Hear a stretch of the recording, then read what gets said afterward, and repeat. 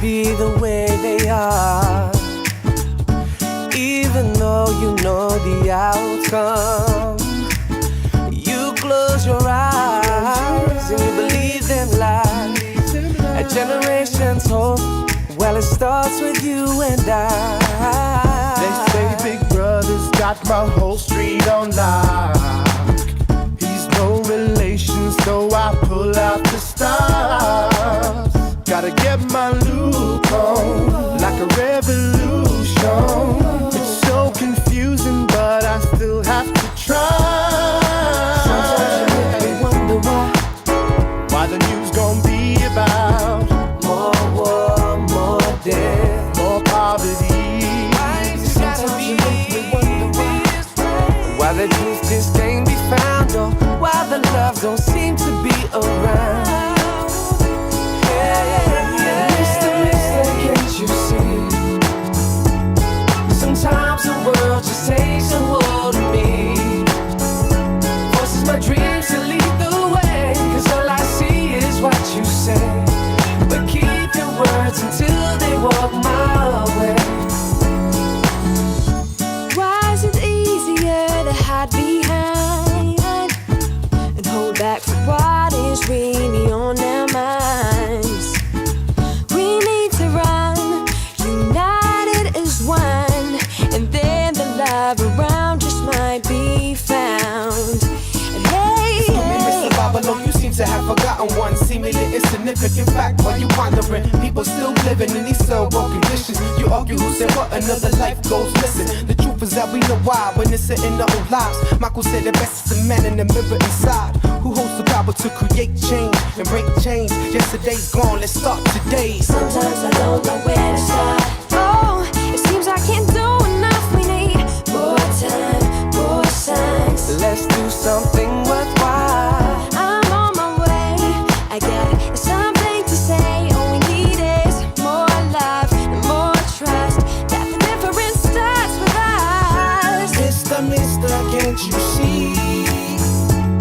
Sometimes the world just takes a hold of me, forces my dreams to lead the way, 'cause all I see is what you say. But keep your words until they walk my way. Mister, can't you see? Sometimes the world just takes a hold of me, forces my dreams to lead the way, 'cause all I see is what you say. But keep your words until they walk my way.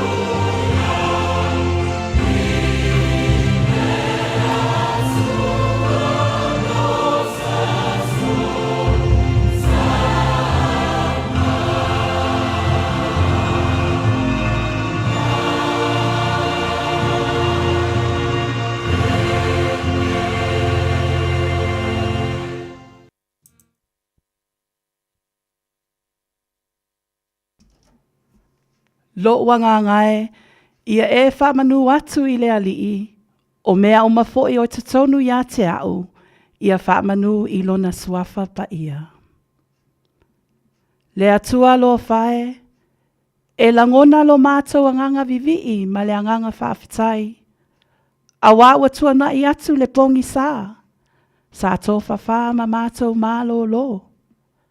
Mātou te leiloa ni mea e tutupu, a o lea ua maleifua mai lo atu nuu, ma mātou ala whai mai whanunga manuia, i le alofa o lawa fio. Ua e whaia lava mea sili sili, lea ua whaupopo ai aso, o le lato soifua ma sio nei ola. Ia mawalunga pea lau vi inga, ma ia tu mau atu e le au noa. Whaaftai lau alofa whaasoa, ma lau tau singa alofa, i nei o mātou tua asina sina, ma wale lato soifua lau lelei, a wā tofi ua e to tofi ai i lātou. Whaaftai lau au whai ngaluenga to tofi, i le lātou ngaluenga fola fola. O au a fionga pa ia, ina ia maua ai ni anganga mo oe malau malo. Whaaftai au whaamanuianga, i le tamau ainga a wālo mātou wola, i le tino sili i le anganga. Sili sili o la mātou whaaftai, ona o le taulanga na e saunia. E ala ia Yesu Keriso, ina ia mama ngalo ai a mātou angasala. Le ali ie, e le asa ni o mātou sese. Ni angasala ua mātou le tusa ai, ma lau si la whanga pa ia. Alofa ma wha ngalo i mātou, e ala i le toto Yesu Keriso. Tatalo i laua fio, whamanuia si o mātou atu nuu, ma lava singa o le ne yaso. Whamanuia i nei alo ma whanau i a o onga i le ne yaso, ma e o whea ngai masuenga. Anga lelei mai oelo mātou atua, i le tau tua le Radio Samoa, ina ia i atu ai mea uma, i lou lava vi inga, ona o Yesu le alii le whaola. Lo mātou alii, ma lo mātou whaola. Wa mātou wole ma wala au atu ai nei. Āmene.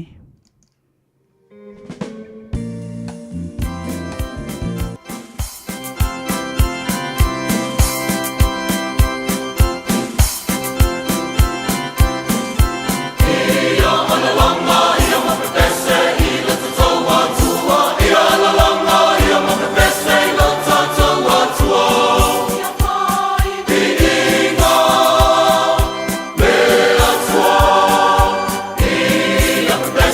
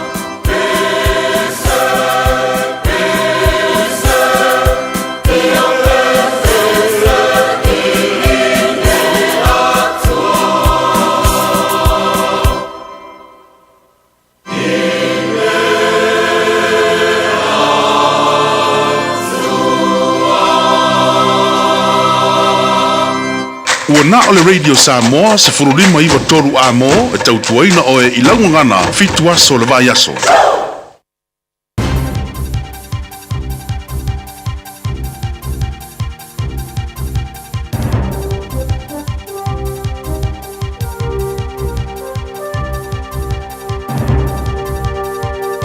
In this update, further relief could be on the way for borrowers with November's official cash rate decision due today. It's widely expected the Reserve Bank will cut the OCR by 50 basis points from 4.75% to 4.25%. It was cut by the same number in October, and banks were quick to lower their advertised home loan rates. Herald Business Editor-at-Large Liam Dan says while they're expecting another double cut, rates probably won't fall as much as they did last month. There's been a lot of expectation around this being a 50 basis point cut, so a lot of that tends to get priced in, particularly into fixed mortgage rates. So we do see it on the floating, but there'll be a smaller pass-through on the fixed mortgage rates.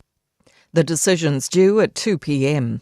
A ceasefire between Israel and Hezbollah could be on the horizon. Israel's Security Cabinet is set to vote on a proposal with the Iran-backed militant group in the coming hours. CNN's Paula Hancock says the proposal would result in a 60-day ceasefire.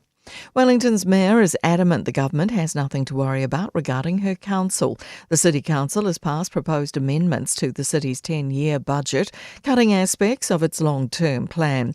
Its Sarkaway budget's being trimmed, and Begonia House in the Botanic Gardens will not get an upgrade as councillors propose demolition. Civic Square upgrades are planned to be phased back. Wellington Mayor Tori Whanau says it's been hard mahi. We've argued, we've disagreed, we've put up different amendments. That's all good, that's healthy, it's democracy. A record art sale for New Zealand last night, with a Charles Frederick Goldie painting selling for $3.7 million in an Auckland auction. The New Zealand artist created thoughts of a tohunga in 1838, depicting Wharikauri Tahuna, a chief of the Tuhoi tribe. International Arts Centre Director Richard Thompson says bids began at $2 million and there were 16 bidders. That's news. In sport, the England cricketers are eager to showcase the merits of a 3-test series during their New Zealand tour. The two nations were confined to a drawn 2-test series when they last met in early 2023. England batter Joe Root explains why no tour should be shorter than 3 tests. You have one bad hour and that could ruin the whole series, as we've seen on previous tours here when we were all out for 50 odd. The series is very much, you're really struggling from that point on to get anything, or to certainly win it. The first test begins in Christchurch tomorrow. The Irish rugby team will be without Jacob Stockdale, Taiji Furlong, Ryan Beard and Jamie Osborne for Sunday's final autumn international against the Wallabies through injury. Ben Hunt is heading home to Brisbane after inking a 2-year NRL deal with the club he spent most of his career with. He's chosen a return to the Broncos instead of entertaining options at the Roosters or Dolphins. That's sport. I'm Jodie Gill. Talo fa Samoa wa ule ne yo kaspitialo a wale suia ngila wa ule kio a eva mai ina se fudu lima iva kolu a mo Radio Samoa bevela a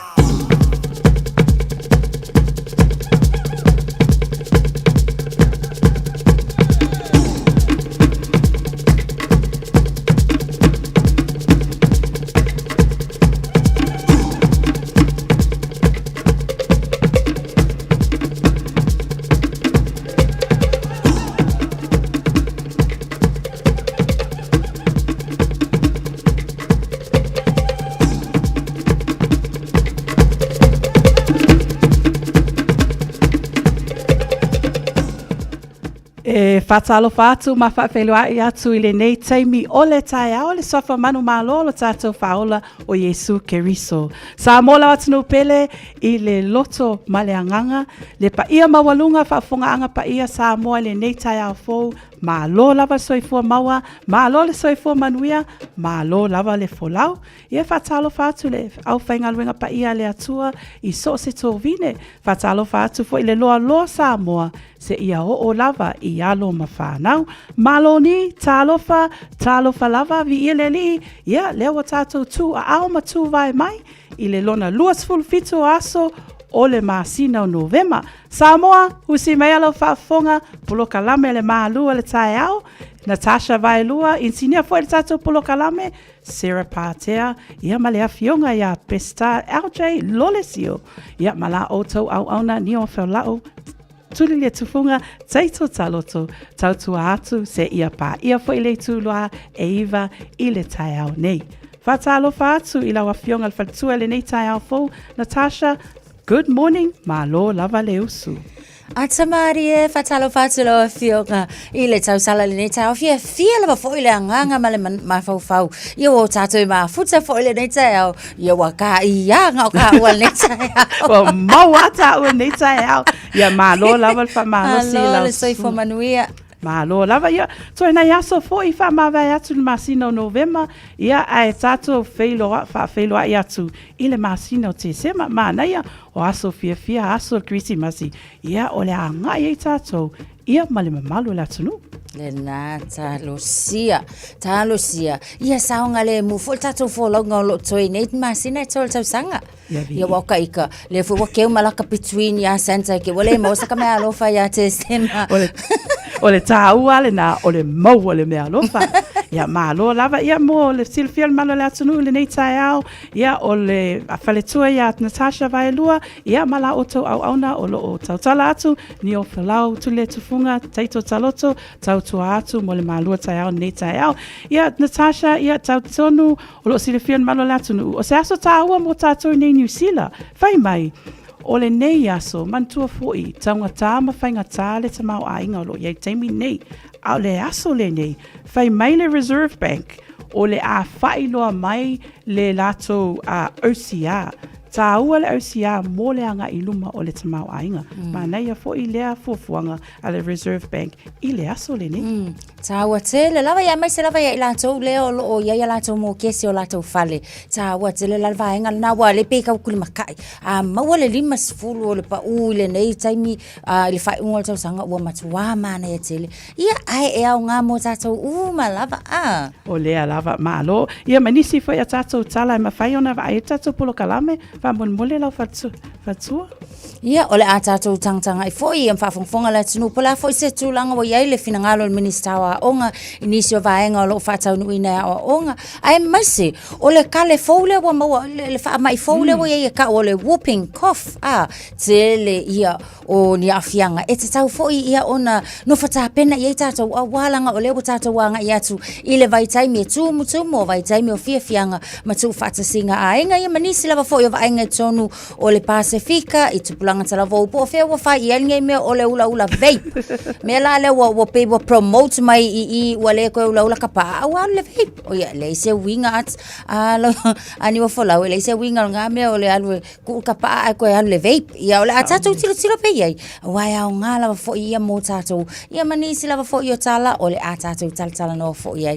Ia fa nga sol tatu por kalamel ne taia. Le na ia se va inga tatu por kalame mo le tu la mo mua nai minute o le luitau le nei aso Pastor Rolani Mikaele ia e kuata le fitu sauni mai malo le atunu o le tato polo kalame o le areto le ola tato malu o le taeao faaleanganga Pastor Rafaele Kopa ia toi lima le fitu o le a tato vaai po hamea na tutupu i le aso le nei Natasha luas fulfito November i tau sanga ua mawai Today in History tale fitu se fa opoponga o hatato tala vai fanua i le ngangana fa Peritania. Ia whalau te leina pe ona sauno atu le a whionga whatua nei tai au nisi o tala totono New Zealand le lalo langi ma whai ona whailo atu e le tātou polokalame i le nei tai au. Taimi utu lai mai lea ua valu minute te ai le ono tātou wa ai i le tala o polea mea o lo tutupu mai i lunga o auala.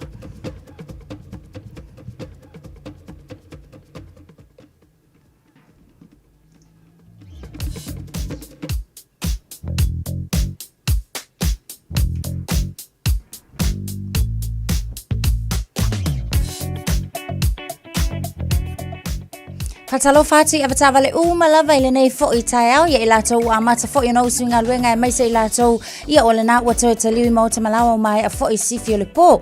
Ia o tu langolo i tātou lunga lala tele so longa le lei Ma na ia lunga o le ala tele le nei taimi o le tai au file mu le o iai se whaala velawe tau ta avale tau lava o lea ia manuia tele lava le hanga i atu i ngā luenga ia malto taliwa se fo i lunga o le ala tele tau tuana sawa whaatulanga ina i lunga o le ala ia tau sisia ina ia tau nuumal manuia fo i whai ngā malanga manuia tele lava av ta avale le nei tai au tula i mail taimi le tato wati iwa minu te te ai le tu lai ono.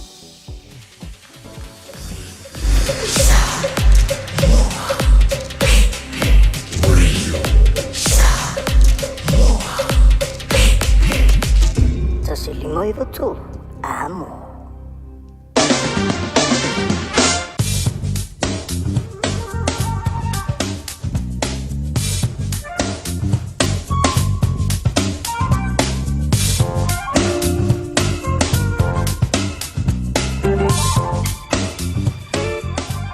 Ia o se vainga mata le tala le tau le nei tai au ma le sila fia le malo le atunuu mai le tatou ofisa whaasala lau i nei manu kau au kilani o le vevela o mawalunga ua whaamawina le nei tai au e lua se fulu ma le lua ma le maalu mawalalo ua whaamawina e se fulu ma le ono. Winga o le tau le nei aso o le awa le nei aso to uluruanga pa uti munga mamafa ona lau fie lea mo sina taimi e a ngai i le awa uli.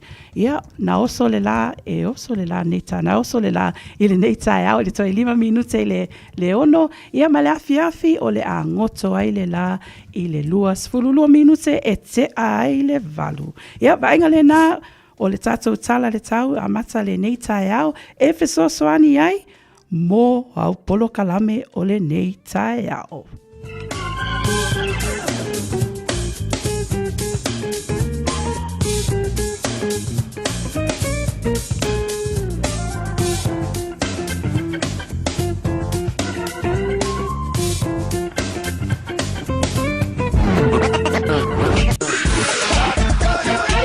Malo soy fua, ol si fufonga Samoa, Radio Samoa, tasilima ivatolu amo, se kia Radio Samoa.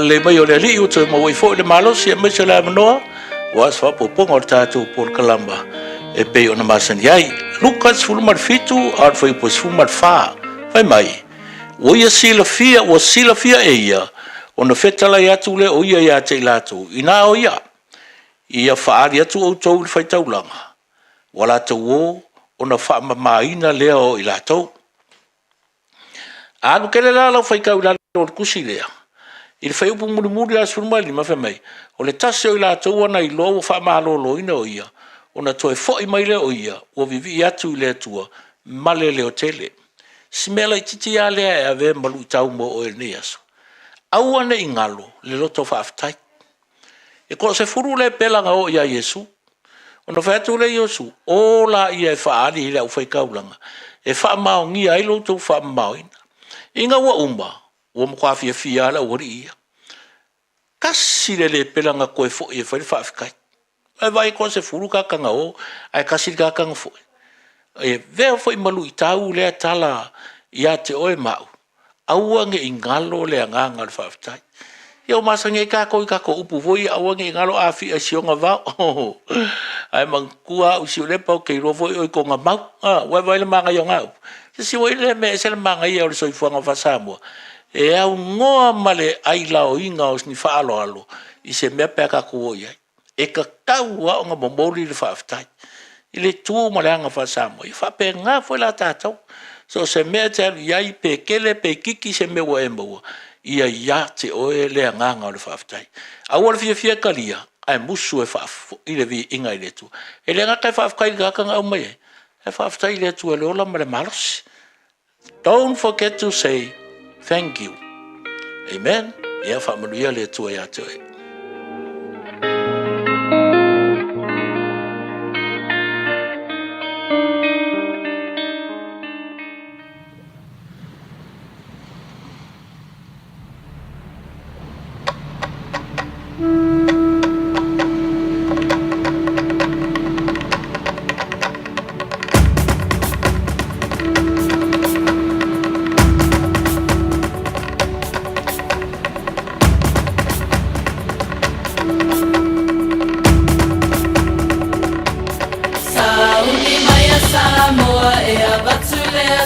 lausiva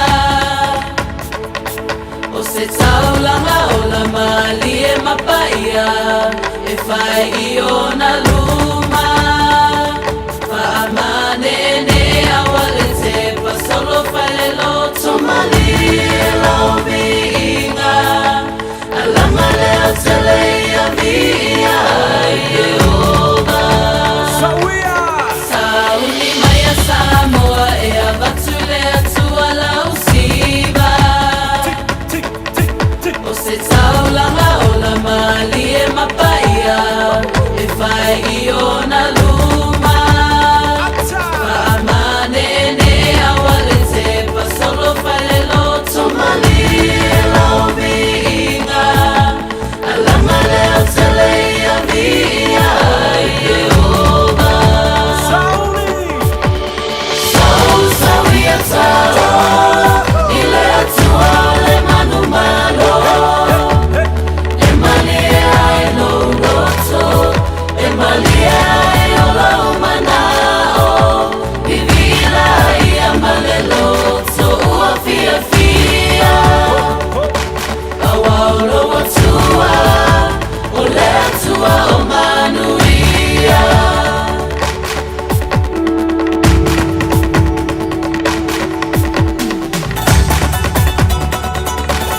Sila sila ia I tanga O le siva whaale anganga Oli oli mali e se manaya Siva matata Zanua patipo le manava popo Oli mama le fata fata Alanga leo te leia mia e oba Saui a tau I lea tua le manu malo E mali ai no roto E mali ai o la umanao Vivila I amale loto Ua fia fia Awaulo o tua O lea tua o manuia Awaulo o tua O lea tua o manuia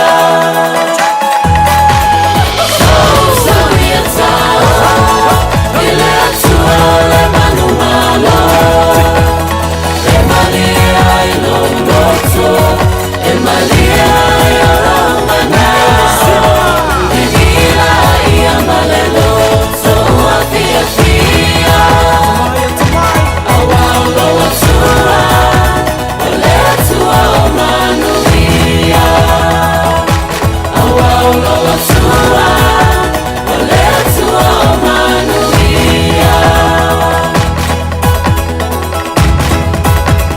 Tosi lua tau wha.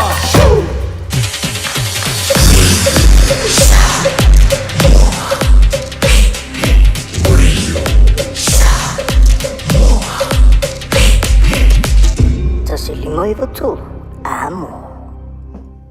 Tai milunga lawati lea ua se fulu walu minute te ai le ono la tautua Radio Samoa tasi lima iwa tolu a mo ia le nei tai au tau sila sila mai tautua atu ni ofa lau tu le tufunga tai to taloto fa pea foi le fale tua ia Natasha vai lua ua suitu langa foi I le susunga le au au ia ta vai toi feilu ai foi tatou I se au soi luma le anga le leo le atua fatalo fatu le plokame le malu le tai au o tau o malava lo patipatia mai lunga le tatou YouTube channel whaapea fo I le tātou apia fo linga ia o tau umalava. Ua usu fo I ngā luenga le nei tae au I le alofa ma le anga leo le atua.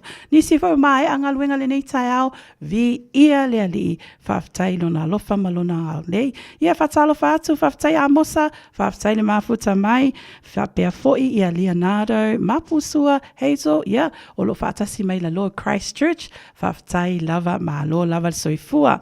O mio a mosa ia alofa mai mo tausala le nei tae au ia whapea fo I sunga tawai whapea fo I mea fua pao soi fua manuia whaftai lava le mafuta mai I le tātou polo kalame le nei tae au Natasha talitonu le sa ta ua le amatanga ta polo kalame o le nei aso o le OCR po le official cash rate manatua fo'i i le Reserve Bank o la atou lea le e whaawawau ia mio rates. Le mawhai ona tuu mai whafo ia tātou banks. E le tātou atu e apalai mua tātou loans ia o whale. Ia me se fo'i loans e whesosoani mo mia o lo mo mia whesosoani. Ma nei astu langa pe mwhaina e whaalau te leina le nei tai au. Te le taimile nei o lea ua mua lava o na iai ia vaenga le na ale tātou ANZ. Mo i lātou fōi o lea e whaaputo lātou whaaputo ngātu pe il ANZ. O lea la o lea sola asolulu la. Lea o lo mai tau atu o lo o iai le isi official cash rate le na le vaenga la. Lea mai se lava i le vaenga le o fixed home loan. Lea la lo mai tau atu o lea ua mua o na whaelo mai le ANZ Bank. O lātou la na o lea o lea mua fōi o na iai a lātou winga i le taimile nei ai o loo tuli mata ia lava within 6 months term e kakau lava o le drop it ona e luas fulongo basic points mai ile so both the special la o lewa mai tawa tu le taimile nei o le ono tesima le luas fa pasene ia male standard lava te tau lava o le tuli mata ia foi o le ono tesima le valu se fulu fa pasene tusala o le tuli matai o le wa ulila nei i le tu lai lua e ta tau lava o na whaai loa mai ai i totonu o le atunu fo ia mai se lava fo i banks taitasi ia po le atonu lava le pasenge o lea o le a land ai tatou i le nei masina ai o lea lava lo expect e kakawa o tu whaungo tausanga ia o te le lava la se si vaenga fo i o le pa ua te tau o na iai tatou Mana ia tele le fofuanga le Reserve Bank ia o le nā tuli mitai in malo le atunu i le nei aso lua le awa uli ia o le a whailua mai ai foi le nā whamanuianga mō tātou umalava. E se mai le official cash rate lausunga whaia onga Natasha o lo o whiangai le ia alo ma whanau i suenga i nei vai teimi o le tausanga o lo o sau noa le minsta o a onga i se whaasea foi i le NCEA level 1 o le ase tūlanga o lo iai lea fofuanga mo lea foi matau. Ona le tūlanga le nei te sono tātou a onga i tono ni usila nei. E ei a onga lo whaatau nu i nai le vaenga le nā. E a mata lava foi ona whaaputu i a credit a tamaiti. Mai i le i le level 1 le nā, NCA level 1. A o nisi o a onga. Lātou tele o talia. Ona o le tūlanga le nei. O lo lātou mana onga. Mana onga malai tilo foi a whaia onga. E le tahaua ia lātou le level 1. Whaatahaua le level 2. A o le taimi le sa mawhaina whaapea e whaonga mo le level 1. Tu ule taimi lale na e ta pena i ta maiti ia mo le level 2 o walanga o le level 1 o la fo lava e su e fai assessment sa ta maiti o su enga ta maiti ile manatu lava ia mal tsulo al fai aonga le tai ona lava le taimi le na le fa ko a e akol kamai kiki ile high school or college e le tai ona lava le na taimi e ta pena ile ta maiti mo ne tulanga tau su enga fa pe so e mana o mi ai la le fa ta wo le vaenga le na tu ule na taimi ina ia ta na pele tama male taine a onga ia ho akula le kaimi o le level 2 a o la ua le lei ia le ilo tamaiti ona o nise suenga o suenga foi i le taimi le nei o le pasene o ila tau ia e mawhai ona whaonga a suea pea ia le level 1 e lalo ma le fasu tolu pasene le latou pass mark ia mana tua foi o le pass mark lava tuli e tātou uma lima se fulu ongo se fulu anga ilunga ai pe o vai taimi le nei fai lava sipa uma walalo ia pe ona sila fia le vaenga lava leo le faitau tusi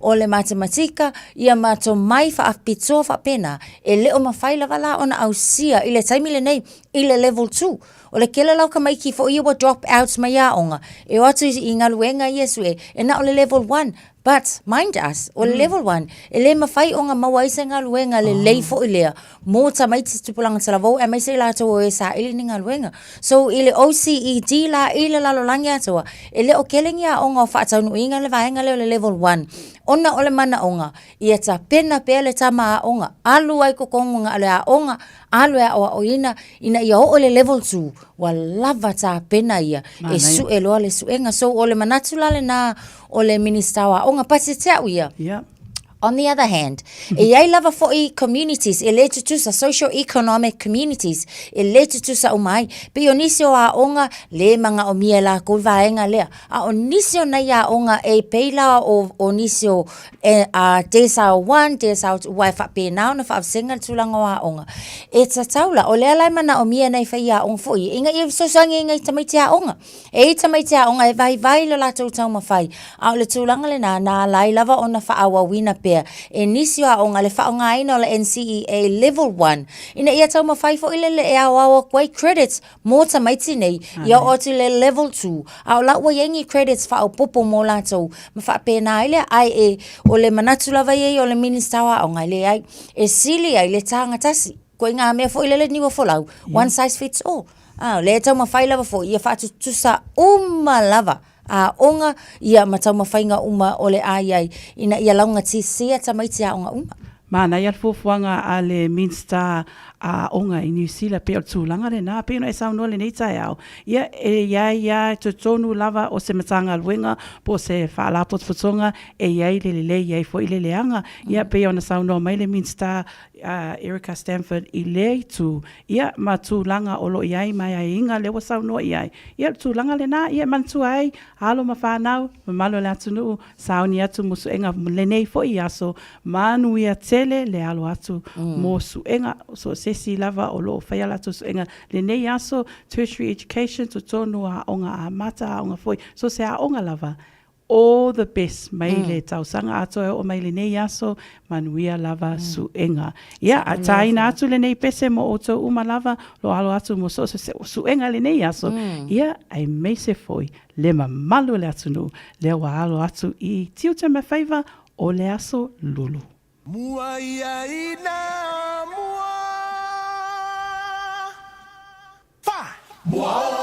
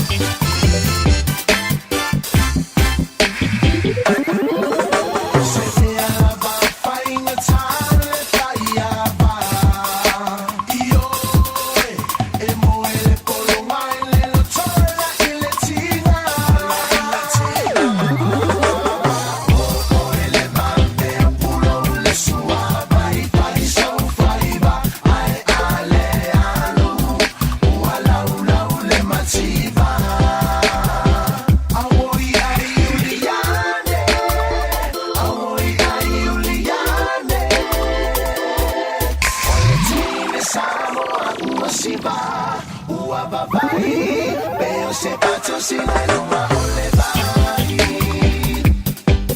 O tangata uma wasina loa Ile siva le tene Samoa Oka oka ua ova ile basa loloa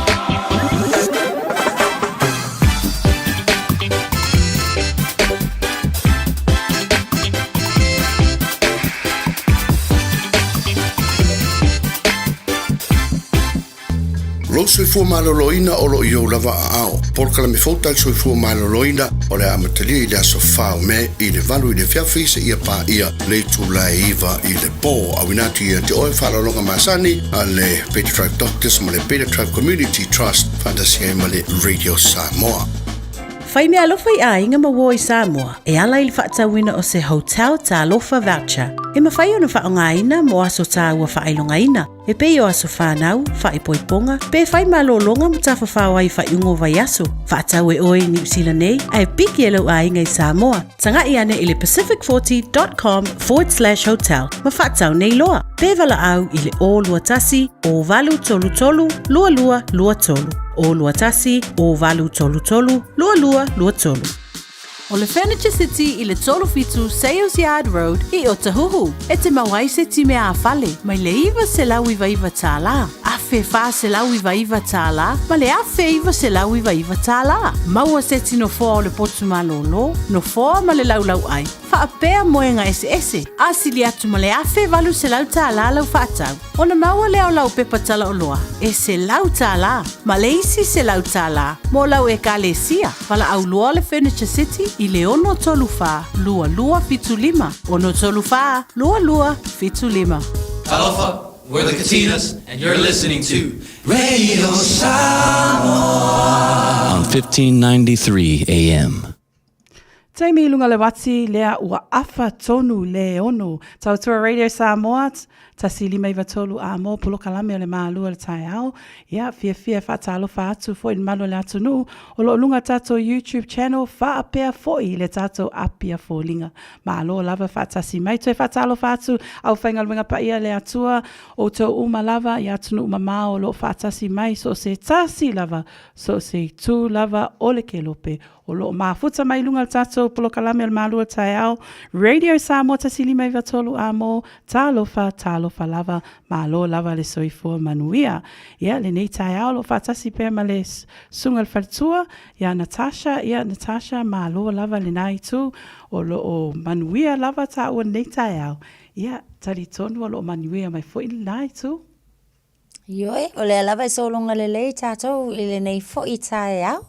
Toi ta whaatalo whaatu I ta paanga lava lo to tele lato lo mafuta mai. Ia, mai se fo I lato uma lava o usu inga luenga le nei tai au. Ioi, ia whamalo lava ia te utou uma lava. Usu fia wai e ala usu fia I whala usu fia mamboe I whala usu ngale pe wo fia whaali I kai au. Wala ele lava va. Ia ai o le whaamalo si lava. Tato, no choice. Ia ai o le usu lava I le tai au. Ia awa lava le fsosoani tau singo aingo kako. So le...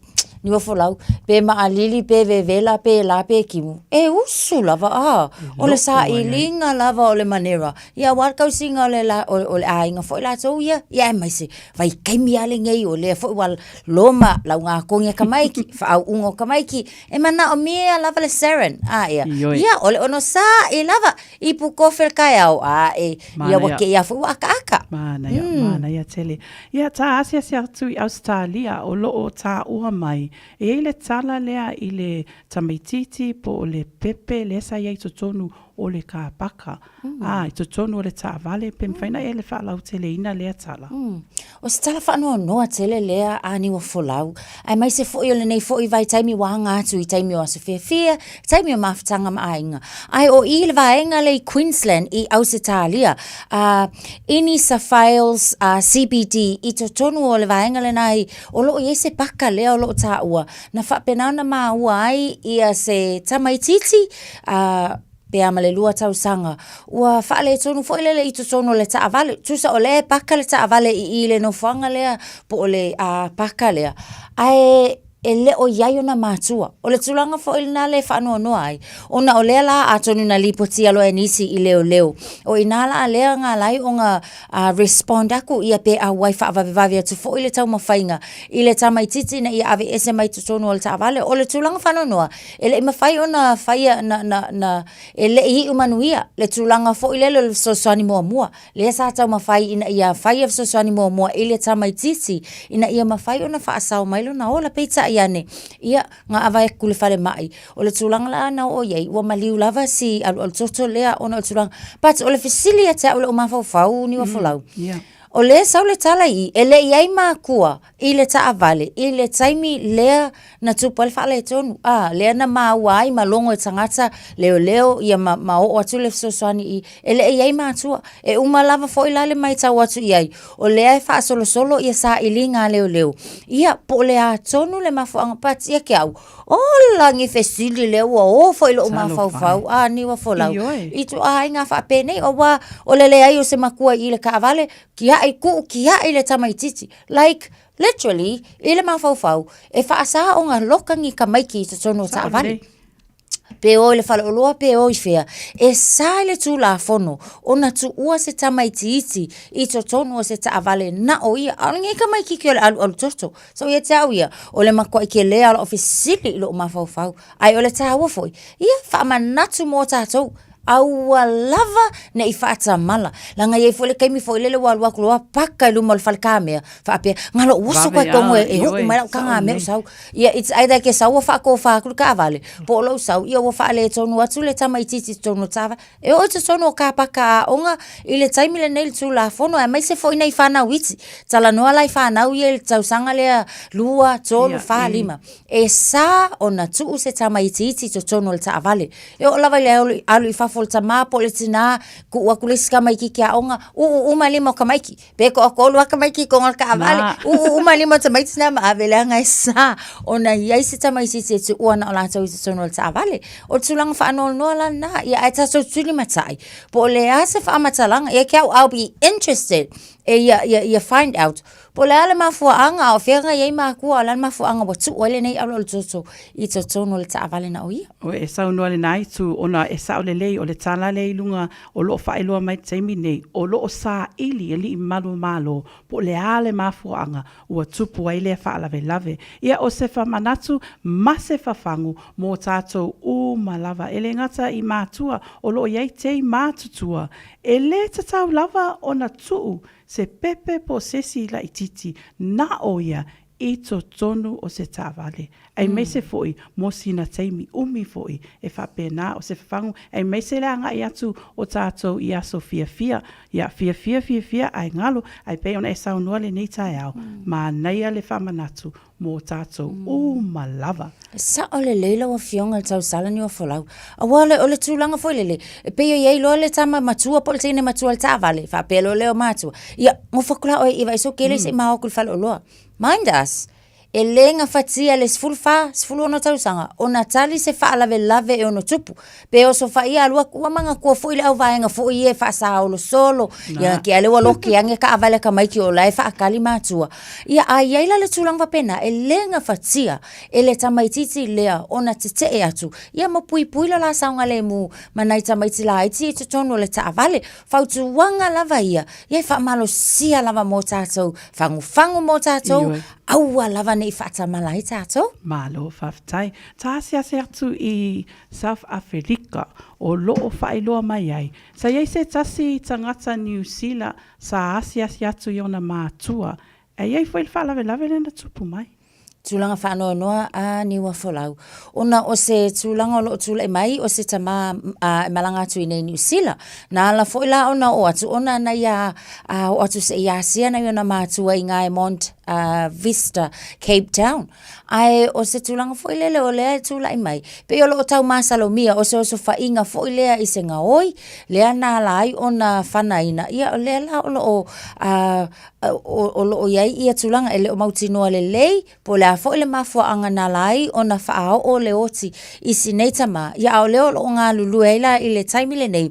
Ia tātou le vaenga leo le Minister of Foreign Affairs, ia ma la tātou konsula foi, ina ia maua se feso o ta inga, ma mautino atonu, po le atonu le mafua anga nā lai foi, ia ona o le nei whaalawe lawe, ia ma mawai le soifua o le nei ta mā, ai o lea foi, ia ua o foi na foi le wha amawhana whananga, ia ma upo le alofa e wha amawhana whana ai, ina i a inga o lea foi wanofu mawhatia, e se le wha angoa ngoa, ngei mea ani wa folau, o taimi wala lata mai, o taimi ia o mafutanga fia ma a inga, ia lea foi ngā alu e se aku, se i o asina i o na mātua, ia e panga lava lea, ia ua le tutusa lava foi, ia mea i le fuafua le tangata, ia matulanga o lo tutupu isi vaenga lo lang, ai e ke aule ni o folau, o tunu ufa penei, o se fautuanga fo ia mo tātou, langa e va aialo e longo fia lava e atunu nei, le tangata malanga e se atu, ona a mata leo nga fai fo ile le pe wa target tātou.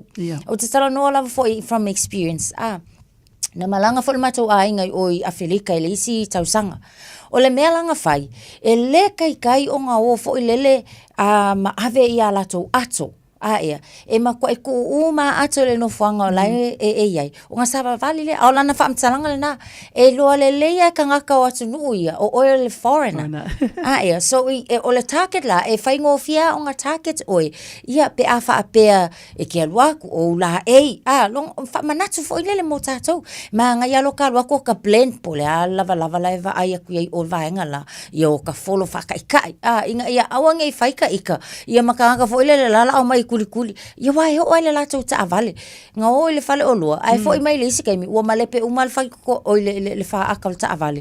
Fo i le ona e SS. Mantua la. O le struggle le il taimi nei tu tau tamau ainga. E le fai ngofie. So o le tu lale na e fai ngofie lava ona target i tangata. Inisi o tangata i tutonu atu nuu fa penei. Ia i latou e fai atu. Ia mamalanga atu. Ai fa amanatu fo i lale na mo tatou. Ina ia matahala i tulanga uma. E ta ua le fea sia ia mata ala fo. Mana ia le whamanatu i oe o le mata ala. E meise fo i la alo atu le mano le atu nuu i taimi al Christmasi. E meise fo i le anga i fo i le tausanga fo o le whamanatu to tele al mano le atu nuu o le amalanga atu i atu nuu mamau o le nao se whamanatu ina ia mata ala. And be alert. Taimi lunga le wati lea o toe sfulu iwa minute o na tā lea o le fitu tautua Radio Samoa. Tasi lima iwa tolu a mo. Ta ina atu tatou pese lea awa lofa atu ia o tau umalava i le nei tai ao lo o i lunga tatou apia fōlinga wha apia fo i le YouTube channel Manuia Lava Singer o le nei aso fo i mai. Ta mai a tatou pese lea tatou li poti lunga awala ia mal tatou polo kalame o le areto le ola.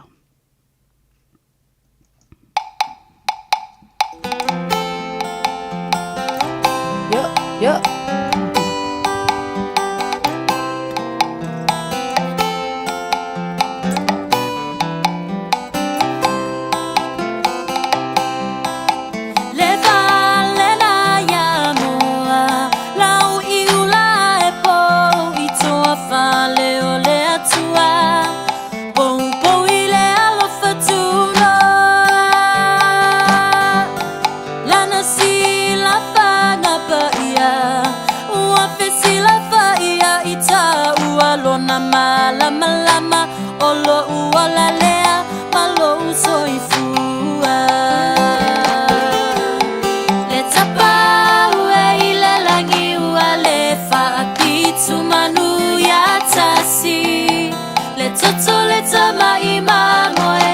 Tongi o laina ia uma oe Lona toe tu manu malo O se talafa solo pito Tu la ima ia tato mua ia mafasa o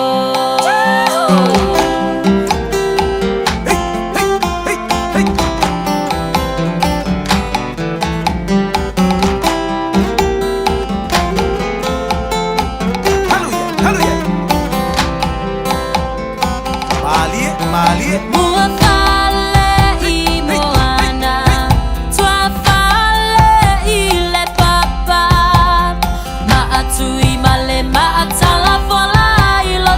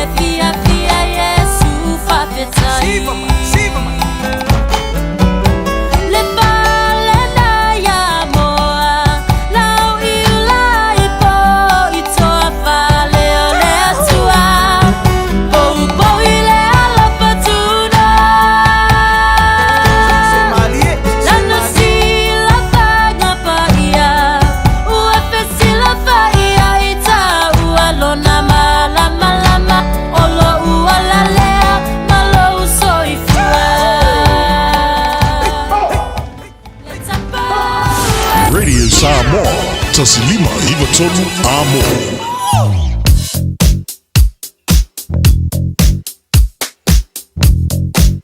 Tato Traffic State Highway 1 northbound o lo mai tau atu o faisi feo lolo atu o le anga yatu le na Auckland Harbour Bridge le nei taimi le tai au lata atu St. Mary's Bay. Ia e whapena foi la o na anga yatu le Northern Motorway near Takapuna. Ia wa amata ona feo lolo le pisi mai o tātou. Southbound traffic anga iane Green Lane. Ia mawhaasolo solo anga i nai Penrose. Le na foi la o mai tau atu o faisi feo lolo mai i le nei foi taimi o le tai au o faisi vaga na feo lolo le pisi o tātou. Westbound on State Highways full Maleono, lata atu i te Aratu interchange o le na ua amata o na le mua tātou ta avale le taimi le nei o lo na winga o le feo lolo fa solo atu i lava i Lincoln Road. Eastbound o lo mai tau atu le anga iatu le City Centre, lata ane Great North Road off ramp o le na ua amata o na feo lolo le pisi. State Highway Lewis Fulu i o lo mai tau atu le anga iatu le na interchange atu i Manukau nei fa solo atu i Mangere Bridge i e whapena fo i le anga i mai o le na ua amata na feo lolo le pisi o tātou. Nisina o vaenga lewa mai tau atu le taimi le nei ma vaenga o ala te sele le na ua feo lolo le pisi i le nei taimi o le tai au to e se fulu 5 minute o na taha leo leitu la fitu. Bread of life sent down from glory. Many things you were on earth, a holy king, a carpenter, but you are the living word. Say it now. Come on.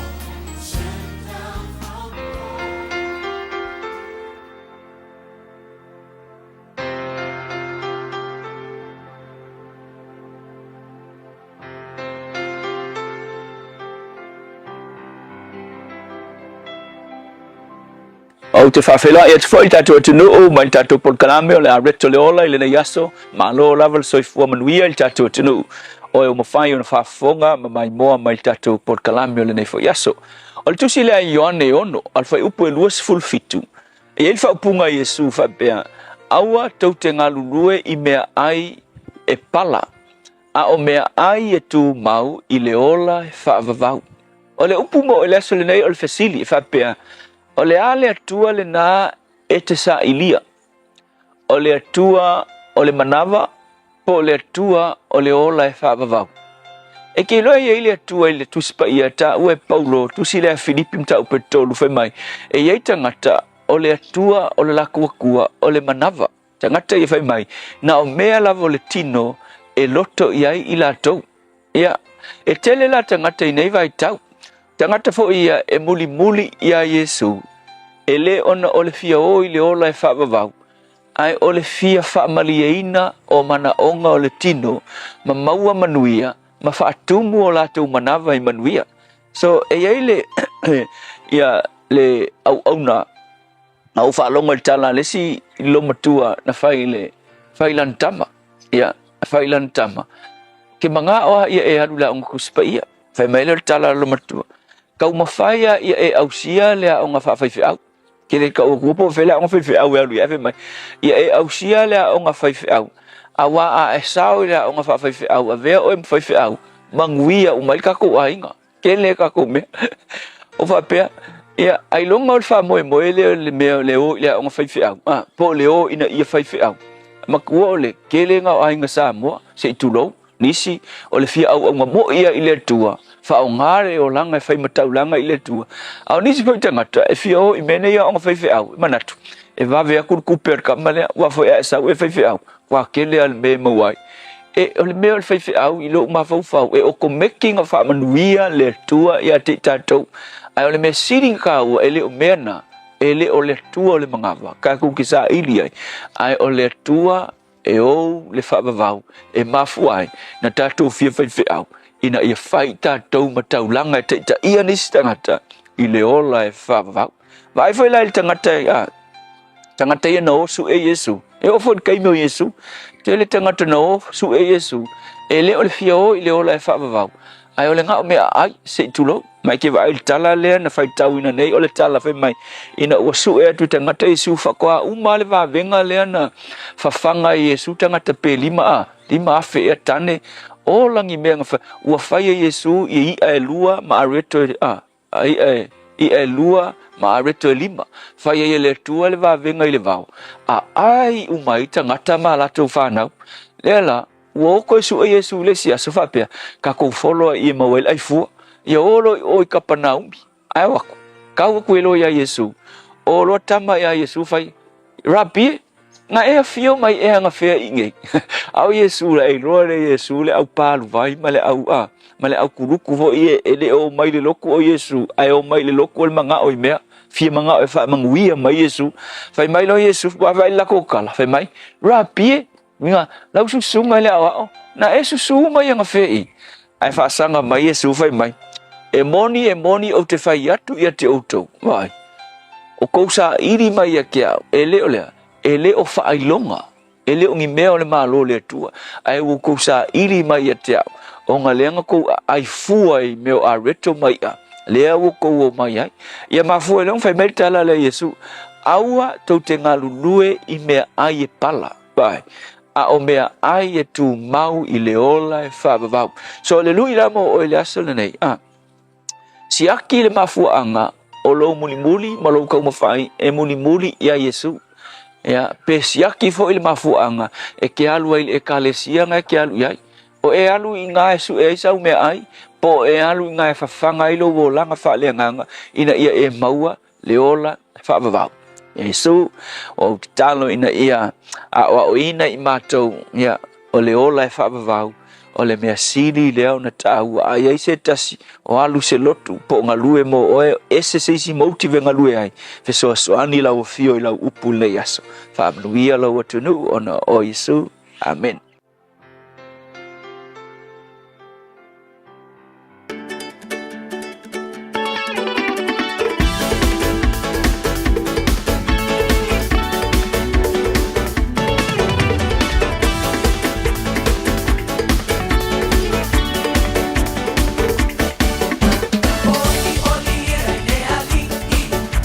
Oli, oli, amavivi, e fa amaoni, olo na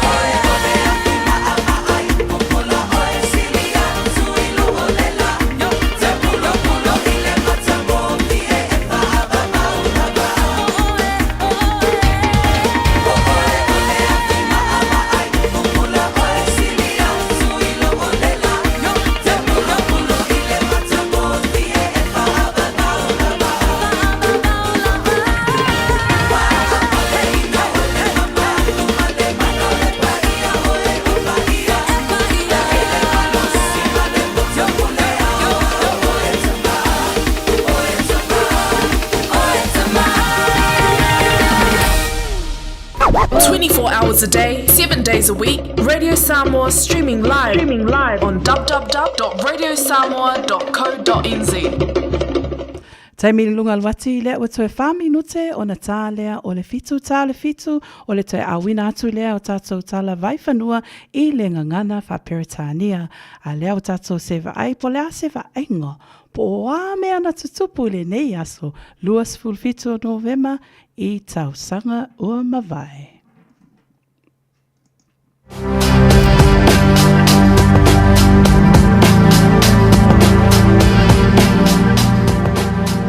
Le so, ia o le aso le nei na whaatau nui ai I le taimi mua I to tonu o le malo le nei o Farani le vaenga ta ua o le partial human face transplant ia wo tātou tanganga I ai le atunu I mea wo o ia le mawhauwhaunga o tangata masa I le ilinga wo o lava I fōlinga o le mea na whaia le atua ia wo tau mawhai foi ina ia whaia ni swinga I le sausanga I lua afe ma le wha I le aso o le aso le nao le lona ono ai le na o manu malo a le tātou au tele le nei le awal tamauli All Blacks I le latau ta alonga le na I le siampingi ia le nana siampingi ai ia falangi I le taimi le na Fase fulu lima la tu ai I le ono I to tono Paris sa whaatau nui nai le na fo ita alonga o le tau sanga ta si iva ta si fo ile na o tala whaasolo pito to tono lava o se tata watu nui nei ia o le aso lea male tau sanga lea na ulua I fili ai mo le taimi mua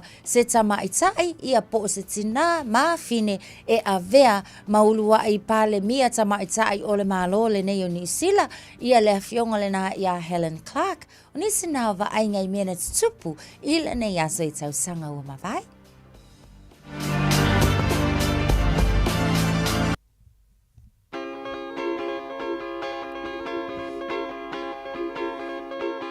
Música malie awe fefe mana ya sivae Música malie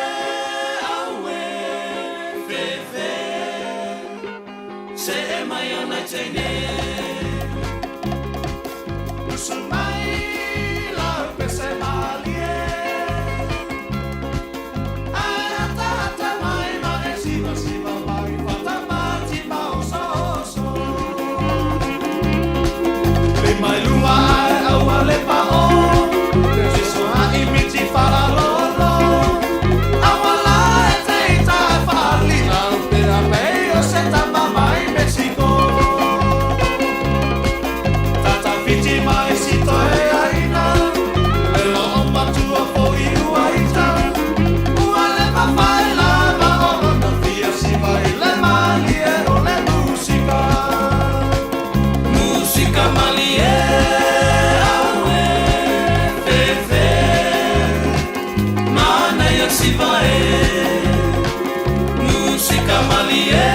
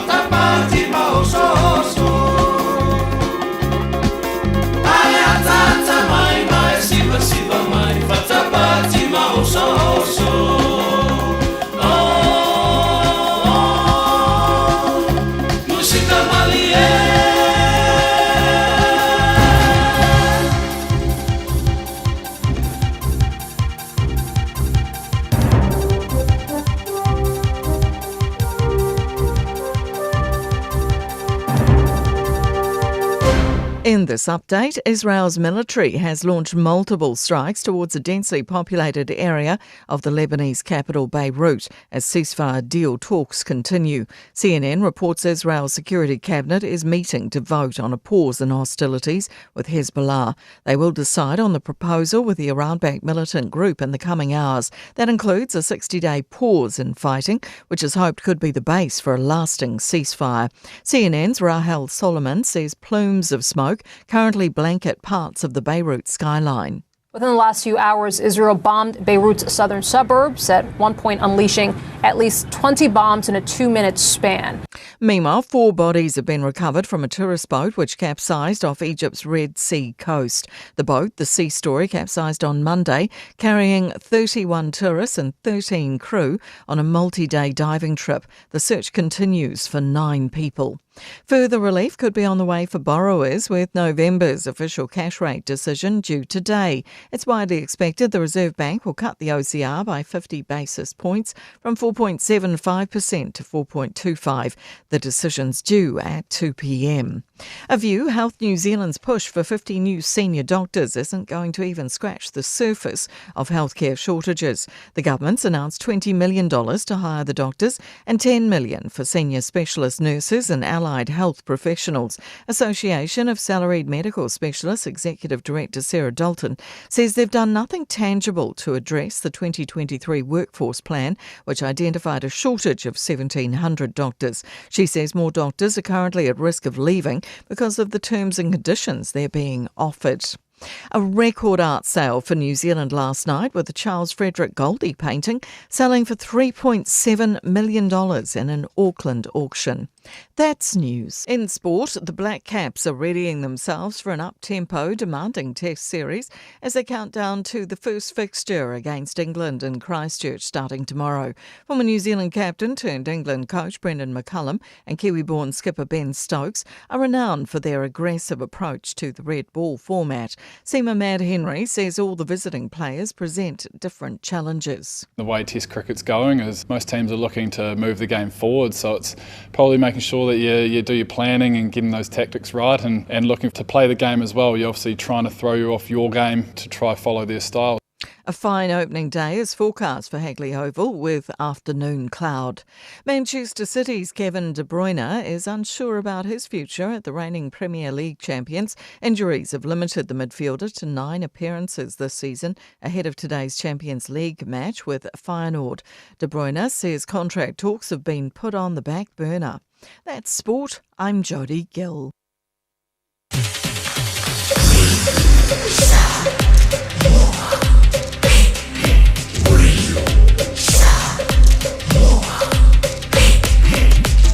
Tasi limoi betul, amo.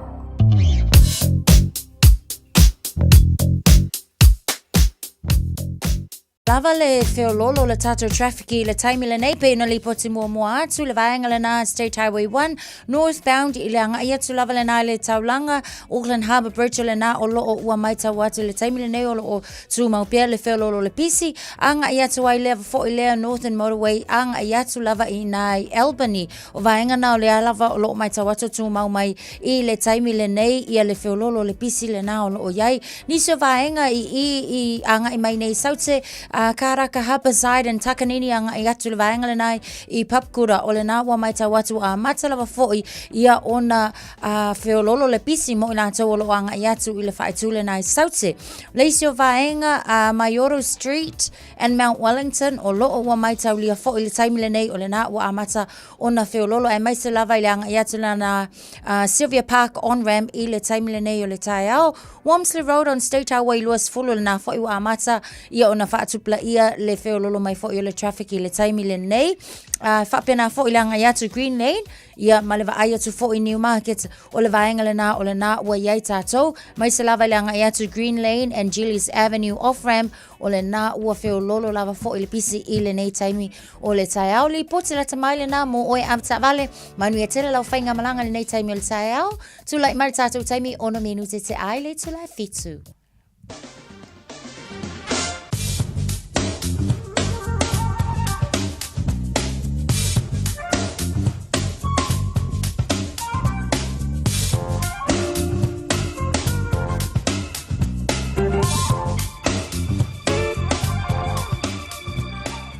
se vainga lea tala tau, mo le silfia malo le atunuu, tonu lava au kilani, o le mawalunga le vela wha mawina, luas fulu male lua, mawalalo e se fulu male ono. Ia, o winga o le tau le nei aso fai mai, o le awa le nei aso, ia whapea foi o le a pau, nai ti munga mamafa, o le awa uli, ia o le a laufie, o la va ai le susulu manaya mai o le la, o tala le na mo au kilani. O se vainga i tato atunu pele i Samoa, ia, nei minute foi, tato whaatasi ma le whianga ia autanga vaia mo tato tala mai Samoa. A le teimi le nei o lo whailoa mai, i tato atunu pele i Samoa, o lo o manuia lava le tau, ia o lo susulu manaya le la, o le mawalunga le vela wha mawina i Samoa, lua sefulu ma le iwa, ai lua sefulu ono le maua lalo.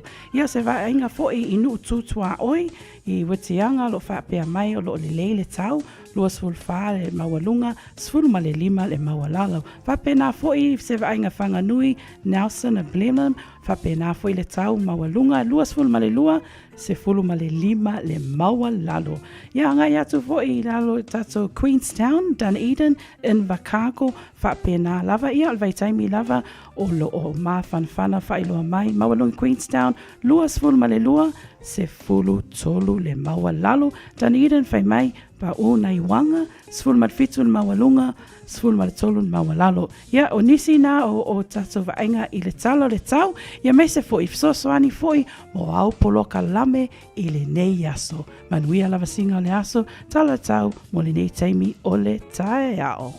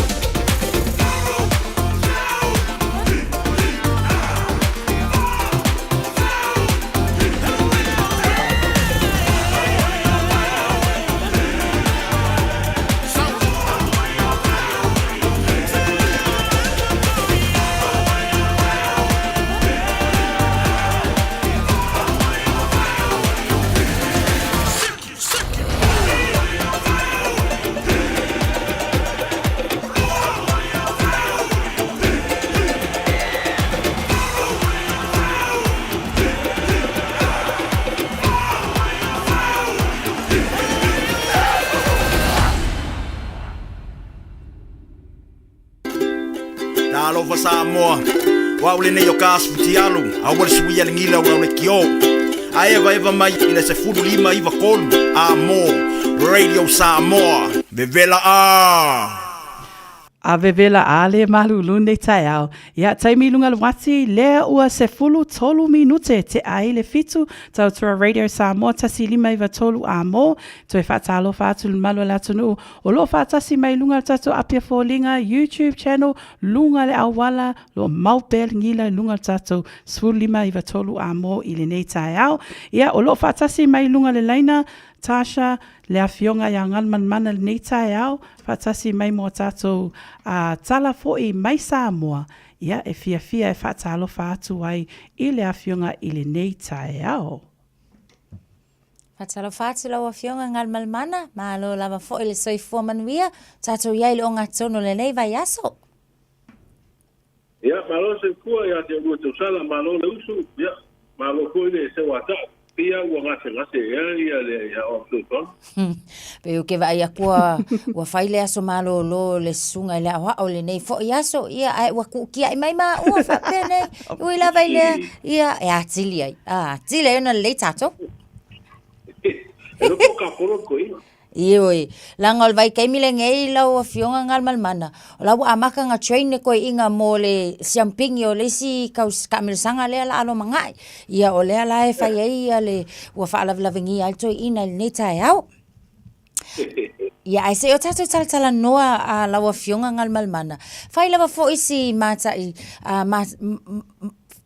mana ia fo yo le fa fonga atu le tunu ia me se fo yo le mata u fa longo atu ina tu langa fo yo o ta o fe tu na ia fo ia fina ngalo le tunu le taimi le nei le tato nu pi fa ia me se fo la o le la o mai ta atu o le na o lo wa ia se fa alinga mai le ta fono le tato nu pi fa e tu sai fo is tu langa na tu lai mai sai me le mo atu mana ia fa la wi lo mai la o fionga le tu langa ia msalo le pina ngalo te fono le sunga pari I pano ta vita mola le sa fa I lo ile tel doanga balbanga fa sa la unne o tela buo ta su le la ta u fa manino mai el te fono se li poti na ta wa I fa pe wa pounds ya o va tu sia ki o le ta la tu per tongi el pensione ni si può era un mattua ma ngala le tongi mai o ile va ngala le o na o medio o le Samoa Post, o le au nanga tu moti fo e mano, ia ai wa le mo se le ni la sole sa tarter, ba sole te le na sala ile pensione. Ia le la wa fa manino mai el te fo. Le ai ele o fa pe wa o pa mo se sia ki po wa. Le se tu pe to ge pensione. O le ai se te unga tu pe le sa masani o na mo wai le tu pe le sala ile sia ki le Samoa Post. Wa to ge no pensione. Ile po tupele il se po to suida I o ile o avele se una tupele I o ile po tupele le Pacifica le penso le South Pacific po le PSP ya o le la fa ilo mai te telefono o ye si sa si ko ile o ko ngalo ngala ta una la tu si ye o le to ye se una tupele yense ya ale fa ya si aki avia ya na tula e melo pa le to ya so sui dola ia del per tupe avere sia ia na ma wa ya so na ia pensione e pe o la na family no ele ia de fa pe per fa de tonu fa pe o nga o de se tupe de lupi fa ia po o nga o le malo a wa de tupe la de o de tupe de se tupe lupi fa o de tupe de ia tonu le tana fa tau o de tupe malo te usanga de tonu ino pensione Ela o mai tu pere mai package o tana o tu pe. A mai le ave o lupi fa tongi atu la tu de tu. Tau fa mala mangale te kono ko yo le bana le. Ia te ko na sa tu le mendava ya so fa le to. Ia talo sia la ia fai ma tūlanga fo ilele ina ia mata I tui nai pēla ele au whainga luenga. Ia waila ngona lava lo talo whai a mako nge mako kua o koe kalau mako pension o mako fia aku. Ia a mako aku lai toi whaale tonu mai ia langona I fo I lea whai ina o mawhauwhau ia mai se lava inai matua matua. Ia e whaaftai o le na ua maua atu o le ai o lo solonga le lei lava tātou ia ele o se folonga au. O le folo sasi le na fui taimi ma le folongalo. Ia tino fia voi o lua tu sala mengi o le tupe me sa le ke o ko mo wala tupe me se pa mo dia pa ioi ai wa ku ai tu le ina ai o ku luma ai sa u kala mali o le se tupe ye ke makauria la o le mai ile tala le mali o le se tupe le lo pula mo se akilen ave ka tu se sa na tala ai o ku o asi si wala ngwa ese me mo pio ye tala o mai e mo le kupe o le lupo ni ma lo po kingo ave ka ko kupe sa o le nguno mai tupu me ta tu ai a fa mani no mai a se pa le tu ko ma le me ma ko yen ta tu no ko ma ma le au ke lo hona pi ngai ko inga ma ma tu la ma wala tu se le ni da so le ma lo fa tsai Malo lava lawa fionga ia e se maila i le nupi fale ta ua ia tele tala i nei New Zealand e winga i le whamanuianga o le sitiseni i nei. Ai o loo whapea le nuu le samatau le watali sapaia e samatau le sitiseni New Zealand lea o tangata nuu Samoa. Na soifua mai le valea o le sfutolua me tasiiva lua wha. Ia male aso momo Januari tasiiva wha iva. Ben whaina e wha lau te leina lea mta upu lau fionga. Aftai afsiri mai le vaenga le tatu toi a pea seni lea tatu tangata e New Zealand i tausanga ia sa e ta wama. Ia male tani se paia e le anga po o samtau i ato ho i o le rafio anga o loa nga waa i seni da. Ia oisi a le tani se paia mar fia a. Ia le nifa maria.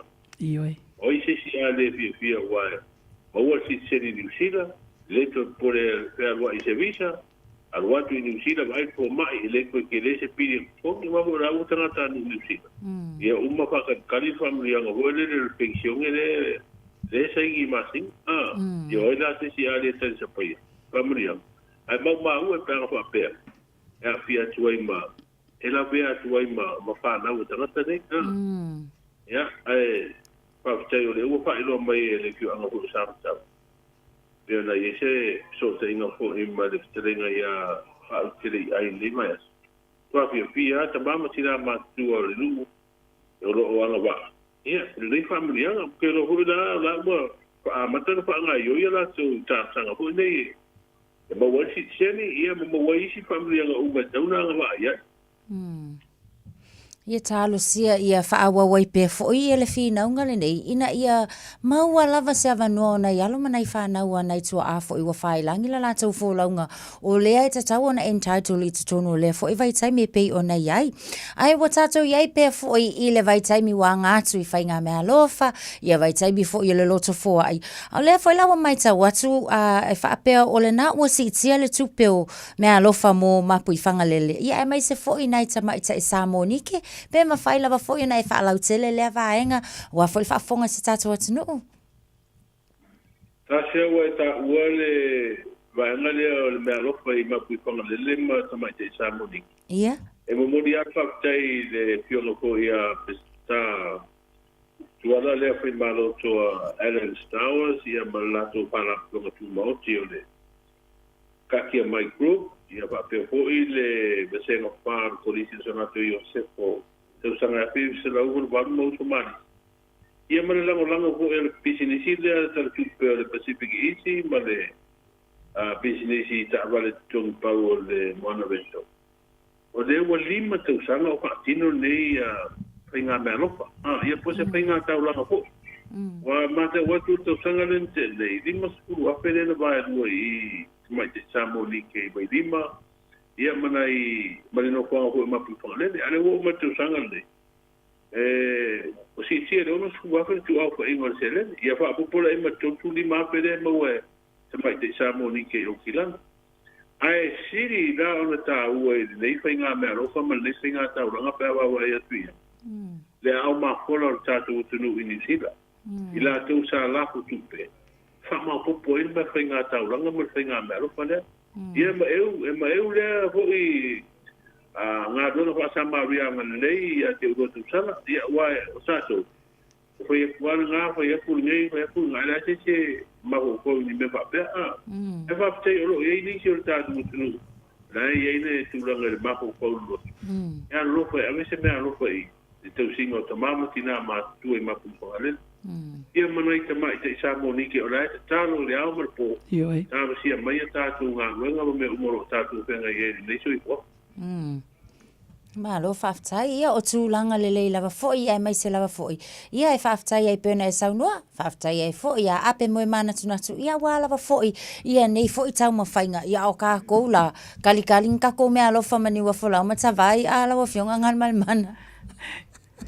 Ioi, kālo sia, ia o ke loa o rua ia le mwhaingwha le kongu rua mea alofa, a o ma ua masia o au tuan. Ia e whai rongo fisiri po ni kiri si mati ma le tau sao po. Tai tonu aianga le mai le malo le atudu o le a maua ni lua mea alofa masunga le au ia tawai.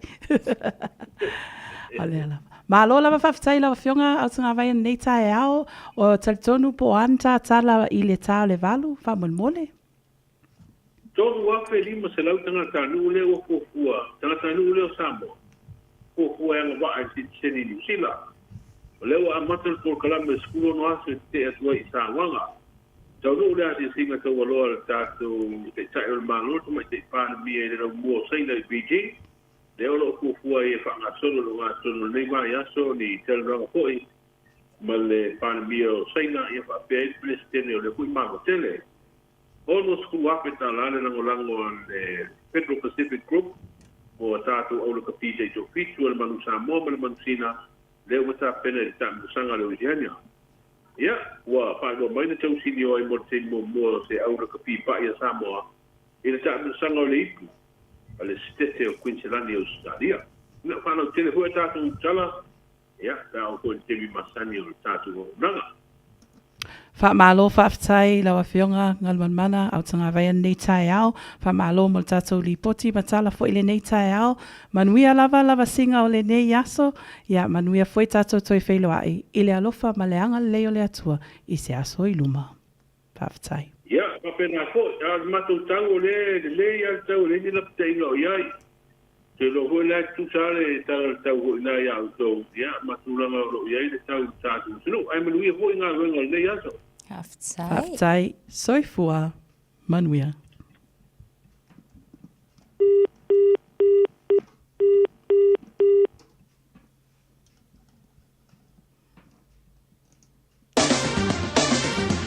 Ua mawhai ana au ina atu le tala o le tau I aso taitasi ona o le lango mai a le Pacific Finance Limited. Telefoni o Valselau fitu whawha lua fitu.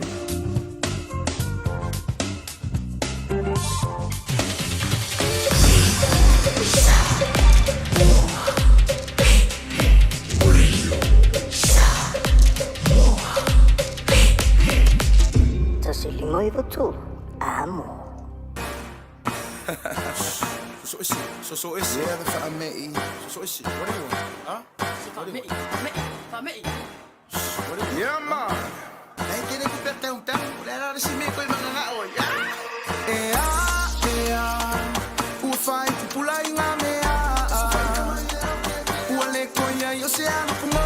Le ko faya o ipulong ufame ay makako.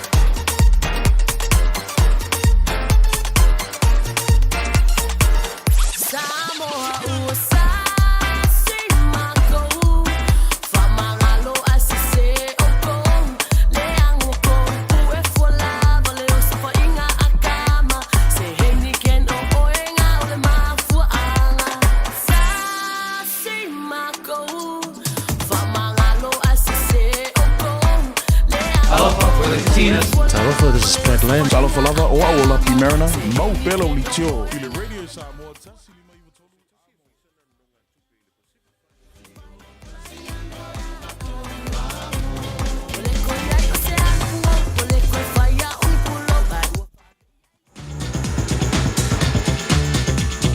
Think a minute. You've heard the expression, what you see is what you get.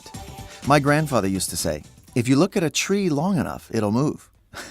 We see what we want to see. Psychologists tell us that nothing controls our life more than our self-image. We live like the person we see in the mirror. We are what we think we are. If you don't think you'll be successful, you won't. You can't be it if you can't see it. Your life is limited to your vision. If you want to change your life, you must change your vision of your life. Arnold Schwarzenegger was not that famous in 1976 when he met with a newspaper reporter. The reporter asked Schwarzenegger, now that you've retired from bodybuilding, what do you plan to do next? Schwarzenegger answered very calmly and confidently, I'm going to become the #1 movie star in Hollywood. The reporter was shocked and amused at Schwarzenegger's plan. At that time, it was very hard to imagine how this muscle-bound bodybuilder, who was not a professional actor and who spoke poor English with a strong Austrian accent, could ever hope to be Hollywood's #1 movie star. So the reporter asked Schwarzenegger how he planned to make his dream come true. Schwarzenegger said, I'll do it the same way I became the #1 bodybuilder in the world. What I do is create a vision of who I want to be. And then I start living like that person in my mind, as if it were already true. Sounds almost childishly simple, doesn't it? But it worked. Schwarzenegger did become the #1 highest paid movie star in Hollywood. Remember, if you can see it, you can be it. A successful businessman I know wears a shirt with these words on it. Don't just pursue your dreams, chase them down and tackle them. You only get one life to live. So why not live the best life possible? And doesn't it make sense that the one who invented it is the one who knows the best way to live it? So just ask Jesus Christ to forgive you for living your own way and to take charge of your life every day.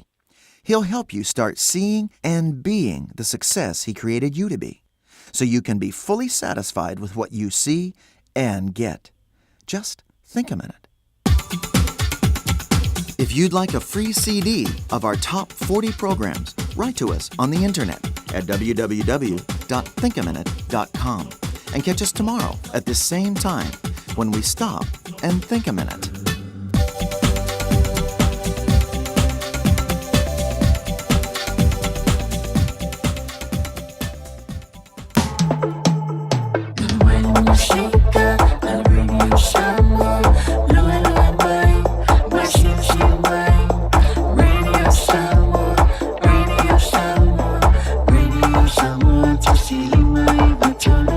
Radio Samoa.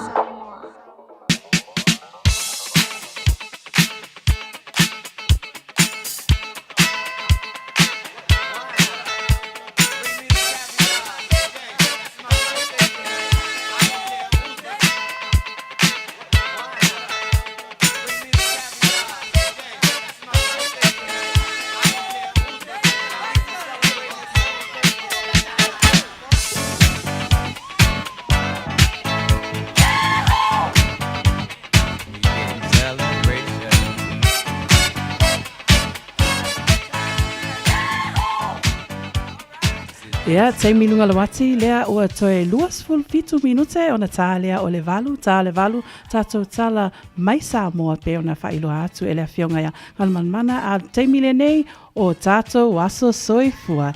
I oe mawala avanoa I lunga le tātou apia fōlinga, lunga fōi o le tātou YouTube channel, whapea fōi tātou telefoni, ia lo lenga mai tātou telefoni, tolu fitu, tasi 5 tolu, whapea fōi le tātou emaili. On air at radiosamoa.co.nz. Ia, paftai ia oe o lo o soifua mai le nei aso, luas fulfitu o no mema maua tau avanua. Talitono lo iei tātou pāmanioanga o le nai tu pāmanmole, Natasha? Ia, o leo o iei tātou whamanianga lunga tātou email, ia le whamanianga mo mua lale nei mai a pele whaalili. Whamanianga le aso whanau o si o nephew o Christopher Atonio o Papatuetoi, o le sano si o uso peleina ia alina, ma si ono to olua ia taupa o te ano. O le aso ua ato ai lo na lua se fulutasi tausanga. O le inga ma le whaafetai e foi I le ona le malosi ma mea uma. Wa ia fua e mo oe le atali I ai mai sele nei wa e au lia mai lo lua se fulu tasi tau sanga. A wa ana le se anolo na alofa malana puipuinga ia te oe se manu tātou te le mai loa pe tātou te au lia mai le nei tai au fia fia. O le tatalo whaiwhai pea anana ma mātou uma ia toi fua ina pea le tuani se tau sanga se tele o lo o langa tuputupuae I le nei o langa e whaau ngāta tau mō le alii. Ma wa fo le malo se le tino a wanga luenga ma le sa ilinga o lo lumana I manuia. Ta malelei o se tai ma wha maoni a ia alofa I o mātua I le tau singa o le tau ainga a ia silo na matau I le atua ma tō angai whailau au nanga I le lotu. Alofa angai le ma vai mai lo nana a kini se tau pa'u o cousins, aunties and uncles ai afe maafe. From me, your auntie mo oe le atali. God bless and have a wonderful day, Chris. Lo iei tavan a wala au, whatalo whatu I leo I lunga laina, haso soifua. Whatalo whatu I leo I lunga laina? Alu falava. Malo soifua. Maua lea wanoa mo aso soifua? Ya, kai lava. Ya, e mole te lava ala whaanga ni tai au mo si tamatini le ia pole. A fine fo ia Easter Rose, Teofilo, Teo Montafa. Io le afole nei lusu fito nove ma wa ato ia ilo na lusu fumata tau sanga. E fo evi inga le tua ono o nana tau singa ia te ia le ua mawai ni tau sanga tele. Ia e whaftai lava ia ma ofu I ma tua mo ngā luenga sosoani. Le mana o le atua e whaftai tele lava manuia lo as whanau Easter Rose. Lo whaangana I o mātua mo tuangane. Ia e mai seo a inga uma lava. Ia e nei tai au alo whatele au whaftai mo le avanua. Manuia le aso soifua. Ia. Tasha po ieinta I meli po o... O lo iei lava fo ina I whaamanuanga I lunga tātou apia fōlinga I le taimi le nei o le tae au. O le whaamanuanga mai a Faith Tapuai o Tapuai. Whaamanuanga le aso whanau le atalii I a Andy Sayo. Whaaftai le tua waulia mai lo luas fulua tau sanga I le so. Alofa le tua ma whaau poponi si tau sanga si tele mo oe manui alo aso whanau Andy. Alofa anga mai your grandparents ia whaalongo ma pepe lulu whaalongo Tapuai. Leisio whaamanianga mai a Fionga va ai mamau. Happy 61st birthday, beautiful youngest sis, Siolo Mate. Vi ia lea tua wau liai oe le uso nei tau sanga I tele. Tu mau I o winga tau saafia ma le alofa whaasafua tangata uma. Whaamanianga ma alofa angana mai o ainga uma. Leisio tātou whaamanianga mai a whonotangan ngafa. Whaamanuia la sa whanau o le tina ia Felicita Ngafa, whaaftai mo ngā luenga le lei o tātou ainga, tu mau le maalosi, le tino ma le anganga, lo te mawalala, lo te mama sili le alofa, tu mau malawanga le lei, o alofa anga mai o uso, tu angane, mai fusi sa alua fata, ai mai se lau whanau, mata ito alua, ia malau pele handsome o whanotanga Ngafa. Tama o le pusi, jususu, love you always. O ta whaamanuianga la na ni wa whalau leo o mawhai na maa watu le nei taimi, lunga la ape fōlinga. Atai Tasha, lo iei tā wala au whatalo whātu, aso soifua. Ia talo whalawa ia o lua tautala le tai au. Malo soifua tina, maua le awanoa? Ia whaaftai mo le awanoa. Le tai au, le aso lua se fulfitu nei o le masina. Pena na ufia whamanuia tuai le aso whanau ala o Quentin ia Louis. Le li le Louis o lo o au mau I lunga I mankau. Le tai au fōu. Aftai le tua Louis wa I maua le lua se funma le tasi o tau tanga le tai au. Le titi tau tanga Louis wa mai le tua mo oe. Tau ina iai le whamanianga le atua I mea uma te whelua I ele nei aso. Ai o lau tatalo, ia whapena na tuina lo wanganga I tutonu o le anganga o le atua I whatasi ma oe I au wheau mau ngā luenga. Whamanuia tele le atua ia te oe lo wist ia leo e te tama I ustai. Ma fia I le atua. Ia vea fui o e te tama e whapena una e tu mau pea e asi lo nena malupa. Ai sili la lo whaanga o na iau mātua.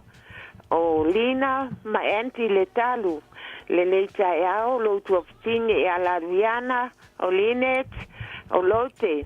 Ia ai sili ai le pepe le tau ainga o Linkit. Ia Louis whamanianga ia watu i o anti o anko ai sili ai lo nena mapa. O Lina malongi nei o tara whawhetai lava tau sala mo le avanoa. Whamanuia le atua ia te olua le nei tai au. Whawhetai lava tina manuia nei aso soifua. Ia olua. Soifua. Ia Tasha to e tuatu le avanoa po ieinta whamanuanga. Lo ia le se whaamanianga i lunga le api fōlinga. Whaamanianga e mai a se fulutasi e nele. Po e nele foi. Whaatalo whaatu ia a oalo whaanga ma whaamanianga o le aso soifua o le uso i a siolo taula mango. Uso a tonu ua e malei fo mai le nei tai au. Whaafitai le alofa o le tua uma whaiana e au lia mai le nei aso. E whaau popo i aso o lo soifua. Ua e au lia mai ai lo wono se fulutasi tau sanga. O le whaafitai i le atua i lana whaamalolonga i ate o le uso. O le tatalo i a whaau au pea. Lana whaamalolonga i a te oe, ma ia whaawau pēr le whaunga mana le atua i a te oe, a wāo tiu te whai i tutonu le ainga. Alo whaangana e avatu i a Tasi family, i a whaamanu i a tele le atua. Lunga lo iei pēr tāwala au ia, Tasha. Ia, whaatalo whaatu i lewa i lunga leina. Whaatalo whaatu, mawalawa no aso soifua. Talofa. Hello. Ia, lelei saunoa mai a laua mawale awanoa. Ia, waftai o Augusto o Wabusuanga, Augusto Bundestag. Ia lei, tamaa whaman mole, pe mawhai a kiki, lalo le lau le tio nei, tua whaman mole saunoa mai la ia. O Wabusuanga Augusto. Waftai. Winterstein, ko ia u whamuianga ma rofa anga mo su wakari pele ia AJ Winterstein. Wa ato neno na sfurma fitu tausanga. Te so wa ato neno na sfurma fitu tausanga. Rewa umana mo mori ia la au funga. Ai ngata fo rewa mo ina mori da polapo malo. I tama e langi tu sai no na rofa o le langa de lei. Ia so fai so ma so uma. I le langa o nei tama titi. No tupu tupuai. Ya ua mope ia na marosi ma de ola mai ta mai langi ya ola i runga nefunga de ene mo ona pia te ia ni aso o to fiere tu e so fo mo ola i runga nefunga de ele ya san to anga de onga to anga de lotu ya ma foi so ko mo le mona ale tala le ia de faola ya mo tato to mai langi arfo ia de tu ne yaso ya pupude tu ya ero waso whanau na yasu. Ro whaanga nā ma whamonianga mo ka repo, ro nauso ka repo ma tunto rua tia ma sera whanau. Natalie, Vesta, o Alexis. Ya ro whaanga mai ro nauso ma tue no i Peli Winterstein. O ro whaanga mai a Josephina Winterstein. Ya, sili matua ya Josephina Winterstein, ma Wabusuanga Augusto Winterstein. Waftai la mola monoa, waftai. Well, leita ma manuia le aso, Tasha ta soifua, ta wal au muli lea, whatalo whatu i lewa ilunga leina? Ma soifua neo. Ma lo lava soifua tina, maua le awa noa? Waftai la wala mola manoa. O le vinga i le tua i mea upito i lunga, o le manuia le lalangi, o le finangalo o lo foitangata. O le aso, le aso i forza ma ne ainga, to soni selu, ato era no sumad fata sanga, fata i le tua lan tau singa marang puinga ya teia, ya lo fale tua, o nista sanga manise, i walan so i fua, awang nanga i le tua malon finangalo, ale ngata i leo tau singa le ainga, alo faanga mayanga grandchildren, o Leo, Maskaila, Malak, ele ngata i leo le whanau selu ma Janine o Ale ma Hailey o le tia ma una a Cecilia i tina le ainga te alofa tele atu manuia lua aso. Le whaftaiti manuia fo ilo aso soifua. Ia la fatu Tasha mole ta whamanuanga mole malo le atunu. Ia. Mai le pulenga nei al tatou ala leo whaasara lau ia mai se fo ia lau whainga luenga mātou te mole atu alo whaanga ma whaamanianga mātou te patipatia whaatasi ai le au lia mai auto asa soifua i le nei tae au fōvi ia le tua tau nei anga le tua ia lan whaamalolonga tu mau whaamalolonga yo auto soifua ia ai pau wala ma mea alofa maniu mo auto uma le nei tae au ia o se pese au le lei pe yo le au le lei o maa ua nei whaamanu ia atu ai o so wasa soifua uma masa whanau ile nei tae au happy birthday. Yo.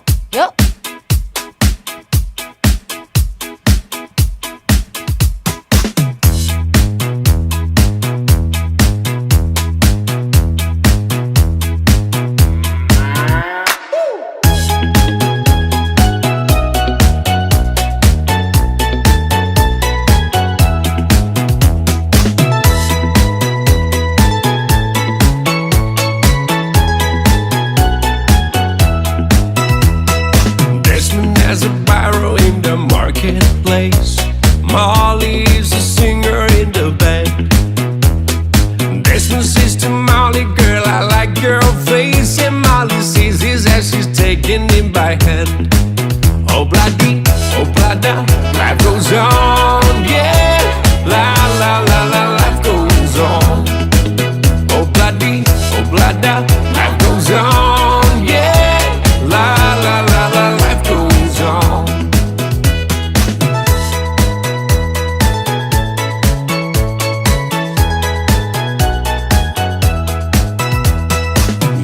Takes a trolley to a jewelry store, buys a 20-karat golden ring, takes it back to Molly waiting at the door, and as he gives it to her she begins to sing.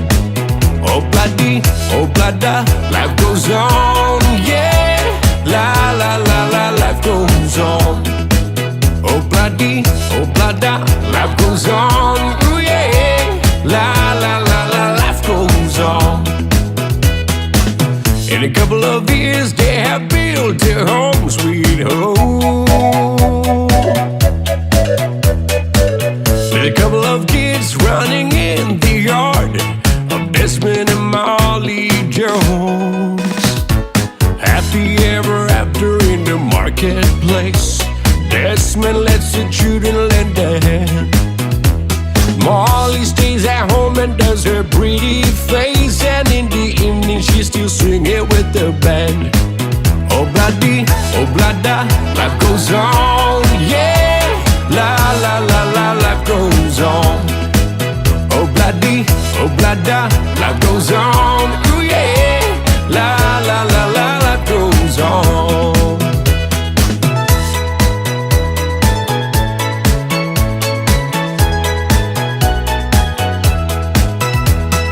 Desmond has a barrow in the marketplace. Molly's a singer in... Talo falava o au la pimerna, mau pelo li tio. Ile Radio Samoa tasi lima iwa tolu amo. Taimi lunga le wati lea ua toe lua sulton minute ona tā lea o le walu. Tā le walu ona awinatu lea o tātou tala mai Samoa pe ona māsani ai. Al nei taimi Tasha lo whātasi mai lea fionga e angalman mana me tātou whata vale o le G mana. Ia whata alo whai lunga i le leina mo lea fionga i angalman mana. Fatalo fatule nei fo i tai au me langa nga fia vi ia le tua lawa fionga malmana le fo i wa tātou tu vai mai i le o ngā tonu le nei vai yaso tala falava. Le nanga la vetasi pāwhela po in whātalo fatu i le awa mal whaalalu ia te lua o le pule fou o le tātou po kalami o le maalu o le tai au. Tai whaia ea tutu maunalo. Lama le sui fo manuia ma le lagi mamai le tai au. Malo le usu. Malo lava fo ile tawata ila wa fionga iyo ia wa talia fa aftai le fa alu mai ale sunga le wa o ya ma wel nei tai au Ia ai o le tūlanga le nā o le wala o lo iai tātou malo lava le onsai ia ai tu atu le nei ava noe lau a fionga ia whaalawi loa fōi tūlanga fōi ia le au nanga ia wā fōi ia le whaafonga mala mai mo mai se tātou atunu. O le anga lava o le fōi televi i ngai le li wa via bai lo tu soi fua tautua le tātou poklame masani po le tātou poklame mai whai pēa o le malu le taiau, malo lava ia te o lua tau stala, tau ave le tātou poka. Lami whapea fo i ona whawhelo ia tuai lo sa boa lo waturu pele, i le awa mal whaaralo, ai le ngata ilea, au le tofi o le tua so se whata whai tau laga, na i o tātou te mama tina mātua o sida sida o le atunu, ai whapea fo i pa ia malu whaale balo, tātou ofisa balu ba iele, ba se fo i ofisa te tase le balo, malo lava le tau tua, malo fo i le ngātu lue.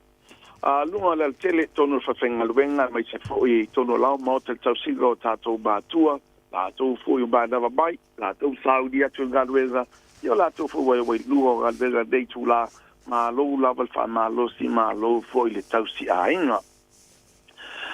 Vai a lawa le tūlanga le whapispisi o leo wai ai, walata fōi e vai taimi o Christmasi, wa Sofia Fia ma vaenga whapena, ia tō tere lava fōi lātou walau watu pō le ase tātou whapitoa ua tāpenaina mō le Christmasi. Nei lava whapitoa sa tāpenaina mai mai le lua masina taluai ai peitai ane o le tō tere lava mana o lava ini se leni. Lea la ua iai le tātou tāpenanga le sei uma lava le tausanga fōu, pamana tuina o tausanga fōu, tōlu afe lea ua tāpenaina o le tātou whainga mea alofa le nā manatua e iai a inga matutuunga e tatau o na silafia ma malama le iai. Tolu a whetara le nā o le tātou cashback e lalo o ia inga e le ma whai ona e aveina visi a tātou promotions lo iai. Vaenga mo mua a whape whatau sangaina le tongina o ai tālafu. Ai wale ma whaina tongi mai e tātou finance a opsa soadi eila tūlanga na ue pero telo ai tā lafo iai o tai lima a tai ono a whi a whai e o se tūlanga wha pelo no winga e te lea nga waa i a tātou whapitoa ma whaina mea lofa ai le tātou le tōru wafi ai a wha pelo a bela palau tā wale i le tau o lo iai ai le o iai ni a tātou so soani i nā vaenga ia o na maua le o lau tōru wafi o le whaina mea lofa le nā lo na lua to telo i la to as ka nga i discount i ta vale fo po ta vale tele ono i fu le la to tupiolo yai a fa te te avena ya ta to discounts ta sina promotions lo do vina e tele nga va poi easy promotions lo yai e ta tau ona bala balamba e ta si la le promotions e ma fai ona e fa nga ina po ta to fai la da lo pa nga ma tani lava o le tu pat singo ai ta lafu low trade in, o le trade in po ila e da wasila fia. Telo ta vale le umana tog ia ai pe po ila lafi le na fata wi dai se full force stasio aiga tu sam full wafe le lato ta vale na trade atu. Ia le so soni ai e le o anga vale le tato todo wafe au le o so soni tongi fa umanga lato ta vale tu ai full wafe. Ia ave lato van ia po lato full for a ta vale o lo ia sai minei nga vaenga unga e malama lava pe asuma mari watu le tātou ofisa i le lua valu e Kensett Avenue de o tau va pena afo i watu le tātou telefoni lua fitu o fa o lua fitu o fa o lua fitu o le ova se lau chi mana ni tasi o tātou trade in e ma faina fali utupe pe o tu lava le tol sulu afe pe tia lava le tupe o iai e ma faina tu atu lo au pe a fa tau ila lo sa mai le tatu au nanga po lau kampani ale chi mana.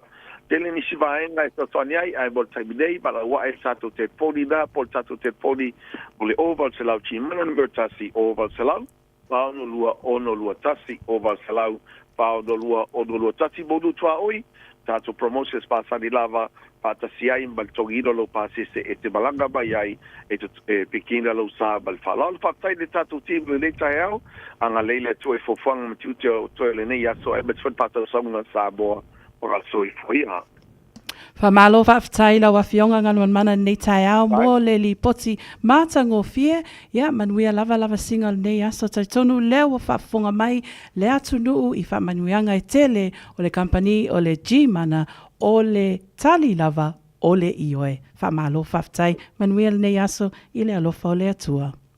Soifua ia. Soifua ia. Whamalo whaftai malo le atunu le nao toi whafonga mai I le awhionga iangaluan mana mai le G mana mo mia se ta vale o le numera vala au o valu se lau whauno lua ono lua tasi.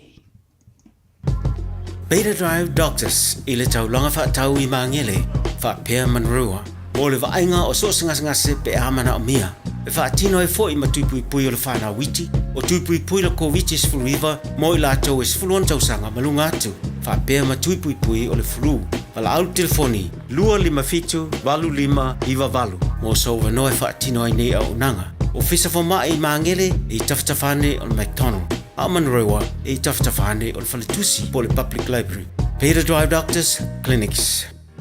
O le R-Dash Travel o le company numera tasi le taunga fio pasese mo whemalanga inga I Samoa whapea le malanga mai I Samoa I New Zealand ei. A whea de loa I le ofisa o le R-Dash Travel tasi valu lima Great South Road I Manurua. Pe vili mai I le telefoni tolu iwa lua o wha o o. Tolu iwa lua o wha o o mo le R-Dash Travel. O e si la fia me e whaatino e mawhaiona e umia iso whale motu le lumanai. A whai fo i iso whale motu, o e si la fia me whaiona whaatino ni isi o fuafuanga e whaonga aile equity o lo whale. A wane e misiere por kalame o le malu I whale. Ia fiafi o sururu taitasi le se fulu e te aile whaa. O le a e si la fia ai au wala e mawhaiona e umia se whale motu le lumanai, ma au wala e whaonga aile equity o lo whale motu e whaata wai se isi o whale. Le por kalame o le malu I whale. Ia fiafi o sururu wa yaso taitasi se fulu e te aile whaa.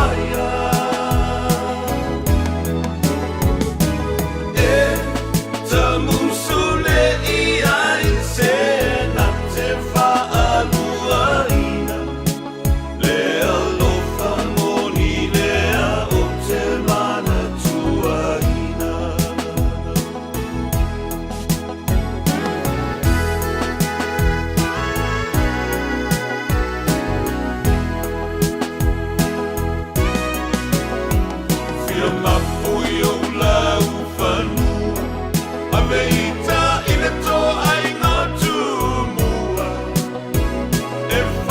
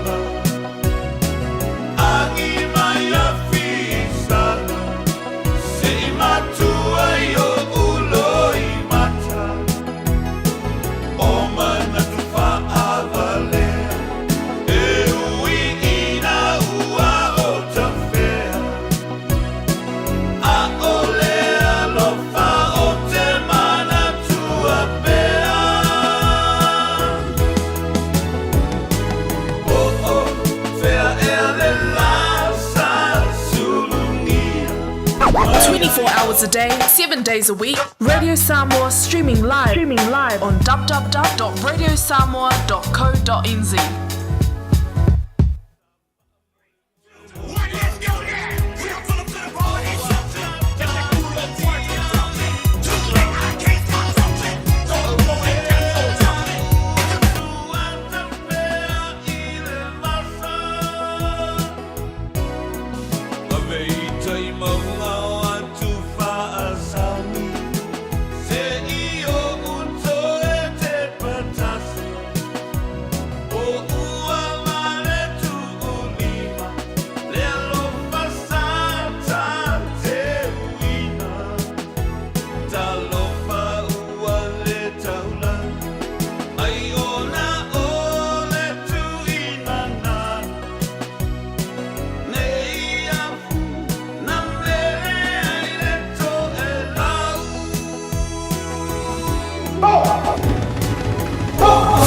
Radio Samoa, tasilima ivatonu amo.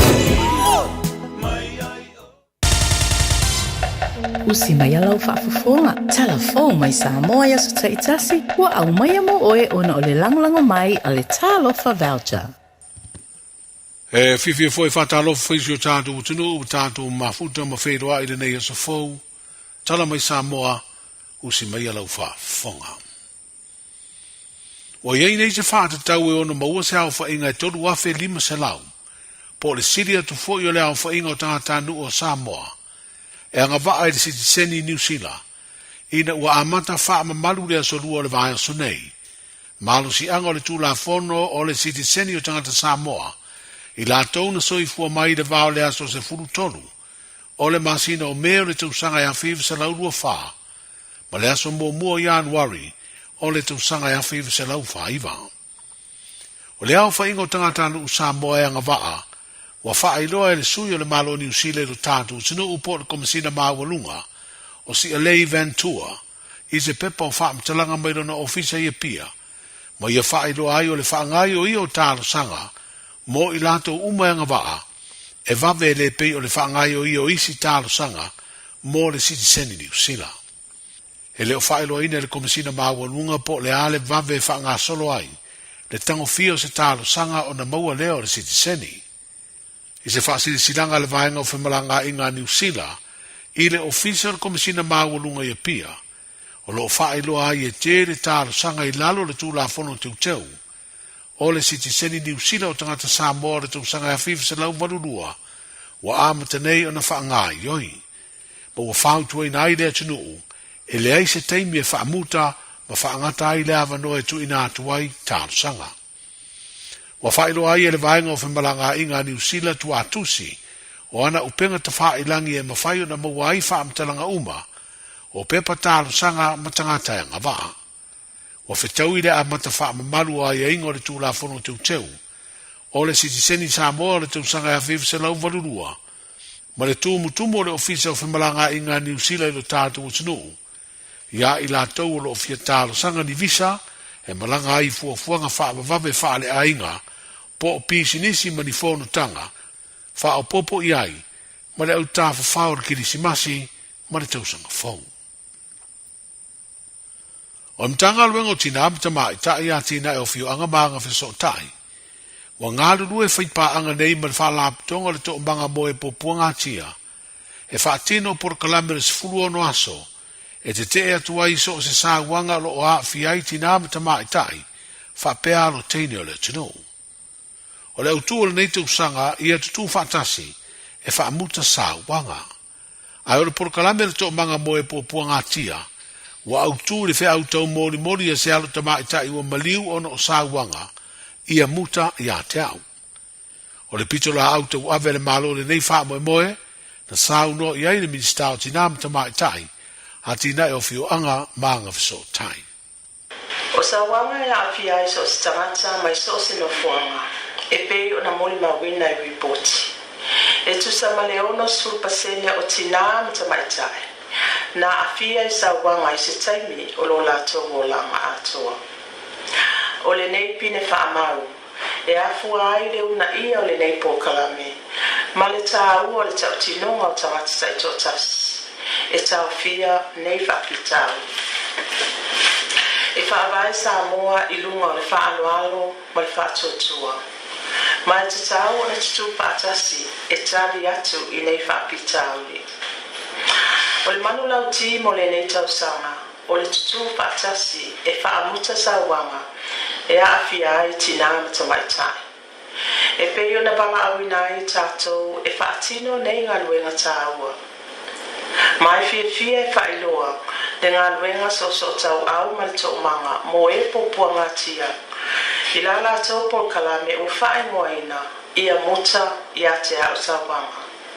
E peo na tau sanga ina ai tangata uma, ina ia avea mamatafa ioi, le wha muta ina lea o sawanga. O le anga lue whapa anga le mtanga luenga mo tupulanga talabou.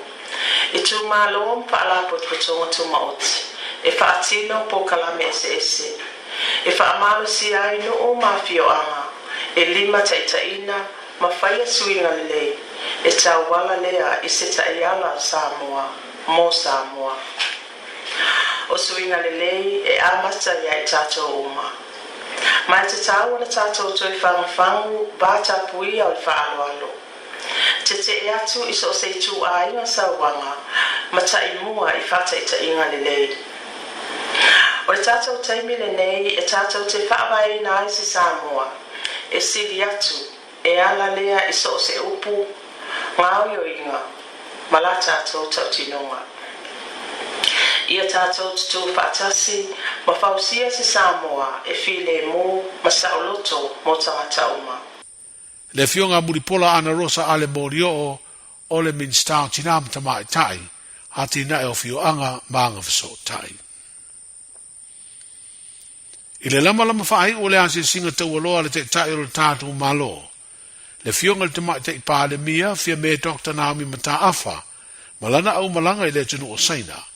O le amatanga o le vaso ne ina taunu o aile whai ngā malanga, I le a I tele o Beijing le lau mua o saina, lea o le awha ngā solo ai ni whelo inga, whapea ni talo ranga mata I tai maururunga o lea malo tele. Wa whailoa I se li pontia le ofisa so upo le malo, o lo malanga so na sui rea se singa tau aloa. O le a whelo I atu te mai te I pāle mia o le tātu o sinu, I le pāle mia o lea malo, ma whai ai ni talo ranga whaavao malo. O le a whailoa I atu fo I le te tai o le tātu o malo, I a Palestine Xi Jinping, ma whai ai fo I le talo ranga I mata upu tau le vao malo e lua, e sanga wha mausali ai perso tanga whaavao malo, o saina ma Samoa leo le a atoa, I le tausanga fau le lima se furu tausanga, o ia so tanga. O le pāle mia o lea malo na wha whailoa ia, le toa ai tau nu o le te tai o le tātu malo malana au malanga, I le lau mua o Beijing, ma o le stofi nei lea so muri leo le urua ia se singa tau aloa, a le fionga le te mai te pāle mia, I le atunu o saina. A o te pera ula ka pita I to fito le manu Samoa, I le vaenga o li I whapea le manu sina le vaenga o te mai tai, I le tāmilu sanga atunu o le Oceania le e whaia I Solomona, I le aso fitu ma le aso varu le masina fau o te sema.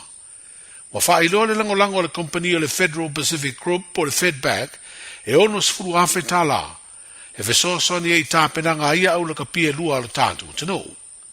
O se fesoa soni o whaamtalaina, o le auna I ai se tūlanga le lei tāpenanga le au te to fitu le manu Samoa, lea e le o to e mamao o na whailoa leo le au o whidiwhidia, ina ua mai al tāpenu sanga raka pita I to fitu I au kilani New Zealand, I le whai unga o le vai aso o mawai.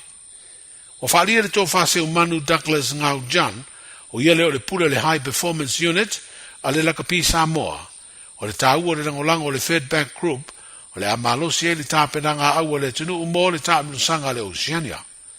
E beo le si le fia, tāua tele le tāpenu sanga le neimo le au lakapi fitu o le Manu Samoa, e toi sa ili aiso na avano e uru fale atuai, I le tāpenu sanga te le whaavao malo, I le lakapi te to fitu. O le tō whānā mula uru mapali I leota sami leota, na whai masui o le company o le Federal Pacific, I le tau auina o le Soson tupe. Wa whamauina nei tala whāsalo pito o le tālonga laka pipai, po le touch rugby lo tātu o tunu, le tau sini o ai o se au mua lava I le vaenga o li I mai Samoa, I le sa ilinga o le ipo le siampini o lea lakapi a le stete o Queensland e Australia. O le whaiunga le vāso nei a amatai lea taamitusanga lakapi pai ua ta ua o le Queensland State Cup 2024.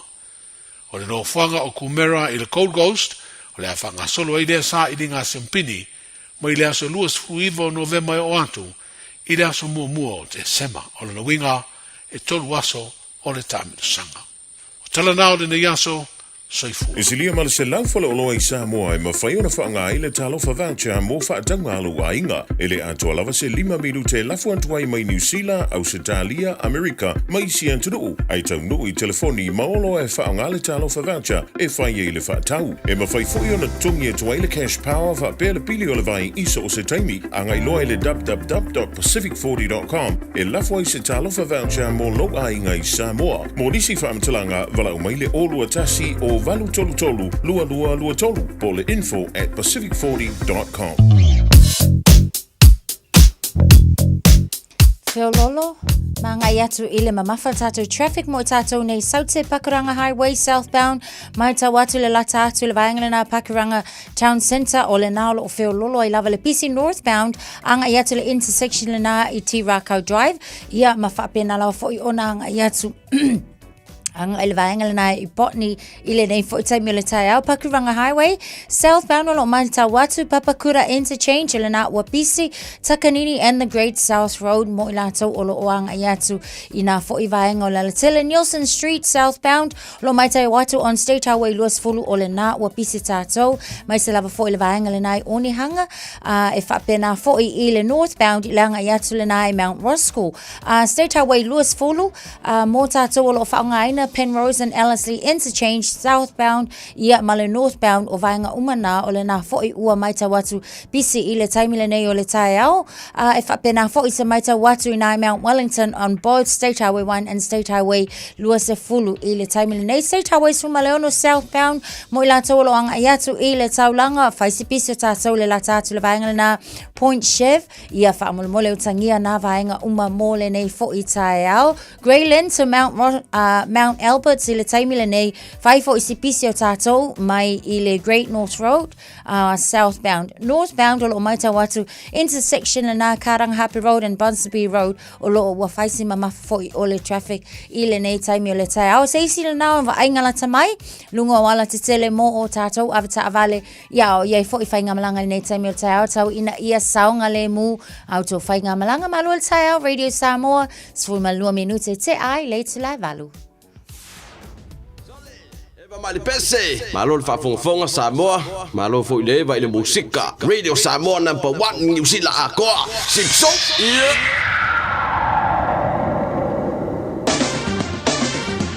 Ua mawhai ona au ina atu le tala o le tau Yaso Taitasi ona o le lango mai a le Pacific Finance Limited. Telefoni o Varselau fitu whawha lua fitu.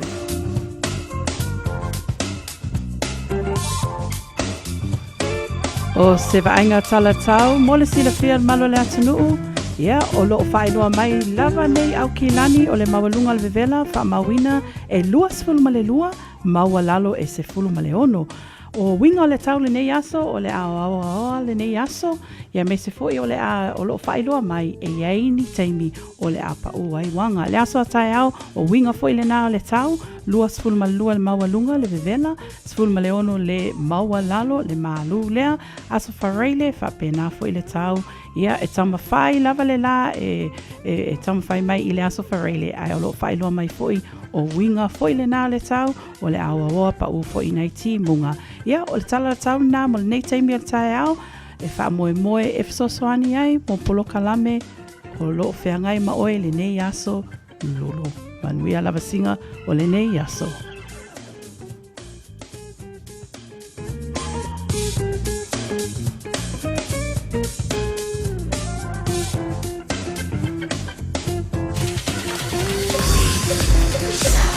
So se tasi faisana nonga tupe le Pacific Finance Limited mai le aso lusful 5 November se ia ulia le aso se fulu iwa o te sema e anga wa uma i le se e jono manu malo ai i le luse lau 5 sfultala pepa me alofa. Fa ia le se i le aso sfulu iwa o te sema i le manto la lai Evandale mai fa ilo atu le ua manu malo i le Radio Samoa. Walau loa le Pacific Finance Limited i le ovalu se lau fitu fafa lua fitu mo nisi fa talanga.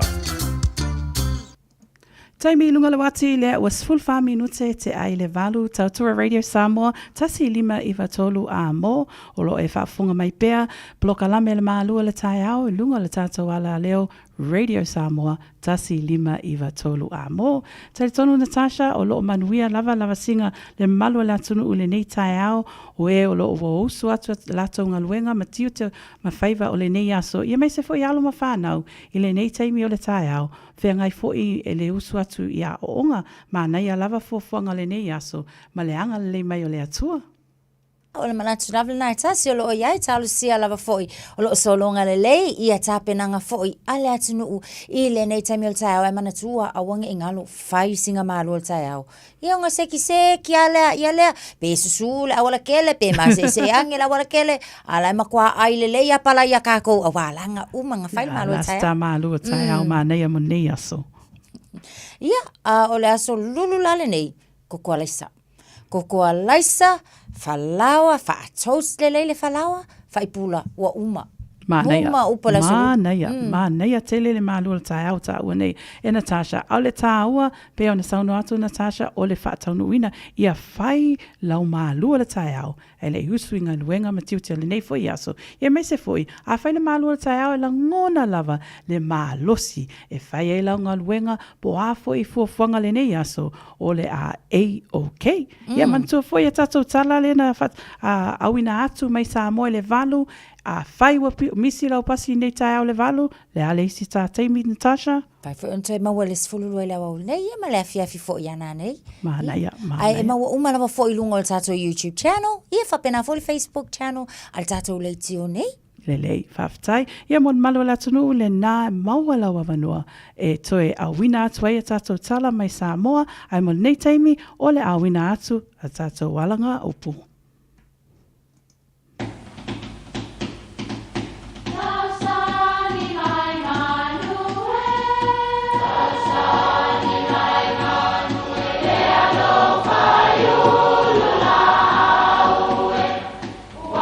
E o whanga manu i ululu o la au, awa e whawhanga i funga o la au.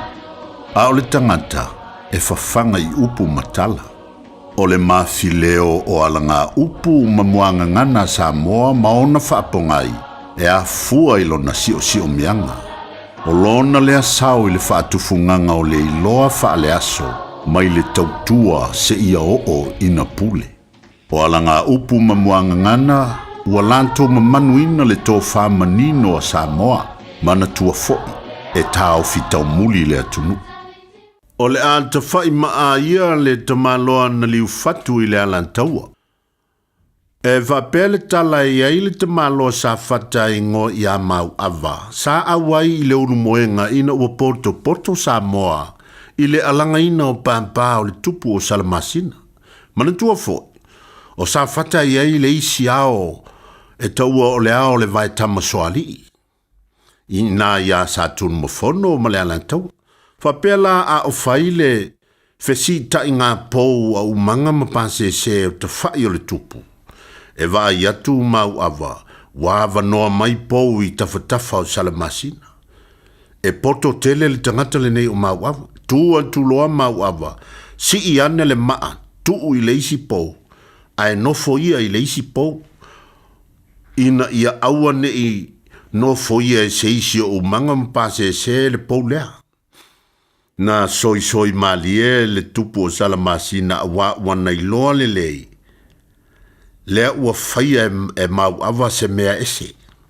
On va pele o Salamasina, mau awa. O oe o le maa mau. E te tawhai i lo ui tū taumtau. Ai whailo pou, ai alu e tufa le tātou awa. E te tufa ina foi awa au a inga uma.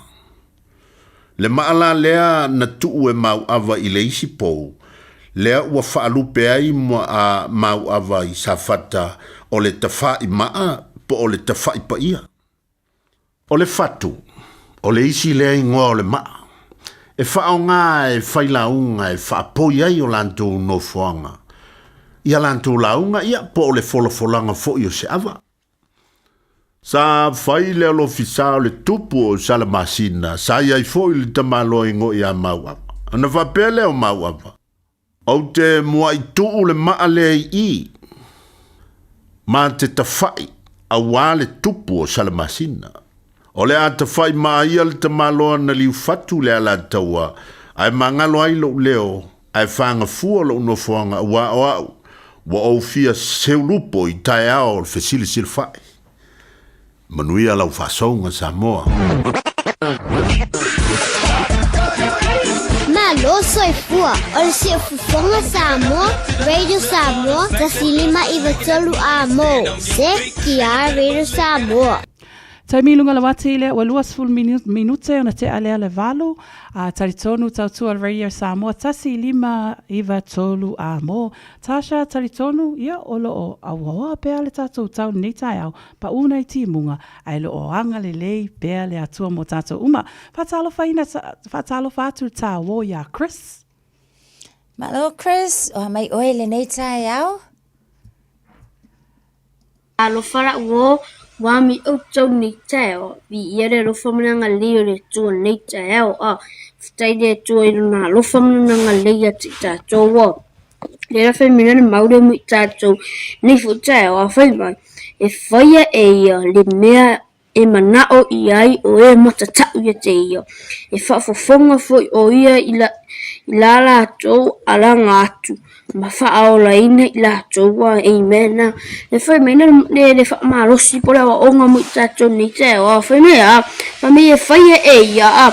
Ma me e whaia e ia le a. Le mea e manao i ai.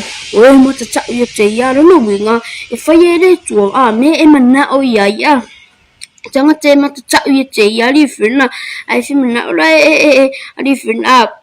Winga e manao i sim e fia manao i sim rona winga i tatoa matatau lai le tua ai whai mai veida whai mai e whafafonga foi o ia i la lātou ala ngātu ma whaola ina i lātou rona winga whai mai e whafafonga foi o ia e whafafonga foi le tua ia i lātou ala ngātu ma whaola ina i lātou rona winga Nenga whapeta te e arifina no winga whawhanga foi ale tui tatu ala ngātu no winga e whaola ina whai tato wari whina whai tato le aso nei tato mautino e whai ele tua me e whai ele tua e me manao e tangatea e matau ia te ia arifina tato matau nei le tua le aso nei ia mai tato ilo e whawhanga foi le tua tato wa ilo tato ala ngātu ma whaola ina i tato wari whina Frenia tato mauna mui tato ni futeo famania tere tore tu mau tau ka place nga la friend mania so fa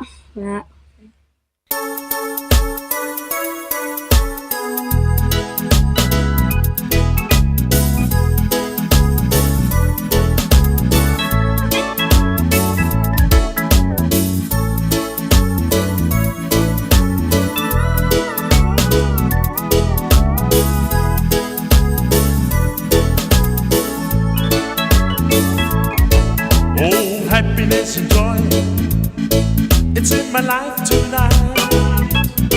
For the first time I feel everything's gonna be alright. For as much as I've found what dreams are made of, now I'm sailing on a sea of His love. My friends are gonna tell you I'm sailing on a sea of His love. I'm sailing on a sea of His love.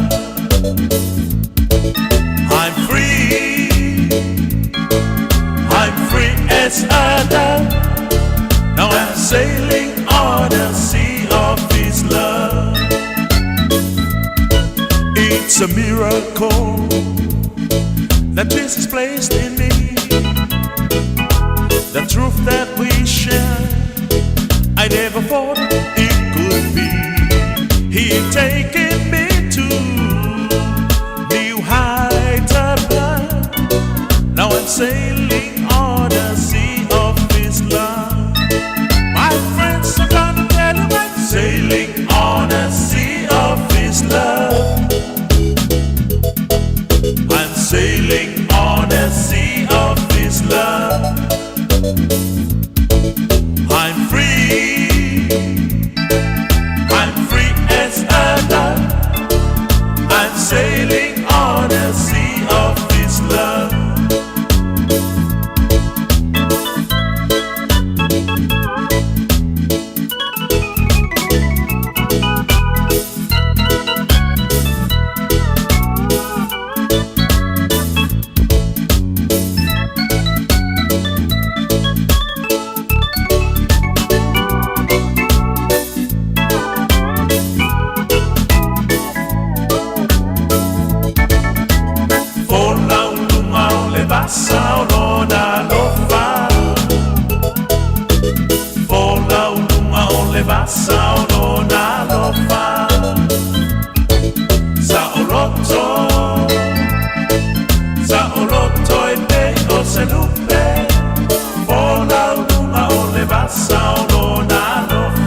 My friends are gonna tell him I'm sailing on the sea of His love. I'm sailing on the sea of His love. I'm free. I'm free as a dove. I'm sailing on the sea of His love. I'm sailing on the sea of His love. I'm sailing on the sea of His love. I'm free. I'm free as a dove. I'm sailing on the sea of His love. Talofa Samoa, I mawhai na fisoasoani atu Dr. Chen pe a whai te awhiele mai suka. Tauta mawalunga, le maua se whanau, mai sela, whatu ngao, ti ngā le ua po tuli, whaalusili tino puta, ka nesa, ma le tino mangeso. Maua fo i le kulimi fulunifo mo nifo ti ngā, ma toi whaafilesi ai lau manawa. Tele nisi o loa e fisoasoani I lo soifua maloloina. A whio ane loa e ai Dr. Chen, I le tuatusi lua ono Great South Road, Orahuhu. Telefoni lua fitu ono tolu tolu fitu fitu extension numero lua. Talofa o Salmasinga fale lua Tim Toilolo o le loia Samoa. Fapitua la o nanga I mta uputau immigration pepa malanga tangata overstayers so stoinga visa. Apena foi le taxation for tu la fono tau la fonga. M5 foi on o tau avena mta upu fal tu la fono I Samoa. Famal mole vidi mai numera o iva lua ono o tasi lua lua. O iva lua ono o tasi lua lua. Faftai.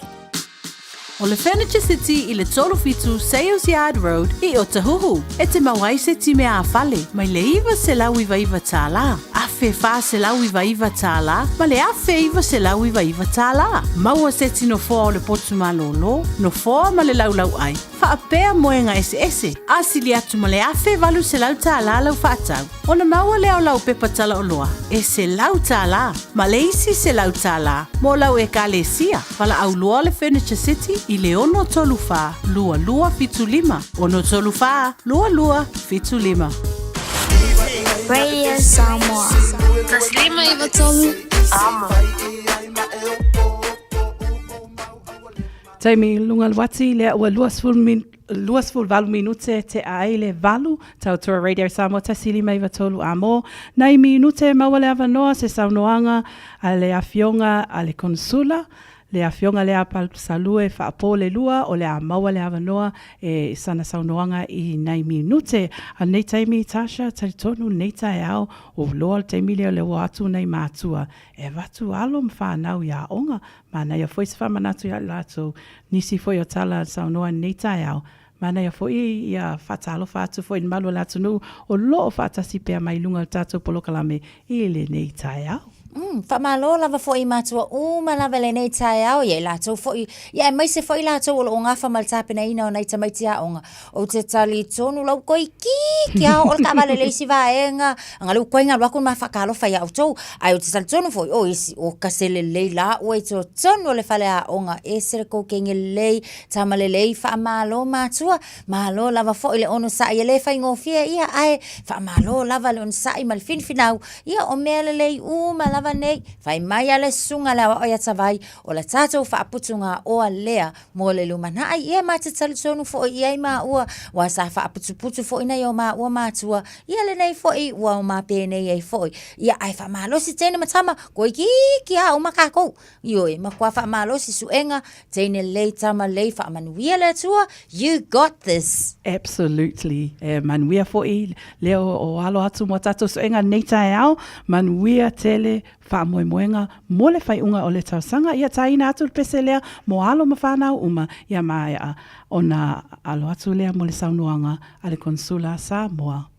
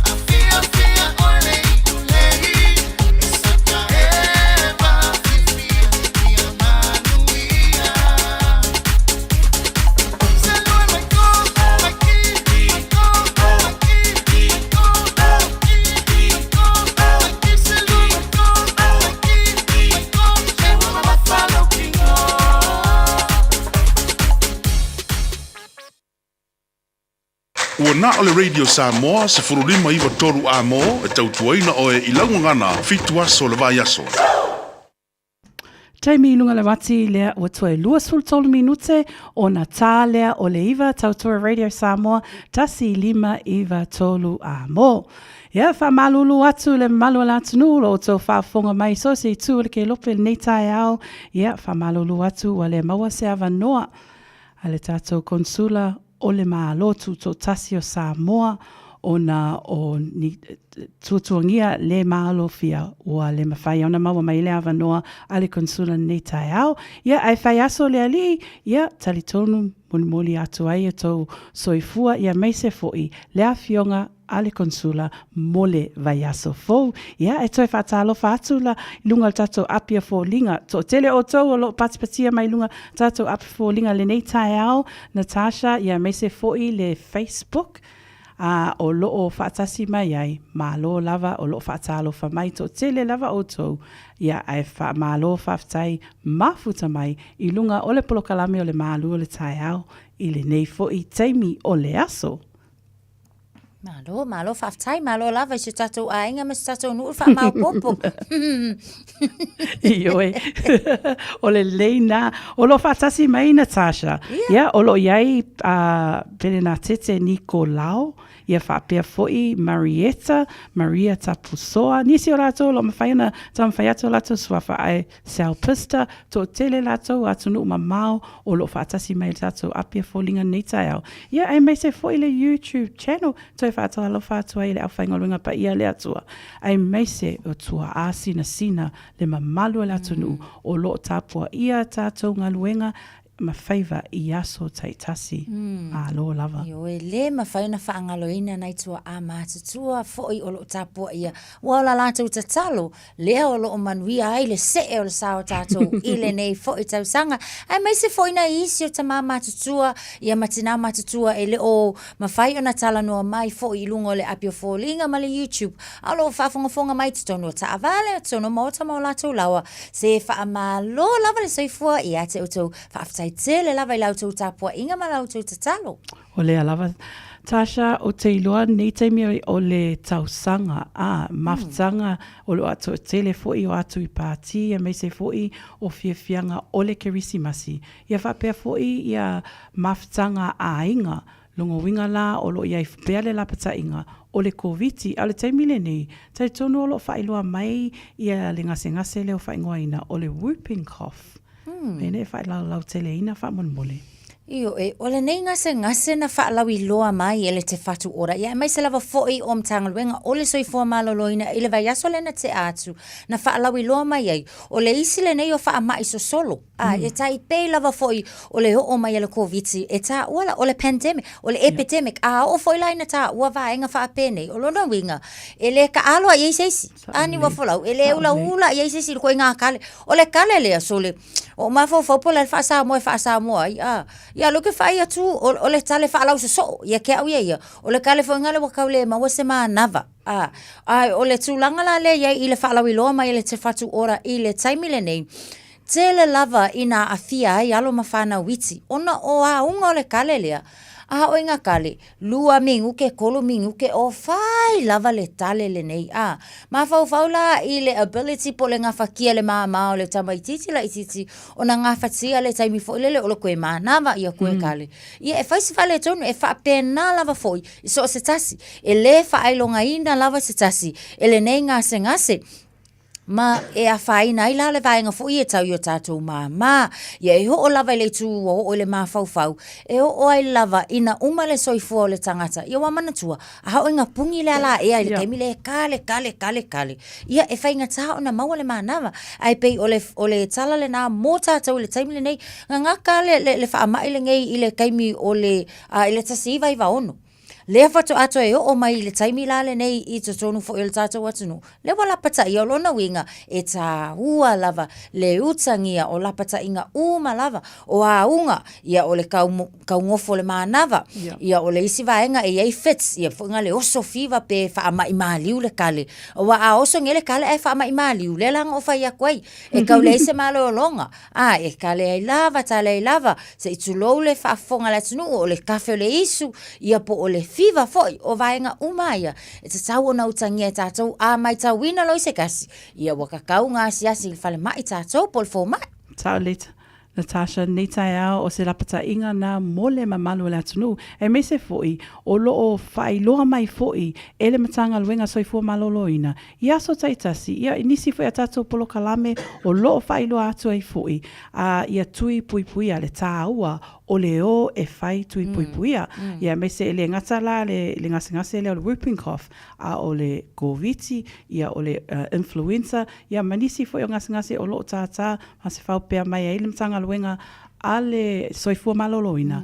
Ia, o le whamanatu lava, male whawhangu mo le malo le atunu. O nai tamaiti la aiti lava lo ave lava i le whaamamafa i le taimi le nei, ia lātou tui pui pui, ia le ngatele nā, ia o te tonu foi, o tātou health measures foi i te tonu lava o le ainga, ala ngona lo, wala ngona le whaamai mai ngofo, langa o le whaamai e pipisi. So e mawhai lava la o nā whainga inisi, ia pe a o foi, ina le mātala, ia mātau mawhai foi lele enu no foi whale inga ia avoi nisi o tūlanga e ono tūlai mai, o leisi vaenga ia o kako medical a whaia o ia vainga a maile fō mai e ingu. Wha mole wha maho nge ingu, mai ingu mal whala au, ia whai mal tau mawhtanga le soifua malolo inga le supo o karkaungo fie o kako whala au aina tau mawha vela lawa ia kamanga self-care, self-help, e mua afso soanka ika ahani mo whala. O lea lava. Taimi lunga lawati lea o toe 25 minute ona tā lea o le iwa, ona suia lea no foa, so mai le sunga ia tia o le awhaatasi atu foi i le polokalame o le fia show i le tā le iwa. Al taimi le nei 9 minute o le amawa atu lea vanoa i le Tire World, taina atu le tato pese lea mo outou umalava o lo mafuta pea mai i le polokalame o le malu o le tae au. Radio Samoa tasilima, iwa tolu a mo.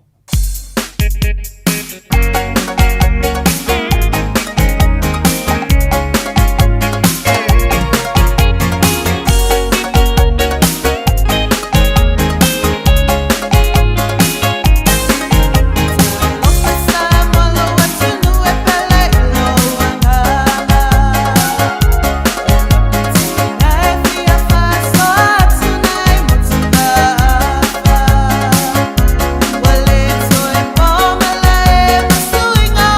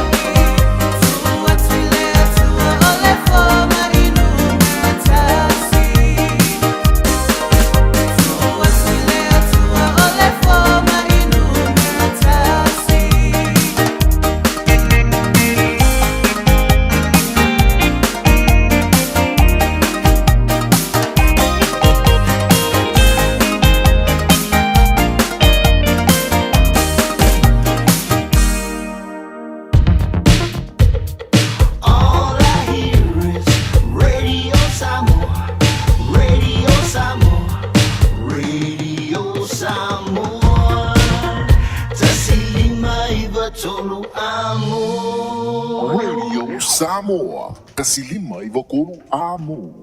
Taimi lunga le wati le ora toe se fulu minute o na tale o le iwa suia le nofoa su mai le tō whāpo le whetalainga ia tia ma futa foi ma le mamalo le atunu al nei taimi ia lo whatasi mai lunga tatou poloka lame o le susunga ia Victor mai le Tire World. Natasha, tal whaifa tatou o po le sunga ia Victor. Fatalo fatu le nei fo i tae au, ma lo lava le soifo manuia lau sunga Victor, ia ma lo fo i le onu sai le nei fo i o ngā tutono le vai aso.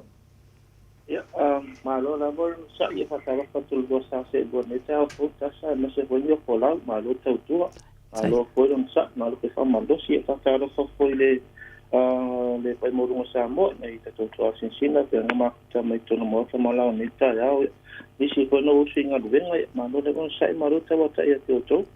Malo, ia, o lea sa tau mai tau atu i le vāve au, pi sa tau wha malo ulo mai tau, ia, le wa maa nai a lava wa makua koe susulu, pretty pineapple, ai onga wanga ma wane tae au, wa te susulu le le mai.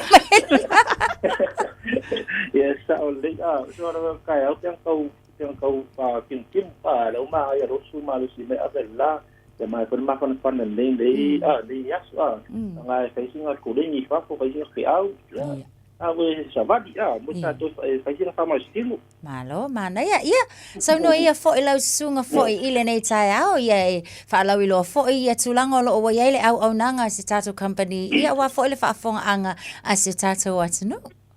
Ya whaktai lava mura mātou no, si a mātou tuile mātou pampe senior ka teksa, mātua sūdua senere tu ese anita, pe turau sa ia le mātou pambu, o li watasi lo ua tala te luono, o li kako disero tala no iwa sere mantua, o e skanu e por ka teksa, por e poi koe tuna tato whare o loa, ua le to se tato whare pai, a pe to afta pei wha whenga wha ngara afta pei i utarau ta i tona tato pambu, ngata porelo kon kesi, wha pe ngai whaingi i kapikiora ainga, yo la tapo ya se fia sai ko i fero con che si do su tutta la tutoria il tato pompe sini ma turo soafa e ma se pola un numero e tu ko tin ko so mo sa la kana venga i tana va tutto ne se man maro vo si la ta se la tala e tro sa il tato pamu nga me tato pa di sinia o le mato tu si le tasi di ma toro sta ma ki vo pa le ma toro sa ava pe na o ma la va temi me yo su yo la va so o ta vale na mato fai full service, o le transmission service, nga to poder tau fi ma ta vale,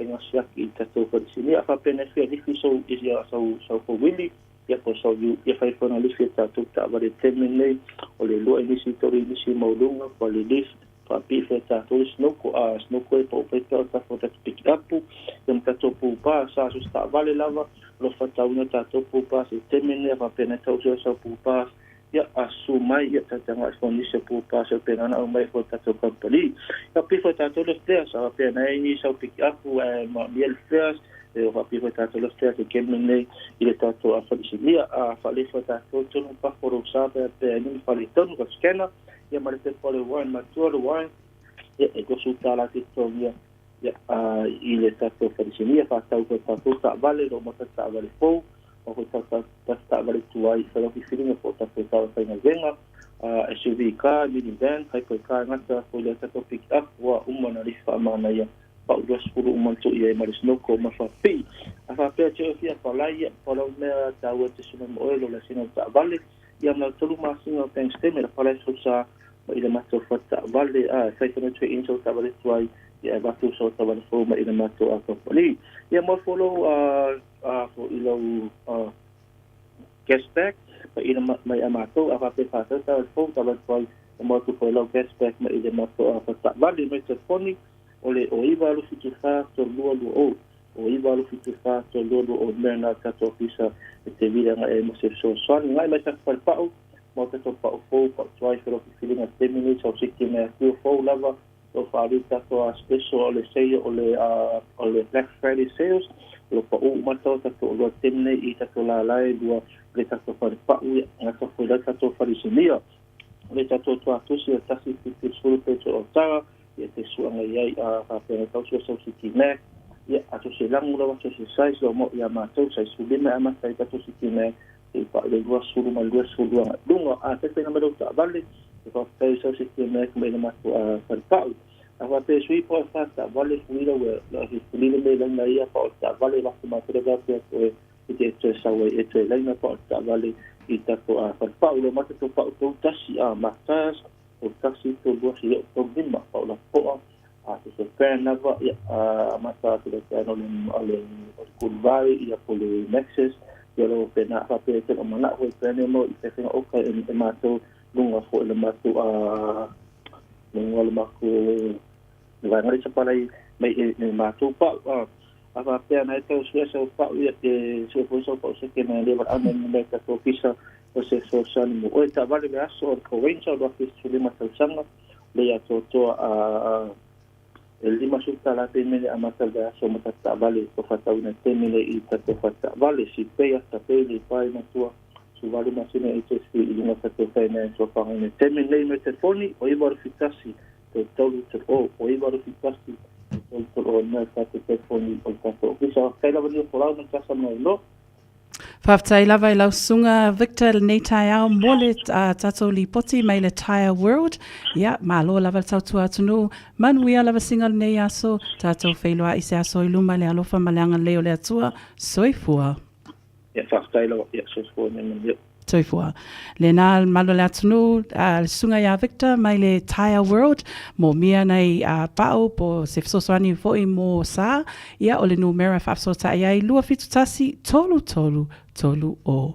Teimi lunga le wati lea watoe 5 minute o na tā lea o le iwa tai natu tato pese lea fo i mai o na tu atu lea lo lima mai lau a au whapea fo i le ao le a whiunga whatue ana Tasha tato whato wha. 3, 2, 1, let's go now! Party's rockin', if they cool up twerking, rockin', tonight I can't stop rockin', don't blow them candles, rockin', it's a birthday girl, get it rockin', dale loca, toma, rockin', dale loca, toma, rockin', another way to rockin', party, rockin', hey! Boom shakalaka, shakalaka, shakalaka, boom shakalaka, shakalaka, shakalaka, boom shakalaka, shakalaka, shakalaka, boom shakalaka, shakalaka, shakalaka, boom shakalaka, shakalaka, shakalaka. Shakalaka, shakalaka, shakalaka. Show mai. Kung may lunga si vale kuma wala ang musika. Due lunga malalo ay awale to siya ile maso. Si va fika mai ile pese ma fa eva ilau va alele awale to siya li se de pe. Kenye. Si va mai nga si va mai nga si va mai la. Iya, si va mai la musika. Si va mai nga si va mai nga si va mai la. Iya, si va mai la música.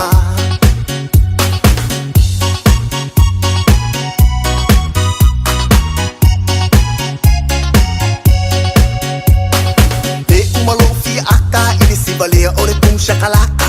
Maleo akanga ka kenye sigla palapa. Si va mai ma makala ko akele fole au kaula malama mafia ikele la ko lea o mangale lava. Si va mai nga si va mai nga si va mai la. Iya, si va mai la música. Si va mai nga si va mai nga si va mai la. Iya, si va mai la música. Boom shakalaka, shakalaka, shakalaka. Boom shakalaka, shakalaka, shakalaka. Boom shakalaka, shakalaka, shakalaka. Show mai.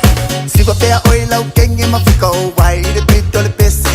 Wali o akanga wale ko yang o ini panga. Fai fale le yau tanga e pasa fo ile si vale angai o kenge ai lokai oi kangu malala. Si va mai nga si va mai nga si va mai la. Iya, si va mai la música. Si va mai nga si va mai nga si va mai la. Iya, si va mai la música. Se coisa casi a la señelica. Si va mai la si va mai oh. Se lue mai la lo oh. Lue ma le fu señelica le si vai le fese ko lue ko le fanga u fese ma ko failo ia e kusa o lue se si va kope ma si va ke le va a umolo le po fa ai u le fa lue la lo lue fa alo si va ma show ma si va mai nga si va mai nga si va mai la. Iya,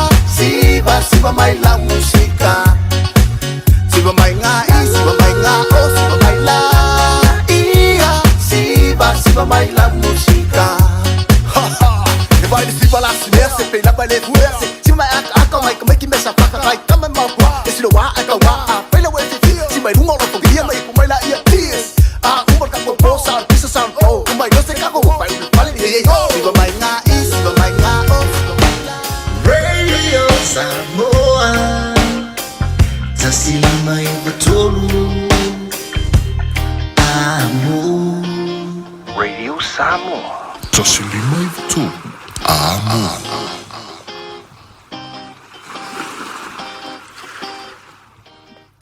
Taimi lunga la wati le wata tonu le iwa ia o le taimi e sui Ellen Fua Natasha ia o le taimi ta whaato whai i le mamalu le atunu.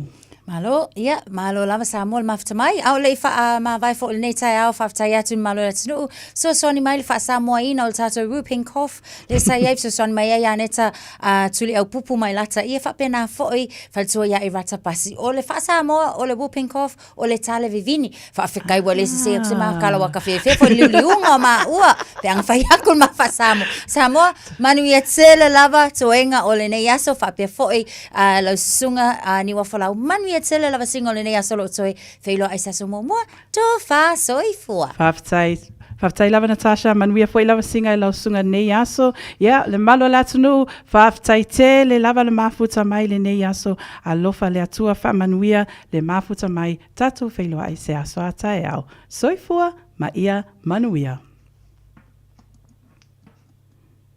O te whaatalo whātu I lau whaafo Ua mawhai ana au ina atu le tala o le tau Yaso Taitasi ona o le lango mai a le Pacific Finance Limited. Telefoni o Valselau fitu whawha.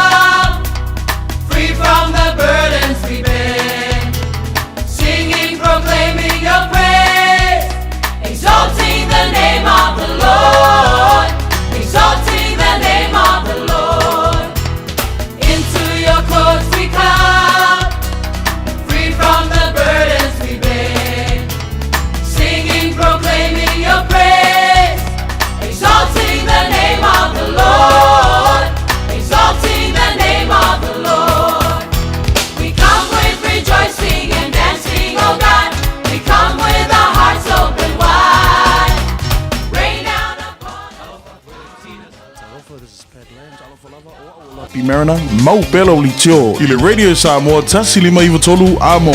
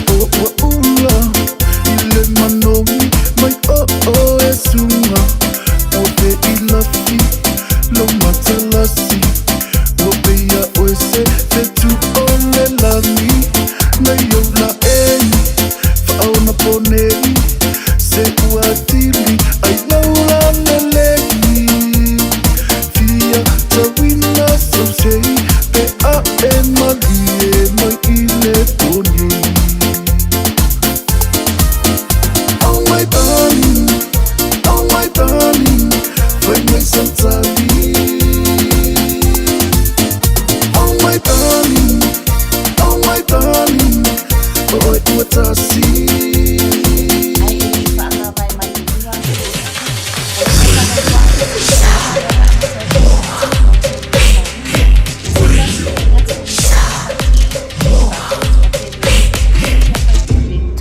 silimo i vatu. Amo. E whaatalo whātu talafo wala radio Samoa ile nei i tae au ma lo le soifua manuia. Alo mai o talo le salulu. Whaanoa no le tala wa sau nei tua i tangata Hutt Valley. E le mawhai o na whaia sa whai ngai fo i aile manongi leanga lea o no sau. Mai le no foanga o lo alu iai o tauta. O le isi whātau sanga o iluma le whaape o whaamauti no mai o le umi leo le ato o no sa i atu ai. Ona o le manongi sa mai le sihi. Wāti le fia le toe whai mai o le wa mai a whaale leia mai whai ngā luenga o ma ua ele manongi. Peita ai e le o iei se whaamaoninga a mea e alu ese ai. Mo le maule to atele tala le One News, wa tusa nei ma le valu tau sanga o whaatalo sanga i e whaia se whai ngā le manongi leanga le nei mai le sibi. Ma o le e whaapea ua tele tau sanga o polonga mai iei tangata Hutt Valley. Wa toe tau tino le Wellington Water, wa tu wai tele le ngā yoinga. E toe whaale le iai mea whai ngā luenga i le sibi. Ai mai le pulenu o le Hutt City, o lo o ave i eile whaamua le pule ngā lu i le nei mata upu. Ma o le e tusa ma le 2.25 miliona le e whaalu e toe whaale le iai. Tu umalo le sa avea ma minista o le partia le National, Nikki Kay. Fasu fatu sanga le matua o le soifua Kay. Lea watu umalo ai ma watu e moli mausu o le parti i lunga le Facebook i le misia tele o le mafutanga. Tau sanga lua afe ma le valu sa ia o mai le lua afe lua se fulu na tu lai mai ai o ia o le faipule mo Auckland Central. Ma e tele fo ito finga minista na ia tau avea ma o lea fo ina avea masui ta ita ai o le National ai ele i wha ama vai mai le lua afe lua se fulu. O le tau sanga lua afe se fulu ma le ono le ana amatai tonga fitinga o ke i le kānesa. O se tasi le ngata wa misia le pati ai wha apele to atele o isi fo isui a faipule i to tono le parlemene. Watala noa teu ngā le whai ngolo o whai eisu e ngā NCEA i New Zealand, ma o le o sawai malitala, o lo o wa ai e ave esele level 1. Talo sangale nei le Education Review Office, ma ilana reporti whapea o se whai ngai tatau na whai fua i suinga wha au popo le ua amatalo i e le tausanga nei. O le NCEA level 1 fo i le pei e le tau lia tele i le wa ai a whale whai ngā luenga. Tu mai fo i whana wa onga o le wato o tele tamaiti o wha vai ma onga. Tau noanga le minista wa onga Erica Stanford o le talo sanga watu ina mai i ave ese le level 1 o le NCEA o se unga e mawhaio no o iai ma o le reporti fo ina sau i tua i le asona nafi o se reporti le lei tele. Reportia mai Afrika i sau tele fasi o tia o le li i kiwi. Reporti le Daily Voice o le li i kiwi o ia lea na tau mawhai e ta ofi le au ngā o i Monte Vista peitai o lea na whanai. Whaamaoni ngā leo Afrika i sau te Fast fu maleiva tau sanga le matu o le li kiwi wa maliu ma e whapea. O le ana tau mawhai e tali atu le au ngā o i na oso wha ia le whale tupe ma wha i nai loa. Whaamaunia mai ei fo e matanga luenga lwa e whafua ni usila o lo o ngā lulu e neila kone sula i Afrika i saute ma le ainga o le wa maliu. O na o le pui pui ngā o whaamatalanga i tu ina mai le nei mata upu e le mawhai ona toi ma wa mai nisi whaamatalanga. Whai watu i tala mai au se talia. Lua tau sanga le matua o le teina i titi o lea ua maliu, ma o lea na maua i totono le taavale o lo utu i le kāpaka i kuini se lani au se talia. O lea ua maliu na maua na o ia i totono le taavale, ma ele i ai fo i ona mātua i le taimi na mauai i le aua uli o le asonga fua. Whai mai ei leo e fōlinga mai ua tele i tū la talo na iai pia le lua tau sanga i totono le taavale, ma ele i mawhai ona whaatei, ma o lea na awi natua i loa i whale mai. Peita ia le i leva ai umalo na ola. E le o mauti noa mai le taimi nei le atoanga o le nei mata upu ma o lo o whaasolo pea su e suenga. Whai watu ai tala la Radio Samoa, manuia tele le nei tae au.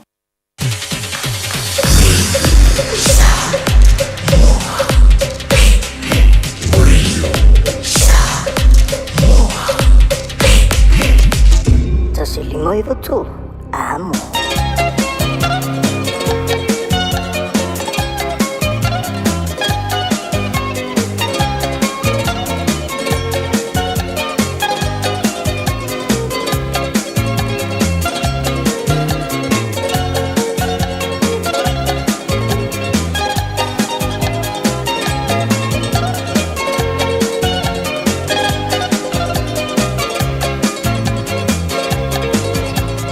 Samoa.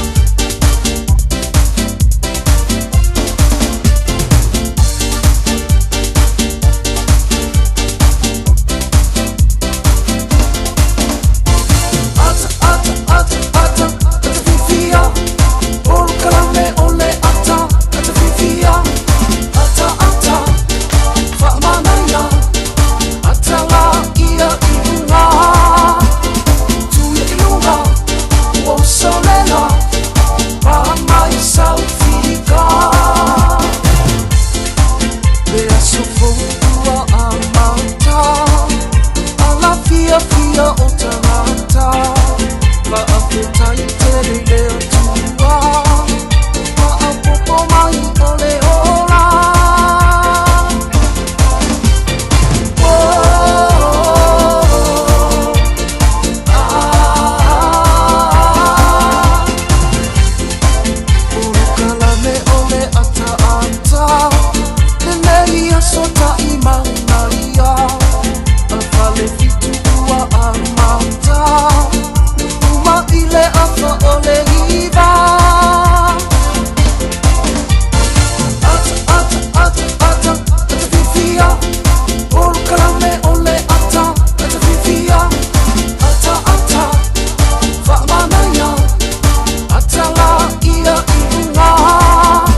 Ruado me de telo te nei le tu lai vale le tai ai po kreme fanga solo la wala leo si fonga le Samoa se football limba i tolo a mole le fuita au football le tai au le solulu ta tu yelo nga tolo le vaya so la solusu mal fitu le nei o le foi masina ia wa le te man mai le nei masina small tasi via le le pe fia fatalo fatu le tai au pe mo lungo tatu wa tinu le fo ma mai ma to mai lungo tatu po kreme pe masani ia tatu ia solulu vaya tasi mai atu to tu ba nanga al proclame le malua le taiau ya pe ona tautua le tatu wa tiro le fatuia na tasa va lufa pe fotu sala ya niwa folau ya pe ona e tatu proclame fanga solo le taiau te fia la fatalo fatu ia ma fatu lima tu proclame fifia ma le taiau le alfa mail tatu wa tiro ifanunga le lei fanunga ma tango fie le ya so fo ama le li mo tatu te ori ma tatu fie yai ma tatu tanta die ma tatu fie atai ia male fia le lei fo yaso yo tatono na wa nga ia tiu te manga luenga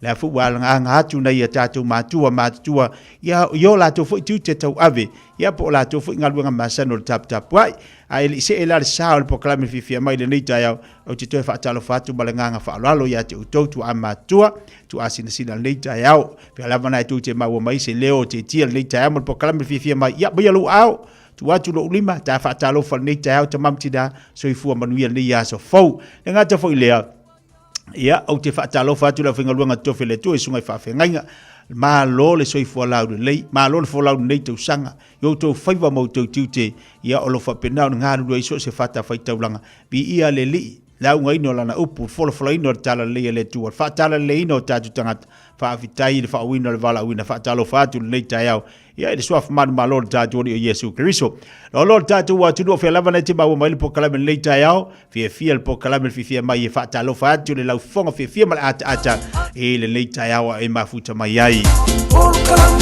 o kala masane tatu pe masani ia so lolo ala vatu le poto mo tatu amatari ai foi tatu po kala pe ona ia le nei taiau tau mo fai atu pel tatu po kala pe masani le na mo tatu so ta ingam petelo ta ba mali i Amerika le la si to tau fai atu mo le lei ale ai ia lo winga ia la mo to a tonu la to mo si tatu po kala me asi tau fai atu o te lo ai o mo umul to ina si tu lo fa fonga la tu no po aru to ina ni ana siaki fa fo mai ia lo te fiu e vala yo lo te fiu vili telefone to te lo to ina pe fiara no mela pe te wata ma ya utasi ai vili atu le sinu mela te tangi atu malan telefoni ai tasi telefoni ai lungu ke lo ala si ye stai me tatu te fata se mata va mali ia tatu tata no le pa fisili ata ba pe fian ke fo fu le maua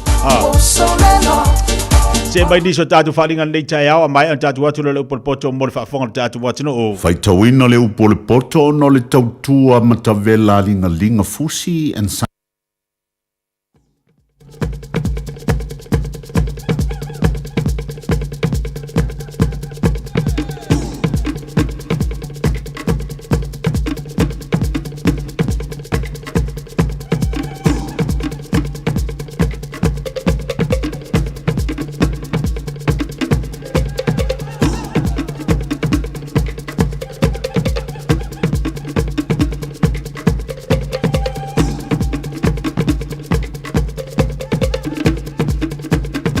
Funeral Services i mangele ma Samoa i taimi o mawhatianga ma whaanoanoanga ona ole maliu. Mana tualingalinga fusi and Sons malana au nanga ole a wha ma avenga atu mo oe ma le ainga. Wala au i le telefoni lua fitu lima tolu o fitu.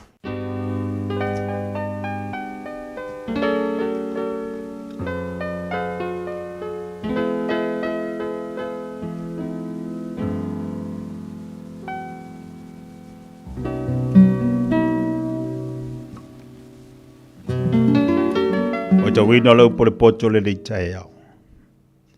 Ma wale tu se le whata o te lona mtau po e lua se fun ma le fitu. Whamani e le tua le whaita wina o la nā whiong pai. A wai te mita le aso a tae au. A wai te le lua se mea e tupu a tae au. Ia vi ia o el tangata ese. A ele o lo lava ngutu. Ia vi ia ele tasi. A ele o lo lava la ngutu. E mamafa le maa. E mamafa fo ile one oni. A o leita o le vale. E sili o le mamafa lea e ia mea e lua. O le toa o le sauanga lea. O leita o le tawhenga lea. A o ise tu luma o le fua. E sili ona le lei o le awa inga uari ali mai. I le alofa ua lilo.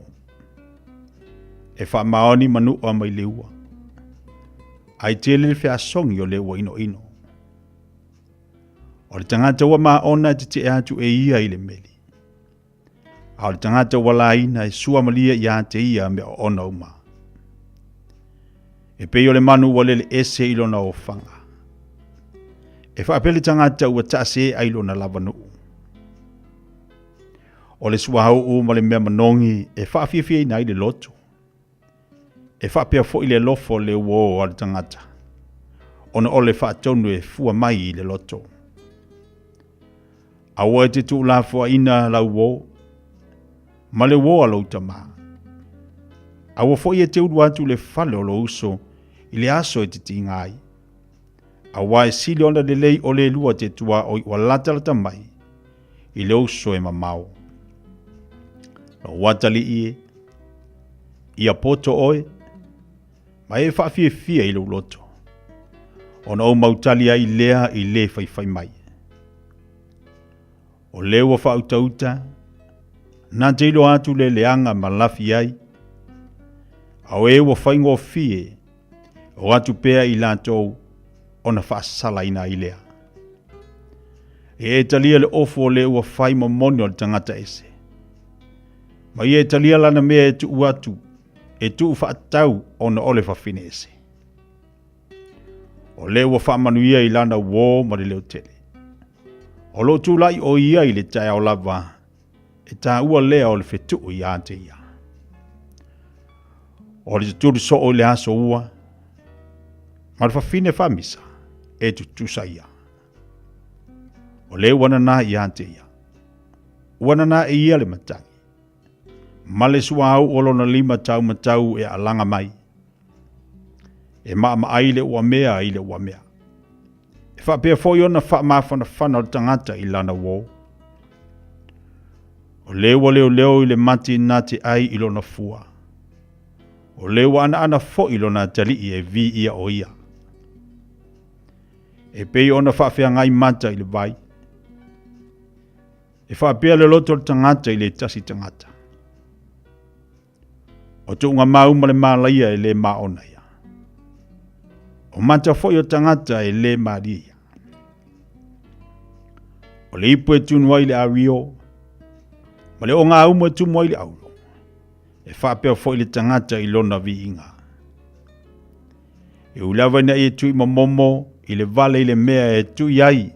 E le ipu e tui ai mea. Whatasi ma le saito o tui ia. E le tea lona valea ia te ia. E matua i loa tino o au mamoe. Ma e maa fau i o lafu. A wai le whaavavau le o loa. E leo o fo i le pale i le atu pulanga ma le atu pulanga. O atu tupu mai le mutia. Ma ua i loa mai le vau mua. E whaaputuina fo i le vau iti o maunga. O ta mai mamoe ma wai o ofu. O le tau fo i le whanua, o oti po aia. E le fo i, e lava fo i sua susu o oti, e aia i oe. E aia i fo i lau ainga, e maona i fo i au teine e au ona.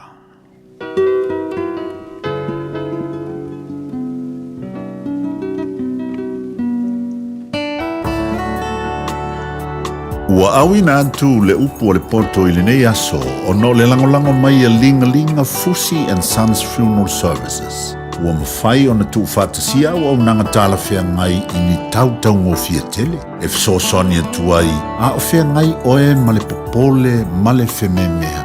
E mori whātasia atu ai ma wha mai senga, ma wha mawhana whananga mai a linga Fusi and Sons mo a inga uma o Samoa ua whea le maliu ma le oti. Malau mai loa ia lingalinga Philip Fusi lingalinga, to ia whaapō lingalinga, to ngia si ulavea, pesusu mai i le luas fulwalu Canning Crescent i Mangele.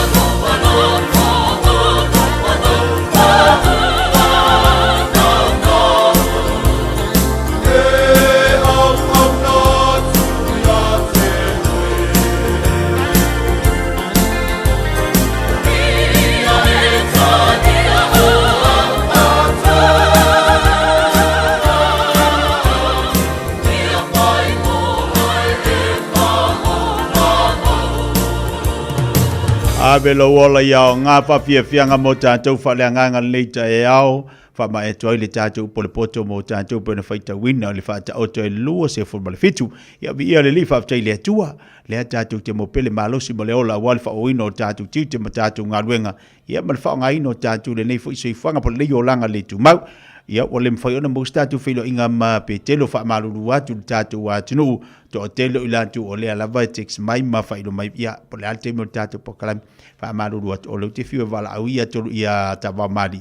O le mo tātou whilo inga leita e au. Te lo staimi o na to so taile ya tawa po la staimi. O le wala tātou mai ki Christmas. Te le aiwa pisi sto ina po whaini ana siaki po le whainga siaki, ia po me foi po moi umi, po whaisan ko ngā la au e ese ni me lelang kere fongi, au le ngau whiwhisili ia pe te lupa na mori tātou whilo inga te au le nei. No whiwhisili e le ngā whala inga pe pe, fui lea lena pisa o i lawa i taimi, le anga lena tue wha me pe telo, ia, ta wamari. O le ngā whanga e le o mawhai au ngā vivisi, o le ae, e vivisi e to tele, a anga o ngā wha pe maua tātou whilo inga.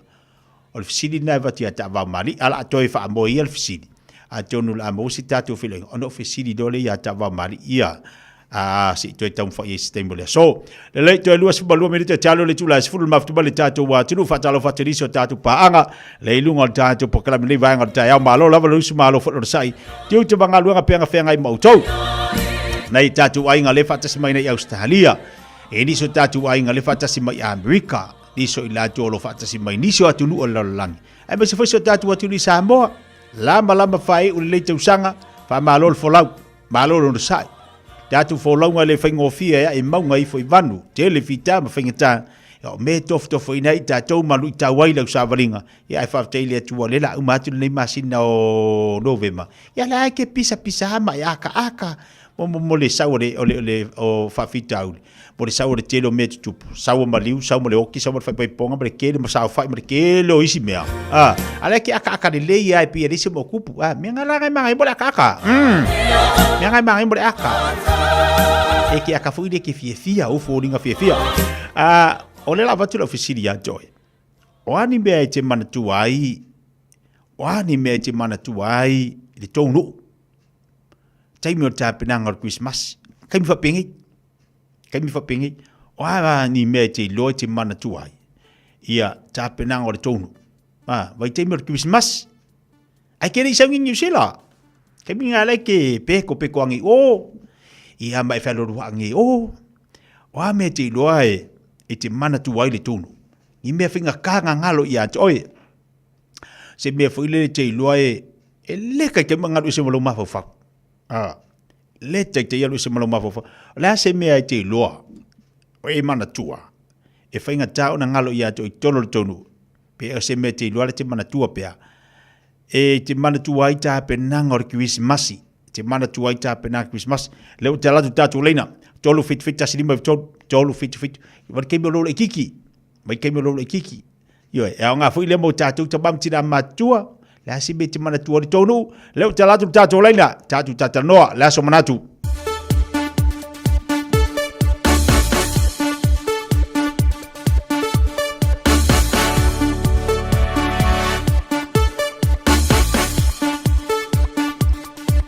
tatu telefone avano tolu fitu tasilima tolu la so manatu tatu we vai leita yao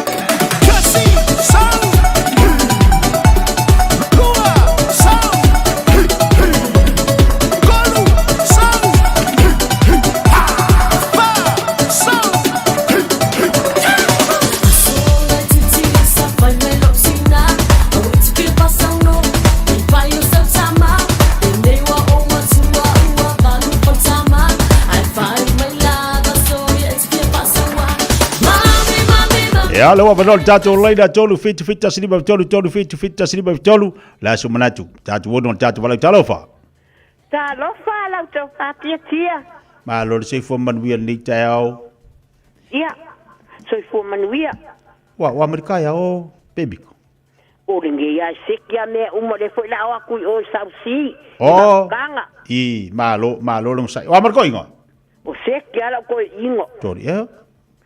Sekia. Oi e moi. Ioi. Ele Maria. Ola se pe ke makuar ko ngula so ele ki kiri a pemita. Ia pa wale me o ke manga kua fai mai o ma kua fa mama ka fa fale la o mai kiri si masi fa mama ia le ai ia male si me a mo long ko wole ka longa fai fe au ia Manga ia. Seki. Ai ko la kiri si masi la vai ke. E Kuala ya meskala Christmas ngala kuaka mai la fu ai la Christmas. Vivero lo kaping ko la so. O amakwa ma ia umalo o pinko falo fai fe au o pinko le ngo. Ioi. Tori ka de leila. Seki va tai a pemita. Alo faku. O dia jayao. Le ja tu we vai banga. Le banga jayao. La se meti mar tu ton. Ngai vai kai me o ka vai fu ile ata tu sa mo ba kele mo la ki simasi ya au kele lor ko vai kai mi penga e ai si ai o le mar kai mi wa makan kau la ki simasi si ai mo fa ku au kele lor ila so penga yengi la ki simasi ya kai mi da gi lu ma matu sorry kai mi wa le vanga nga pisel lo ba ko mai a mai la au kau aka mai mai mori ya ba ila de sasa lo makur ke un ngolo ngafari au te dei do peda ini la ukisi masina vai te chalofa kia balo se fo dia wa mai le de ja yo le fo pisi le wa fa ya ku peking on ne kai au wolo wa va fa ya ria peking kai au ranga pisi wa sau o ka kan ka ai le la fa so ku pisi ti si vas ala la se peking man ku ko Ole meu ke mangkua, o se me mangkua le makongu. Iyo, se me ke mangkua ia ko i tapedang or Christmas. Ya o meu ke mangkua le makongu nga vai kai. Ya o me yo ka penganga fu ai me se meu ka longa. Iyo. Yo o ka ba ya le o fai meu voli. O meu konkonga. Me fe ngai fai ulu fe konkonga kinyapa. Iyo. O si me ka fia ka ke lu fo we ka penga me uma ngole fa mai o le afia finga le la fa sa vali merkong sekia a sa longa po o palauli iyo me fa penga yo kope ala ka ngai o se au manga venga wale la e kali ngasa a solo mai ye momo me ai ye ka ke manga kua fo ya ka penga nga ngu o le a ka penga le afia fimeyo mang wow ka penga me nga ka ke manga kua ya ia ai ka ke so ka wala se au me fa yo ngi ko wala ko ingo ma ko isa wa a o ko ngi o le la ko ngi a isa fa nga vai kai mi o le sa wa yo ma ko le vai kai au ke le i o le wo kai mi ngi fa pe le nga le sa ile pa ile pa ale wo mo kai lo ko la ina fa lo ka ai ngai ko ngi ya ku a pe ka ko ngi o ko inga lo ka buli ko sek Olo ka muli ba ko le sa ko sa wa e ba ai o e unga fa e ka o kai ai mo le menga e ka ka mi ka fo i mele fali o ya le ke ba ai e ba ai pu fo ya ngai pu fo ngai e ola ke kele le ka unga pu hawai ke pe ale le ya lunga pu nga ke le manga pu ai ma ka ko sek ngalo ba ai o sa vali la ko inga la lo male moli wila ke le fo ya ngale pe o moli lama o fanga lo la ko la lo sa ga ko kai ngamu wa kasir makko ngam kele al ka ngam ngasu kele los kan kai fa fole le ye fo ngale pe ole ye le fa ye ye o fole ami ol makko ka ngam e ka ol makko ngam ye nga ka o mali sipikon ol mak fale o ka ol sipikon fale sawa mo ko ka ngam ole me ma wai oi saulo ala ko inga siaki la lo vai ye susu ko solo ma o fa fo ai fuspa ai bang wala la ngal fuspa ngo do pe ale wo ai pe oi do vale pe gide ko ngala au me o ma manga teki so ko ai nga me malo fa tai ma dio tao fe lo fo ya mo ka wi a me o ma fa pe nga ka pa ai la so e tawa ke le amo o ma wi la solulu ma wi fa la solulu male Wednesday Te bale wati lo tos fole famile te tale o le tu las fulu no po kalamba la so manatu le tae tatu tatu no tatu faso ya wa fa ko o si ya vai kai mi sole ya le foka fra no o ngai ko se kin ka kai da vai kai no ko ngai ma kwai e tele atu mea o te lo ala he na tu tupu laso i lo vai te mine Ai awa ese ata penanga la to Christmas. Ia ai mesi fo ia Sofia fia ainga. Inu afio ia po afioanga. Te lola to telo la to leae e maua mai. Ia ele ni la Christmas daso. Au tele lo po di talonga langa ngai kalonga mo mai ngava keibi. E ele ko ngak apa o voli kama fo le velo o isi kalonga mo kalonga nga ke lo ha nga vesi ele makongu o ke Christmas o voli con kingi apa o le afo o le velo o isi kalonga tatu no tatu lina talofa yo malo se voa Oh, malo se voa la suga kia. Malo se voa o male tayo. Ale manuia o so leile tau tala. Ia le so le sa no mai. O fele tu para vai so. I pokino. Oh. Malo se voa marelo por calame o te momole sa o vile tuai fa lo atu o fai mana tu fa pe a. Alela o vile tuai il maso fale ia o aso le penele sa tala. Ia aso le si sa no mai o le ase me ke banga kua. O le wa. O yo la wa. O lo sama o sa tawa. Wa o ki sama sa kau. Io lo sama o lo sama al sa tele na me tuli sa tawa. Mana ia le ia sa no ia origina. O lo sama. Sa no ia origina o le ase me te mana tu ai situ. O vile atu ti fia fa so atu mana ia lo sa no anga tia. O sai mo le atu o lo atu o le tio o te mata e o por calame. Tai. Fia fo ia lo to mato ainga na o ma se fa na to lua. Ia o la se me te mana tu le tonu wa so le. Tu le e fo o sa ne ta si wa fit fulu. Oi, ia. Ia na sa o no foi o lo le tuanga lo tia sa foi au no ya amosa. Ia, o la se me te mana tu le. Ia mana ia alva ai te fo i me fie fai le aso la sa no ai ki si masi fai o lo tu fai po fo i e pe o i pora tata me sutasi. Ia. Fia ia e foi mata o talavo mana ia me sa no foi lo anko sa foi au na ia no ama.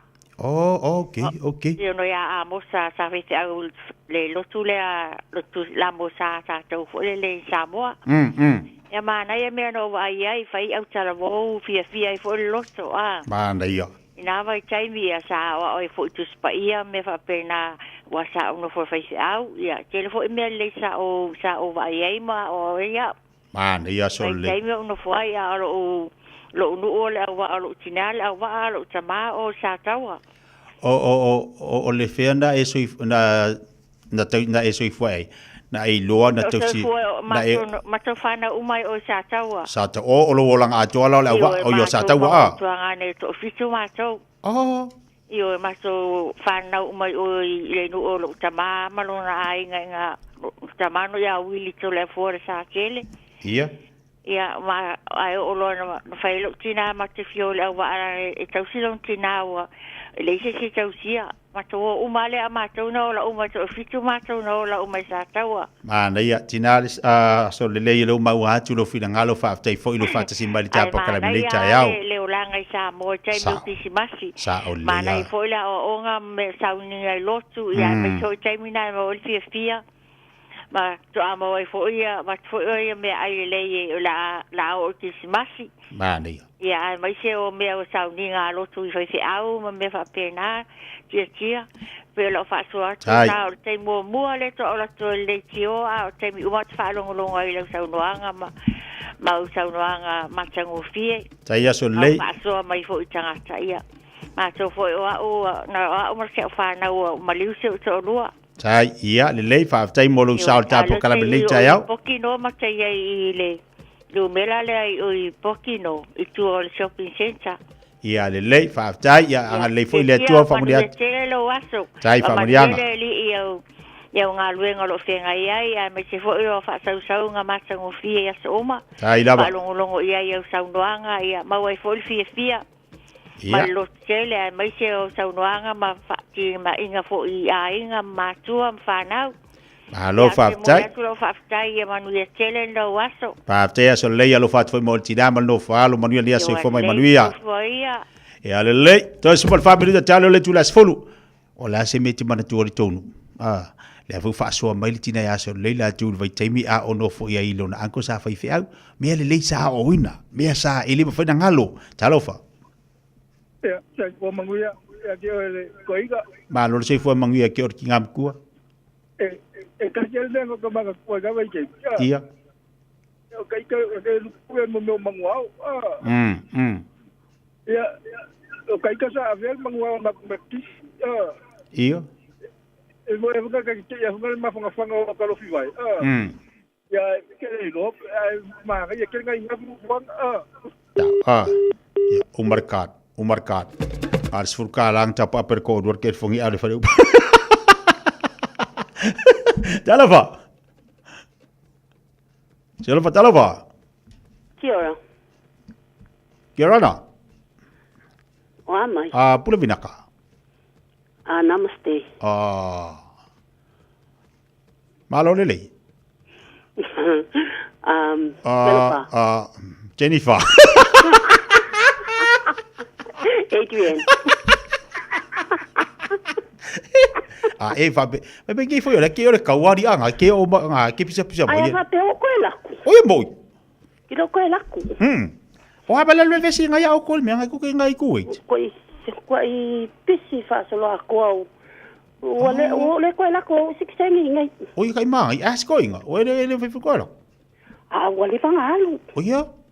Le fanga alu. Kalo fai so. Ai Oi nga wa ko fo. Le ya me fo ngai. La ma nga ngai ku wait ke le ka ba fo ngai. Ko ke le aulu. La ya ko va vai mai fo ile ko inga ya wa de. Ki piro le ko inga ngai. Ele kai la vai pension ele ku sama. Ma pension ko inga ngai. Ai. E ku se faru inga pension ko inga le fo ko mo pension. Fa ko ru. Fa. E wa fe ka wi wa de vanga era ku inga ki esko.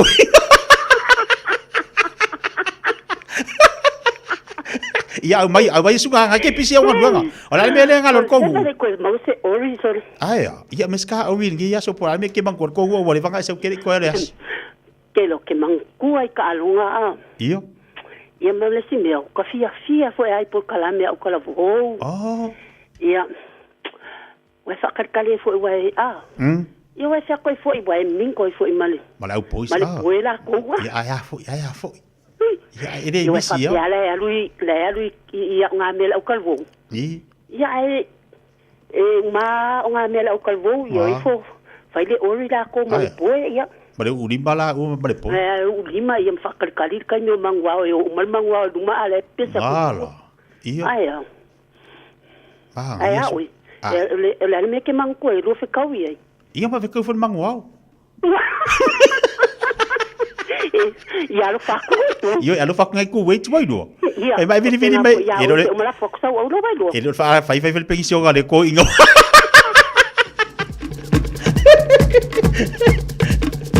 Dala va.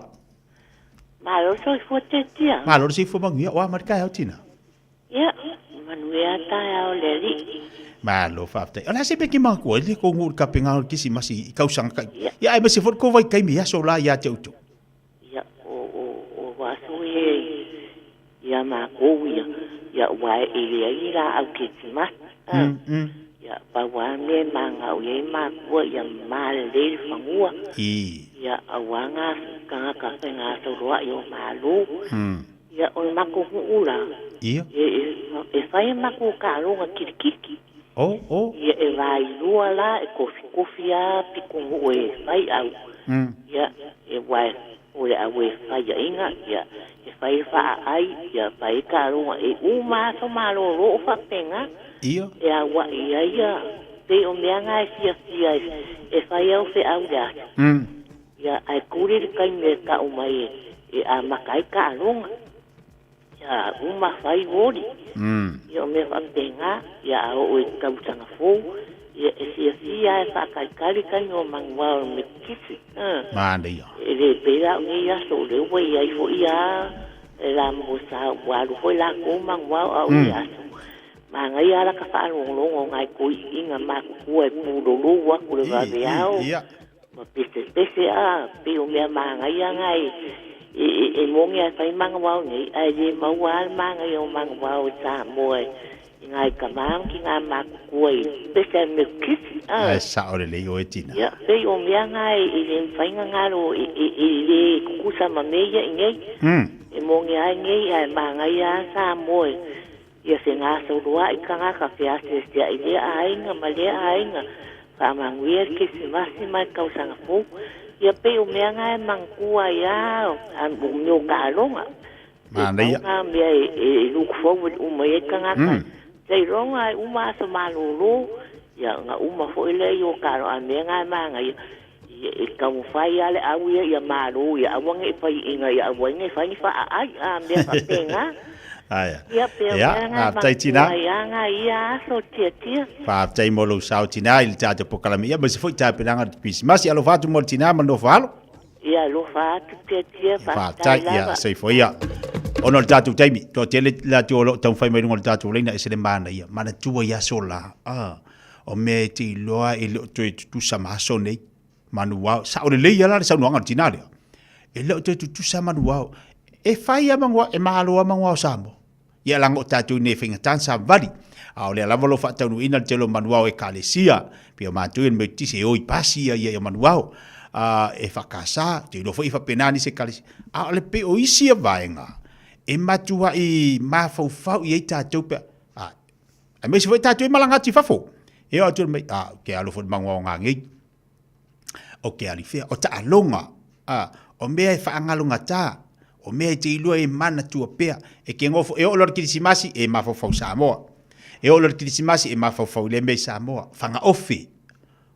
Ke lo o koe whaalongo se fanga ofi. Ka ilo po yeini si afio angai Samoa. O koe wha pahar kamaranga. O koe wha pahar kamanga. Fanga ofi paipa. Wo oi me le fanga ofi apasusu. Wa vai me wo il mamlama tātou le I Samoa yasola. Mombole va ko apasusu fanga le peongo apasusu nga sai la ia le pau. A ole mau o sai. Manga sai.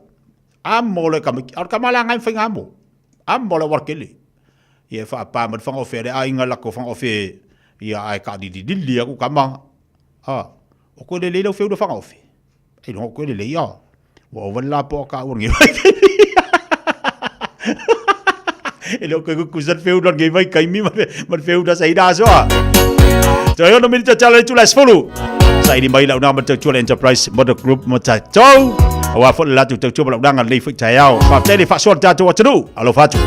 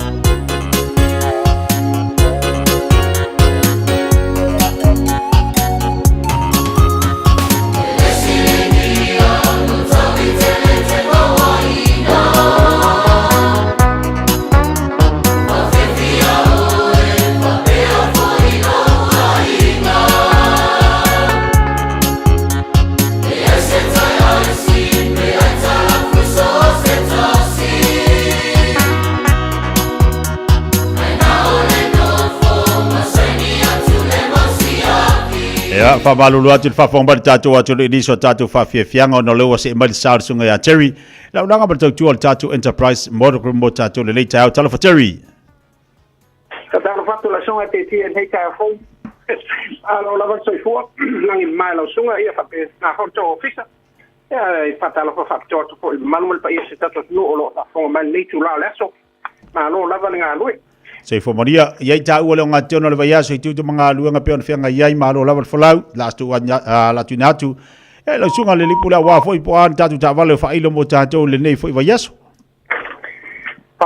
Ja, ole tulanga ne lo fa pe la fa avo win pe le mato to ko le mato promotion le fa ile up to 3000 le cash bonus le kilo makta vale le termine ai o ta vale uma enterprise man ka ole lo ye le afeta la le cash bonus le fa ta vale le mawon ile fa to le tele tato ta vale o hanu pel termine ai no leo o wala talata mai fo yaso fi on tu smati ma ta san fo tele tato band po ta vale ta fitu balu ta sfonu no po o le lo alu termine mai sel tato tu no ai no lo fo ia fai amlanga mai fo ia malmo pa ia ta tu no o ni si nei tu la pena so lo maua tato Valfires o ta vale pena o le ta i balu no fo le fitu no fo le Nissan Serena stafile ta vale o na mia terminei wa pe o Nissan Serena pe ta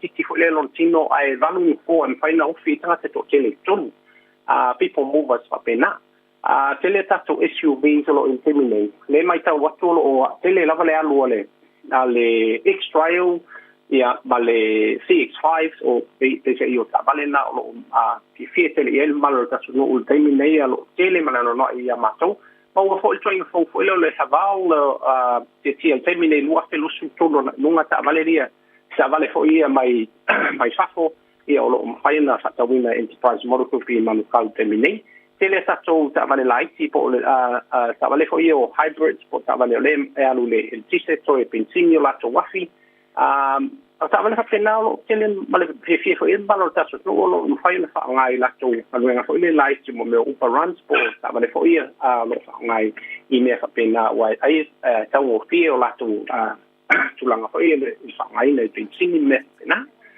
mole financing ta vale po tulanga fo le fa pena lo sa fa peolo e ala la tu ato pilani fa mole e su no la mata website masani now le www.enterprisecars.co.nz fai me la to sanga ia o e so le link po tulanga le fai fai la bank statement o no o me o ma fa pena o na me fo la mo vai temi nei mo la fa nga so ina o la to sanga mo la to lo papa au pe no nei a fi au kilani nei en fai na su mai le ile mato yard en faina faela application nei ia ma bank statement ale na fo yesu la bank mai la statement de masani la van faina mai de tonu masina malo swafa ye lunga malo address fa faina fi ma pa ve faina lo application ma mato le limon fit to Great South Road in Manukau City limon fit to Great South Road in Manukau City en faina mato ki telefon mai fo le mato telefon masani ole o iva lua fitu fituono o iva lo fituono o no mato ma sunga ia tau papo ia ma au kusufe lei lo mat fatase nei ma wala val tau toina sia tato no ma stai lo bato no te ti nei ta fo fa mulio le toi sa mga vengo toi lo sunga nei aso e na fo le faso sunga sia tato no Hello. Oye mai manuia pa tai le sunga Terry mo tatu li poti nei tai mo di fonia so sei fo mai manuia le lei Terry kun pa le Terry mo tatu fa tatadanga le tai au pe nei le tato na mo tatu al enterprise wala wana le o varselau o no tasiano fa tasi valu tai bele wati lo tato du lava le tu la sfulu simal fa fonga I tatu tala fo ile ngana Samoa 24 hours a day, 7 days a week. Radio Samoa streaming live on www.radiosamoa.co.nz. O esi la fia e iwa te si male tolu wha miliona ta la le se leni ale UTOS ua toi whaasafua atu I ona sui whai unite I le lua o lua wha. Whai sau teo ngā tupe e teo wha whainga luenga ai lau se leni ina ia vave wha tau nuu se wha moe moe ta ua a lou a inga wha pe e ka le sia. Whaonga au nanga le ANZ po le talofa voucher, le M-Tala, ma le My Cash e ala i le Click X. Whaafsota mai le ono valulima lua ono iwa whaiva, le www.utos.ws, po le e-maili o le info@utos.ws, po le Facebook, le UTOS, le whaaputu ngā tupe te whaawhaingaluenga o le mawaenga tausia Samoa, te whaawhaingaluenga e mātou lau seleni, ai sele e oe le manuia. E whaatalo whātu tala Whawala Radio Samoa i le nei fo i tae au mā lo le soifua manuia, alo mai o talo le aso lulu. Whaanoa le tala o sau nei tū ai tangata Hutt Valley, e le mawhai o na whaia se whaingai fo i ai le manongi leanga lea ono o sau, mai le no foanga o lo alu i ai o tauta. O le isi whātau sanga o i luma le whaape o whaamauti no mai, o le umi lea o le ato o no sai atu ai, ona o le manongi sau mai le siviu. Wāti le fia i le toi whai mai o le ua mai a whaale leia mea whai ngā luenga o lo māfu e le manongi. Peita ai e le o yeise wha amaoninga a mea e alu ese ai. Mo le mau le toa te le tala le One News, watu sa nei ma le valu tau sanga o wha atalo sanga i a whaia se whainga le manongi leanga le nei mai le Seaview. Ma o le e whaapea wate le tau sanga o polonga mai ai tangata Hutt Valley. Watu e tau tino le Wellington Water watu wai tele le ngā yoinga. E toi whaale le ai mea whai ngā luenga i le Seaview. Ai mai le pule nu o le Hutt City, o lo o ave i le wha mua le pule ngā nu i le nei mata upu. Ma o le e tu sa ma le 2.5 miliona le e wha alu e toi wha ale le iai. Tu umalo le sa avea ma minista o le partia le National, Nikki Kay. Fasu fatu sanga le matua o le soifua Kay. Lea watu umalo ai ma watu e moli mausui o le parti i lunga le Facebook, i le misia tele o le mafutanga. Tau sanga e lua afe ma le valu sa ia o mai le lua afe lua se fulu, na tu lai mai ai o ia o le whaipule mo Auckland Central. Ma e tele fo ito finga minista na ia tau avea, ma o lea fo ina avea masui ta ita ai o le National, ai ele i wha amawai mai le lua afe lua se fulu. O le tau sanga e lua afe se fulu ma le ono le ana amatai tonga fitinga o ke i le kānesa. O se tasi le ngata wa misia le pati, ai wha apele to atele o isi fo isui a whaipule i to tono le parlemene. Watala noa te unga o le whainga o loo whaiaisu enga NCEA i New Zealand, ma o le usawai malitala o loo wa aie ave esele level 1. Talo sangale nea le Education Review Office, ma ilana reporti whapea o se whainga e tatau ona whaifua i suinga wha au popo le ua amatalo i e le tausanga nei. O le NCEA level 1 fo i le pei e le tau lia tele i le wa aia whale whainga luenga. Tu umai fo i whana wa onga o le wato a tele tamaiti o wha vai ma onga. Tau noanga le minista wa onga Erica Stanford o le talo sanga watu ina mai e ave ese le level 1 o le NCEA o se unga e mawhai o na o iai ma o le reporti fo ina sau itua i le asona nafi o se reporti le lei tele. Reportia mai Afrika i sau tele fasi o tia o le li i kiwi. Reporti le Daily Voice o le li i kiwi o ia lea na tau mawhai e ta ofi le au ngā o i Monte Vista peita ai o lea na whanai. Whaamaoni ngā leo Afrika i sau te Fast fu maleiva tau sanga le matu o le li kiwi wa maliu ma e whapea. O le ana tau mawhai e tali atu le au ngā o i na oso wha ia le whale tupe ma whai na i loa. Whaamaunia mai ei fo e matanga luenga le vai whafua ni usila o lo ngā lulu e neile ko ne sula i Afrika i saute ma le ainga o le wa maliu. O na o le pui pui ngā o whaamatalanga e tu ina mai le nei mata upu e le mawhai ona toi ma wa mai nisi whaamatalanga. Whai watu i tala mai au se talia.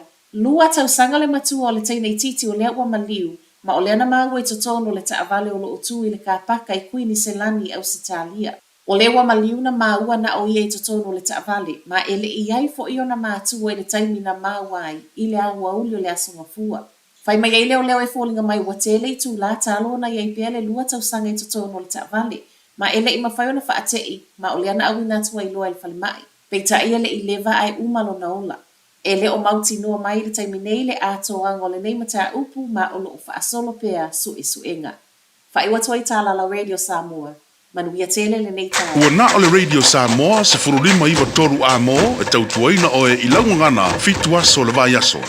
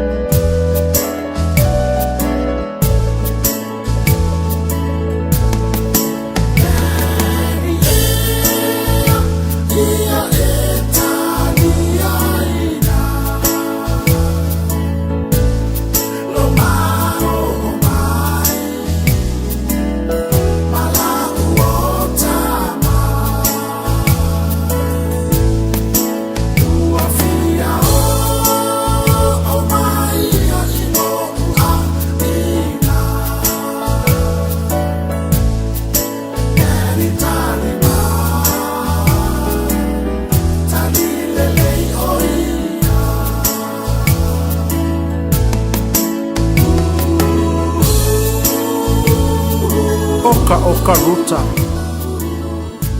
Ruta. Pei a pelo whaku. Sewa ai ia ke oe whaku asa fulu ua o kausanga. E ke lei kai lava ma e o na ngaku langa. Sewa ai e lei ke ale kawhi o lo wisu pe. Makua i e kaukalai kiki ke le se. Ruta. Sa o kua ku ngei oe ke alu lea onga. O lo pa se kai au malava. Male kupe ke ai pe a kale malolonga. A ole ngei ua e kawi mai ai lo lofa sa fayaku ya ke oe. I lo sauma au mai le ngei ka ngaka. I ko kongo ka ko fale. Po fiasa ka ai. Ruta. O ka ngaka ka ai o sisinga ua e sauma e lave la pea mai ai. Oh. Makua ke lele ngei a venga ua kau ave ngei.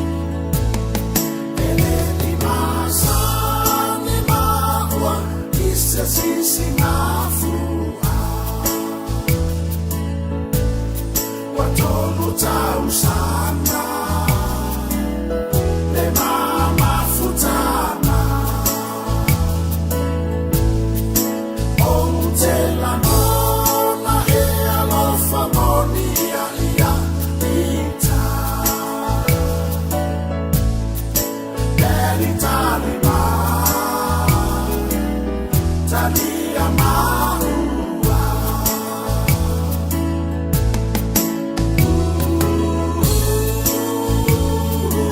Oka Ruta Afa yaku o ngaka pungi leo lo nguku Wa ei loa Ngai kei wa uku waku kongi o ifafo Wa ei loa Oide ngaka ma Sole Pupula mai o maka O feasa o ngu maso wai Seiba ai lo Oka Pese pua ai bao Lala mea ole oki ai Ka ingo ingoe Ai longa e ke mau se a inga e whaise sakai ai e so ka mama so kinga Ai longa fo ia ke iloa la langa se ako Mako kongi ki a pula e whai e se maka Ai longa fo ia ke whai ngā ruenga E maua mai e se kupi O ke masala o e kongu lava lea O loo omo ai ngere kauranga I le soli ange, soli ifo, soli aku, soli mai Ma leilo loa ai mea ko kingo ka ngaka i kauranga Oka Ruta O ke masalo o sou whasalanga lea O ngā lo leo sky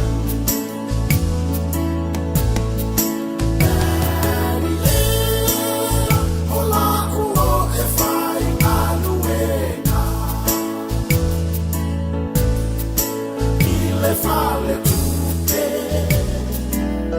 Tele o Samoa E telefo I le faato ana I aleisa Daddy Talima Talia Maua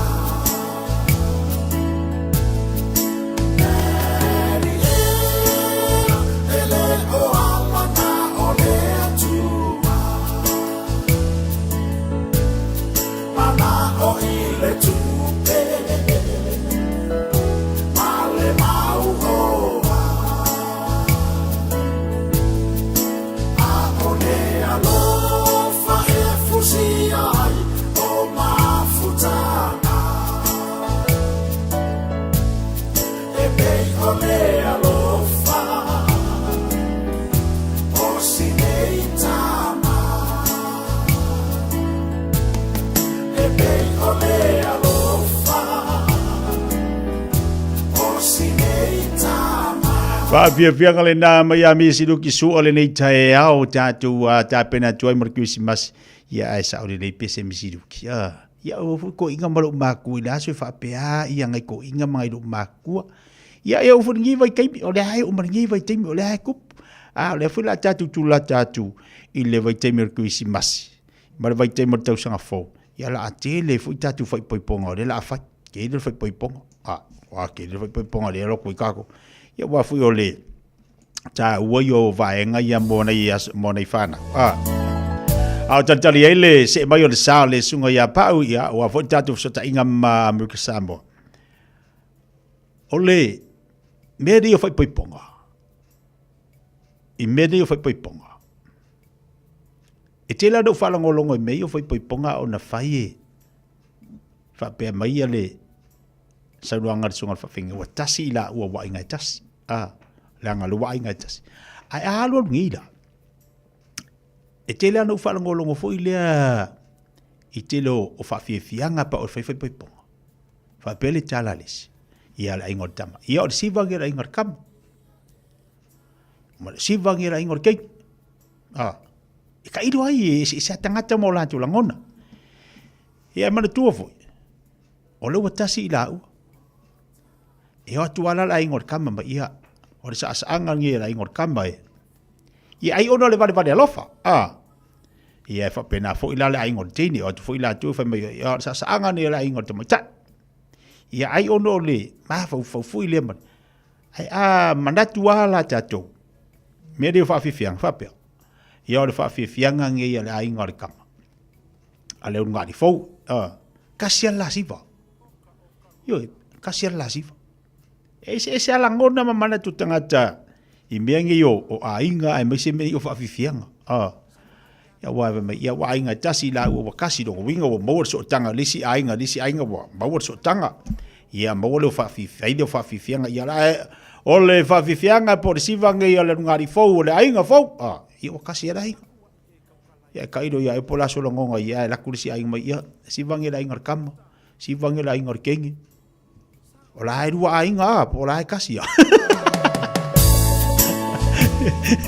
te nei do po la kasi ia o ia so ia ai o le vale alo fo nei matu ia la tu fa na ya nai mafuai na mo le langona na ia o le fa ia kurisi vale soangi la ingor kama soangi la ingor ke ia ai mo tatu ia wa umanga fa ia so ia fa poiponga ya soala ala ko ka manga ko fa si fa poiponga fa so le ai la le ai le ko manga miengi so ya sai na sina musika mo tatu le chao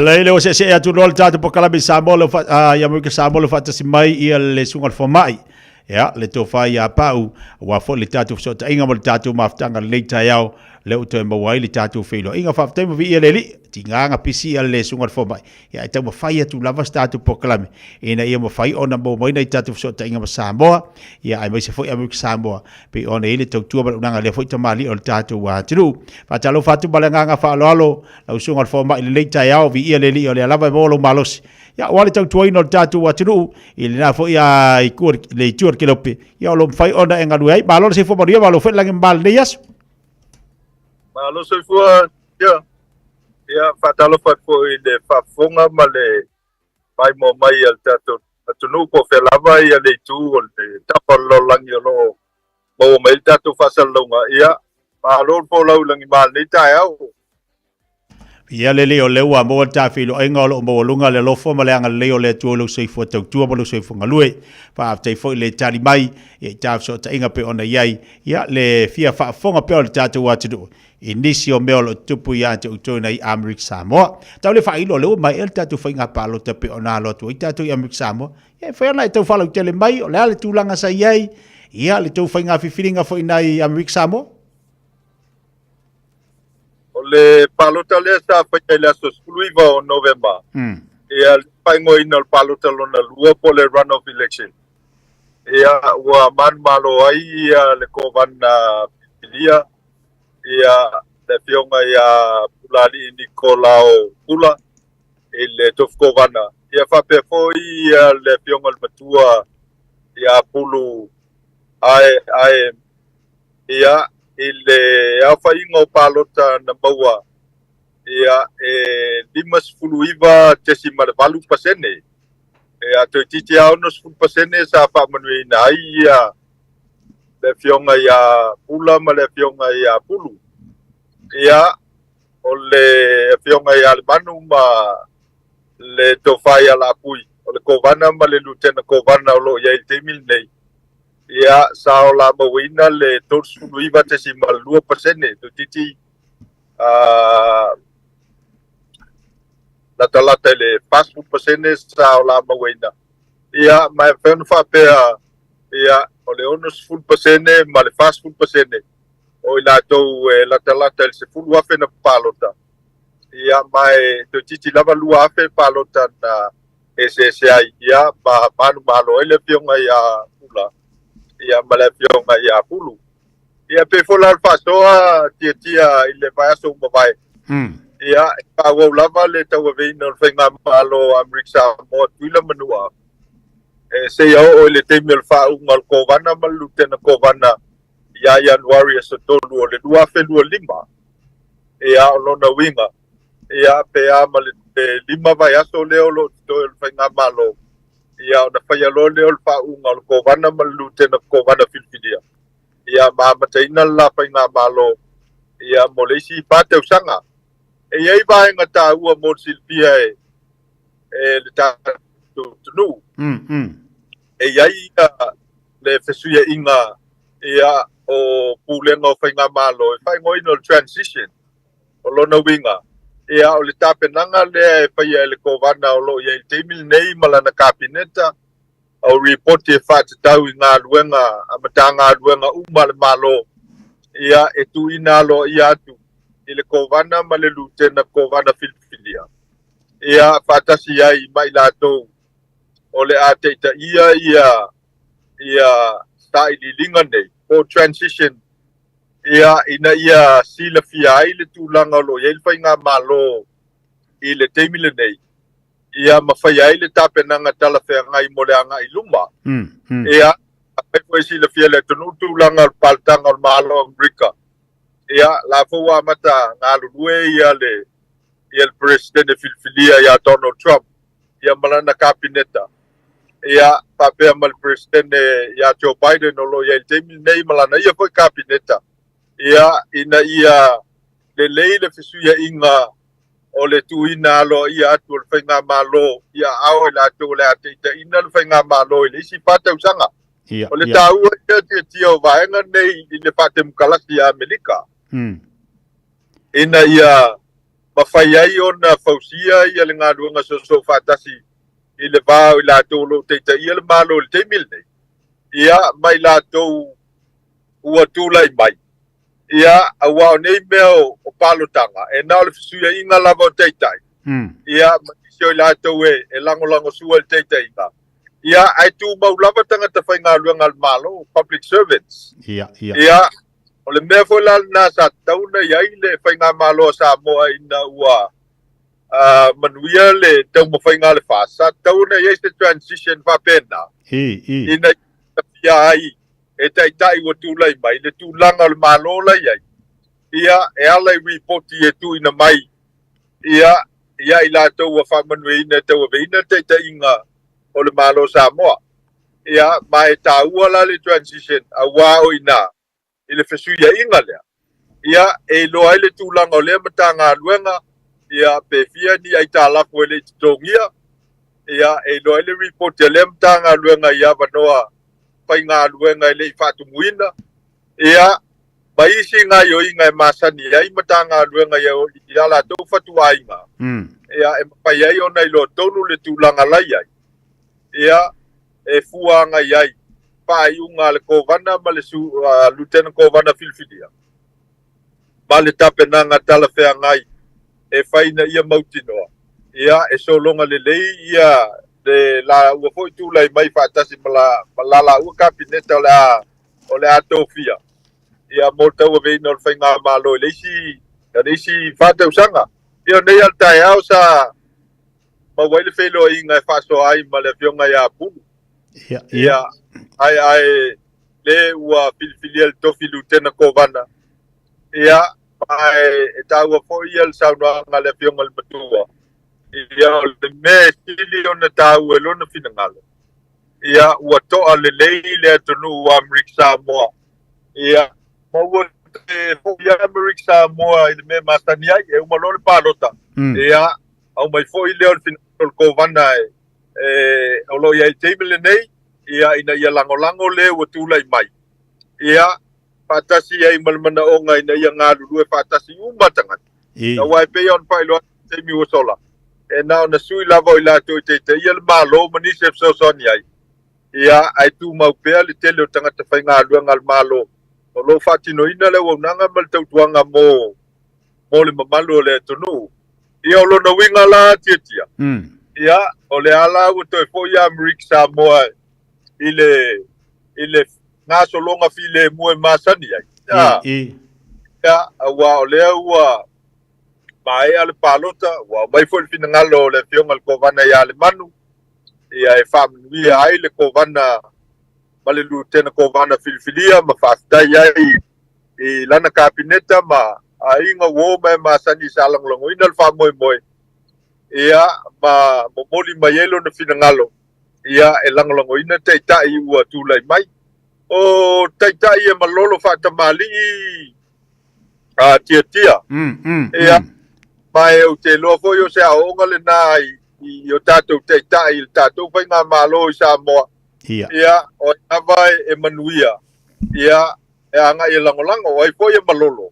ia malolo fatamali ia ma vaini si o vaenga o ngā luenga o auaunanga matau tuanga le atonu ia e langolango ai tātou lo whai ma teitai ia ua filfilia ia e tulai mai le taimi ma le taimi ia o le tulanga le na o le palutanga ma le tapenanga o lo whainei ia ua la talata ko ia Amerik Samoa pe o Amerika ma territory ma stete ia il famna tuina no tata was paktai le Stofield Device ia po le Thanksgiving ia o le asa voi lea e fatu muli ai mauta malawa ma whainga ainga ia i voi lea o le pipi se tu loule ia le whafonga mai al tatu atonu ia a wai PCI ia o le manu le na e tele na whaonga ina i Amerik Samoa America Settlement Territory ia e na tuelo lato was whaftai ia pa ole ai mari tele le vang ala sau sida fo ilia ida o mai al fainga filfilinga Amerik Samoa ala sau sida i tatu tangata i Amerik Samoa wa fia wed swinga o le tulanga wo ia al tatu tofi na i Amerik Samoa ia o nei lava me o palota tia ia e whainga tau nei loa ia le taununga ia na paule me au te loa au ia o la tau lava salango ina le fionga ia pula ma le fionga ia pulu ia o te loa sa matua fia ina wa manuia la tau whainga ia o te lo foi o la tau salango ina le fionga ia le manu ma le to whai ala pui ia o tangata wa masani le porkiki ia e loa i tu ainga pinangalo o faalia mal fato fala inga momoli mai ai ia ala u foi lang suolo no winga ia o laila tu te talia ina le malolo ia male faya ina le palo ia ai sa ngai mai lango lango le fainga malo ia o tai tai wa filia molisi pata usanga o de ia me por titi tia ia e ia na tata la no vol te mi sola ele manga miel tanga ta vole le fai meita awa ele va pe fai nel palo ta umane ia e fai le si lua ta usanga e fai le si pata usanga a fai ala o tanga ta fia le me por titi ia i lo malolo ia si le fia foi on fa manuina ia ma fa tino le au nanga na la una fina ngalo e tau vai tofi mole te inga ole atunu ia mai votoi file mulava ia Amerika mo talu na umal palota ole fai ngofia no fonga fu ye toi titi tangata ya lala papa ai ia e umal paloka ia koi foi ale ka ko me masani ia wa foi e fe vai ia telotai ia le kaulanga e kaumi fu mati ngalo fina ngalo paloka ye wo ia ai ka ko ngai luma ka penga le si paloka le si lua tau sanga man fata usanga mana ia Maria tele le vaenga e se fo le taua i o vaenga ia te saunua e fai loa mai le tūlanga lo ia i tatu whainga whiwhilinga ai maise o le swinga wa ia le no foa ia i tofi tono a miksama o le fo e te tala noa mai fasoa i la ngona o tatu tangate te tau ona o ia moni ma wha maori le saunuanga tatu tilo le mea ia o mor whainga whiwhilinga tatu toi anga ia tula ia le toi su ele le tala awa ia le mea ai tamaiti ia malikongi ngofa pele tatu te ia ia a toi tai pena toi balisi whainga whiwhilinga pe ona e tala ia i pa ule nei fo tai au o le ase tūlanga lo ia tai penanga ia walau tatu tula te Christmasi o hani tūlanga lo ia tai penanga ia te autou nai amiksa mo ia so fa pene o tai pena te Christmas ia o silfia pe ona failo te musola e ngai ta pena ngai las faftai po le Thanksgiving ia e so malolo la Amerika mo le stofio vaso le nei ia ai elenia o ngai fai le stofi males forele lo na winga lua so malolo ia mo alo mafanau a onga ia ai so malolo le stofi mo tangata fai nga luenga ele ngata le malo ia o company tua o le so lo fai lo ngaina ia i le malo Amerika o na state fatasi man territory ia o le aso faftai e umalo le faftai ia o na mata vole o tapenanga ai o le vava ai na po ina wa tau nu mai Amerika ia wa mai tau o le tele lava o mota malao i Amerika mo ia wa mata ona teu mor ki disi masi ia e tanga ese foi Amerika Samoa i le teimi o le tapenanga aulu mana i le kilisi masi mal tau sanga fo o le tele lava ai ngai nei e matoa fa alu la la tau sele ia e teu le lei mauta malawa ma no fanga o lo fa mawina e masani o na teu ia e anga ia ia le tonu e fai po ngata ma ia ma sila mai mo ia e ia foi le tele o fio anga nei Amerika Samoa ia pe o fianga o matu fang de ne matua te wa to ale no fuanga o lato fo ia ai ia i moli ia faile lotu e ki alo ia lato moli ki simasi ia patasi mai si no fuanga e pe o le fianga ia lo au ia mai o no fuanga le ngata e lala muai sa pa ingonu ia mesfoio o no fo apa pe ngai ba ia o lo la tau langlongo ina ia le polo kalama ia e fai ngofia na fai nei amatou tia wa tau ngofia tau ole pau avo le male male moli ia au ka koula sabo ia e fai ole tau mata moli ale tau mata ole tau ole wila ia se longa ai ngolo lava tama ai nga male ala nga manduia e ma fai ona fatawina matongi le pili ole moli ion sta mo ole to inga te ungal na mor ki se masia o tuila e to titi pa o le tele o pale moto malawa ia le leo na te wina ia ole tapenanga ia mo le fa mo e o foi lai lo pale mo mo fa tula ki se masia ia ma fa pi uma mo li o ki se masia masani ia masalo a mo le avanoa ia ile vai aso ia ona tu leo na ia te lunga lo polo kalama Mana ia. sila ia na ia tatou paanga o lo mai mo whaponga mai tā polo kalama e me se ole teimi o lo e tiute ai ia e mawhai eo na sila tūlanga o le teunga o ai o ta malawa i le territory Amerika Samoa E sele mana ia to tele tapa anga ia le whafonga mai au tōnei Amerika Samoa i lunga o tāpo kalami. Ia e mese fo ia i lātu o le mafuta mai Amerika. Ia o le fo ina fsiringia le tinu puani mea e tā ua. I le mawhai o na ngalo ia lātu vai taimi. Ia e se fo le tā ua tā penanga ia tōnei Amerika Samoa. Ia mana ia.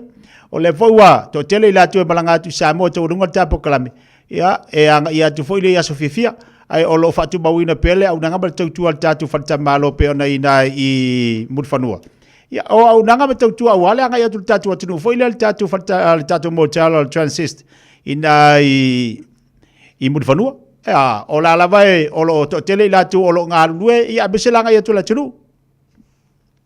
Ia o le no fonga lava ia al transit motel li lava o le malava le fale o lo male waku i mudfanua. Ia e matua tumu i le vaitau le nei, November, December, January, February, ia wai pese i o masina nei anga i mailto tele o le tunu o lo alana papa o i tunu i wako. Ia o no whalavelave Samoa, ia o malanga tāpapau, ia pole anga i mai po i asi a inga i Samoa. Ia o le mato numera e whamawina o le whalima o valu, ia o le ono valu lima o le area code Samoa. Ia pe maua foi ia le tele o mato whasalunga i lunga o le Expedia, i lunga o le Booking.com. Ia whatasi e manisi company o lo lato whasalawina falten malo. Ia e mawhai on sa ili mai eile avanoa. Ia manu o lo iai lava ia nai potu o lo avanoa i le nei vai teimi pisi. Ia o le tausanga tia vaenel whaponga mai a le to tele o tatou paanga o Lokalamba. Malo whaaftai, ia, via le li whaaftai o le nā lavai, whaawaulau tautua, le na wha maua atu o le whatua e fo i atu i Amerika. Ioi, ta whaia le pese fo i le whaakasata fia whaapea o tauna, malanga fua i Amerika, toi o pai, ele ai angi kelo ngi whiarua i mangi me kau apalai. Ia waka fia whaapea o tauna e sa ori upori ngā pese sori. Ia mu ia oi ke whiarua i Hawaii, Amerika, ia, ai wone ngal fa fa ba tatu wa tru tatu mo tatu fa tan malona ina i murfanua vala wane le fa lima o valu vala wane le o no valu lima o no valu lima tatu telefoni mo tatu fa la tatu mari Christmas ia na ya lule te afel tatu fa tan malo mo tatu chala fai kamar ngai ke la ko ngofo ka relax lo mafu fa ia ma ele ko mafu for ko ngi pili nga lo ma fau ai nga ia e ma le breakfast tai au o le lunch o le dinner le afiafi ia e koe alu e ke la ka vale wala ba ke ma fau se bia ai le mana na o le la tala tambo tatu e ali savai awala ngale atu e vala wana le o no valu lima ta telefoni na o le fa lima o valu ia fa tai la una ba tu le na ale tatu wa fa tan malo o le Transist Motel i nai mulfanua. Lau sungal whamai, whaftai mo le tā whasoa ta inga leita au, maana i te le tā whasoa, ai mai se lo manino fo le tūlanga o lo iai, ia le tātou whai ngā whilwhilinga i nai a Amerika Samoa. Ia ngā leile tua ma, mo pēle ma losi lau sunga, ai mai se ia le, tiu te bangaluanga pēr whenga iai, ia tātou tau puleo la fo i le lofo le li, ia maua sta po kalaman vasa fau, ia ma, wawa ia tur Christmasi, te walunga fo i leo le tā po kalaman leitau sanga, whawhitai le tari vala au, whafonga tatu watu i meo le tupu nei Amerika Samoa, ala la whatu la sungal whamai, le ase vaenga whamai, e malta po kalaman le nganga whalolo. Ia, whaftai tele te tia, fia whamawina le ngang whaftai, ia, e lau sunga e whampiu tumu i ele plo kalaman ne fo ia wano tāua. Ia, mamoli atu alo whaanga ma whamnianga. Ia, o le aso whaftai, mai Amerika Samoa, ia, i tātou paanga uma. Ia, o lo mwhaiona whafonga ma mai mo mai tātou plo kalaman. Ia, ma le teltununga. Ia, manuia ia whamoemoenga ma lawasinga o le nei vai aso. Ia, tulmatai fo i vai aso mua. Ia, tātou te toe whelo iai. Ia, so i fo mai manuia. Whaftai lau sungal whamai, so i fo mai manuia. Ya, soifua ia. Le maftu bali tatu wa tunu le chayao. O manino le matele vai tulanga sa iai I finga filinga tatu na Amerika Samoa. Ya le wa pe ona sa no le tatu fo mai le nei fo chayao ya le to fa ya pau. Royal sangi ya o manino le tu ina mai. Le o mana finga filinga. E se le mana yo vai nga tala no ma iai. Le nga tene fa so mai finga filinga la valato. Ta penanga tangata ya. Ya la foto e fa so sani mai mo ta tau au palota ya le la wa ta pena tu la tau ya mo la tu aso fa tai la stof ba ya amerika ma I ku ku la fe la ko as fa kai awa fe la o ya fa kai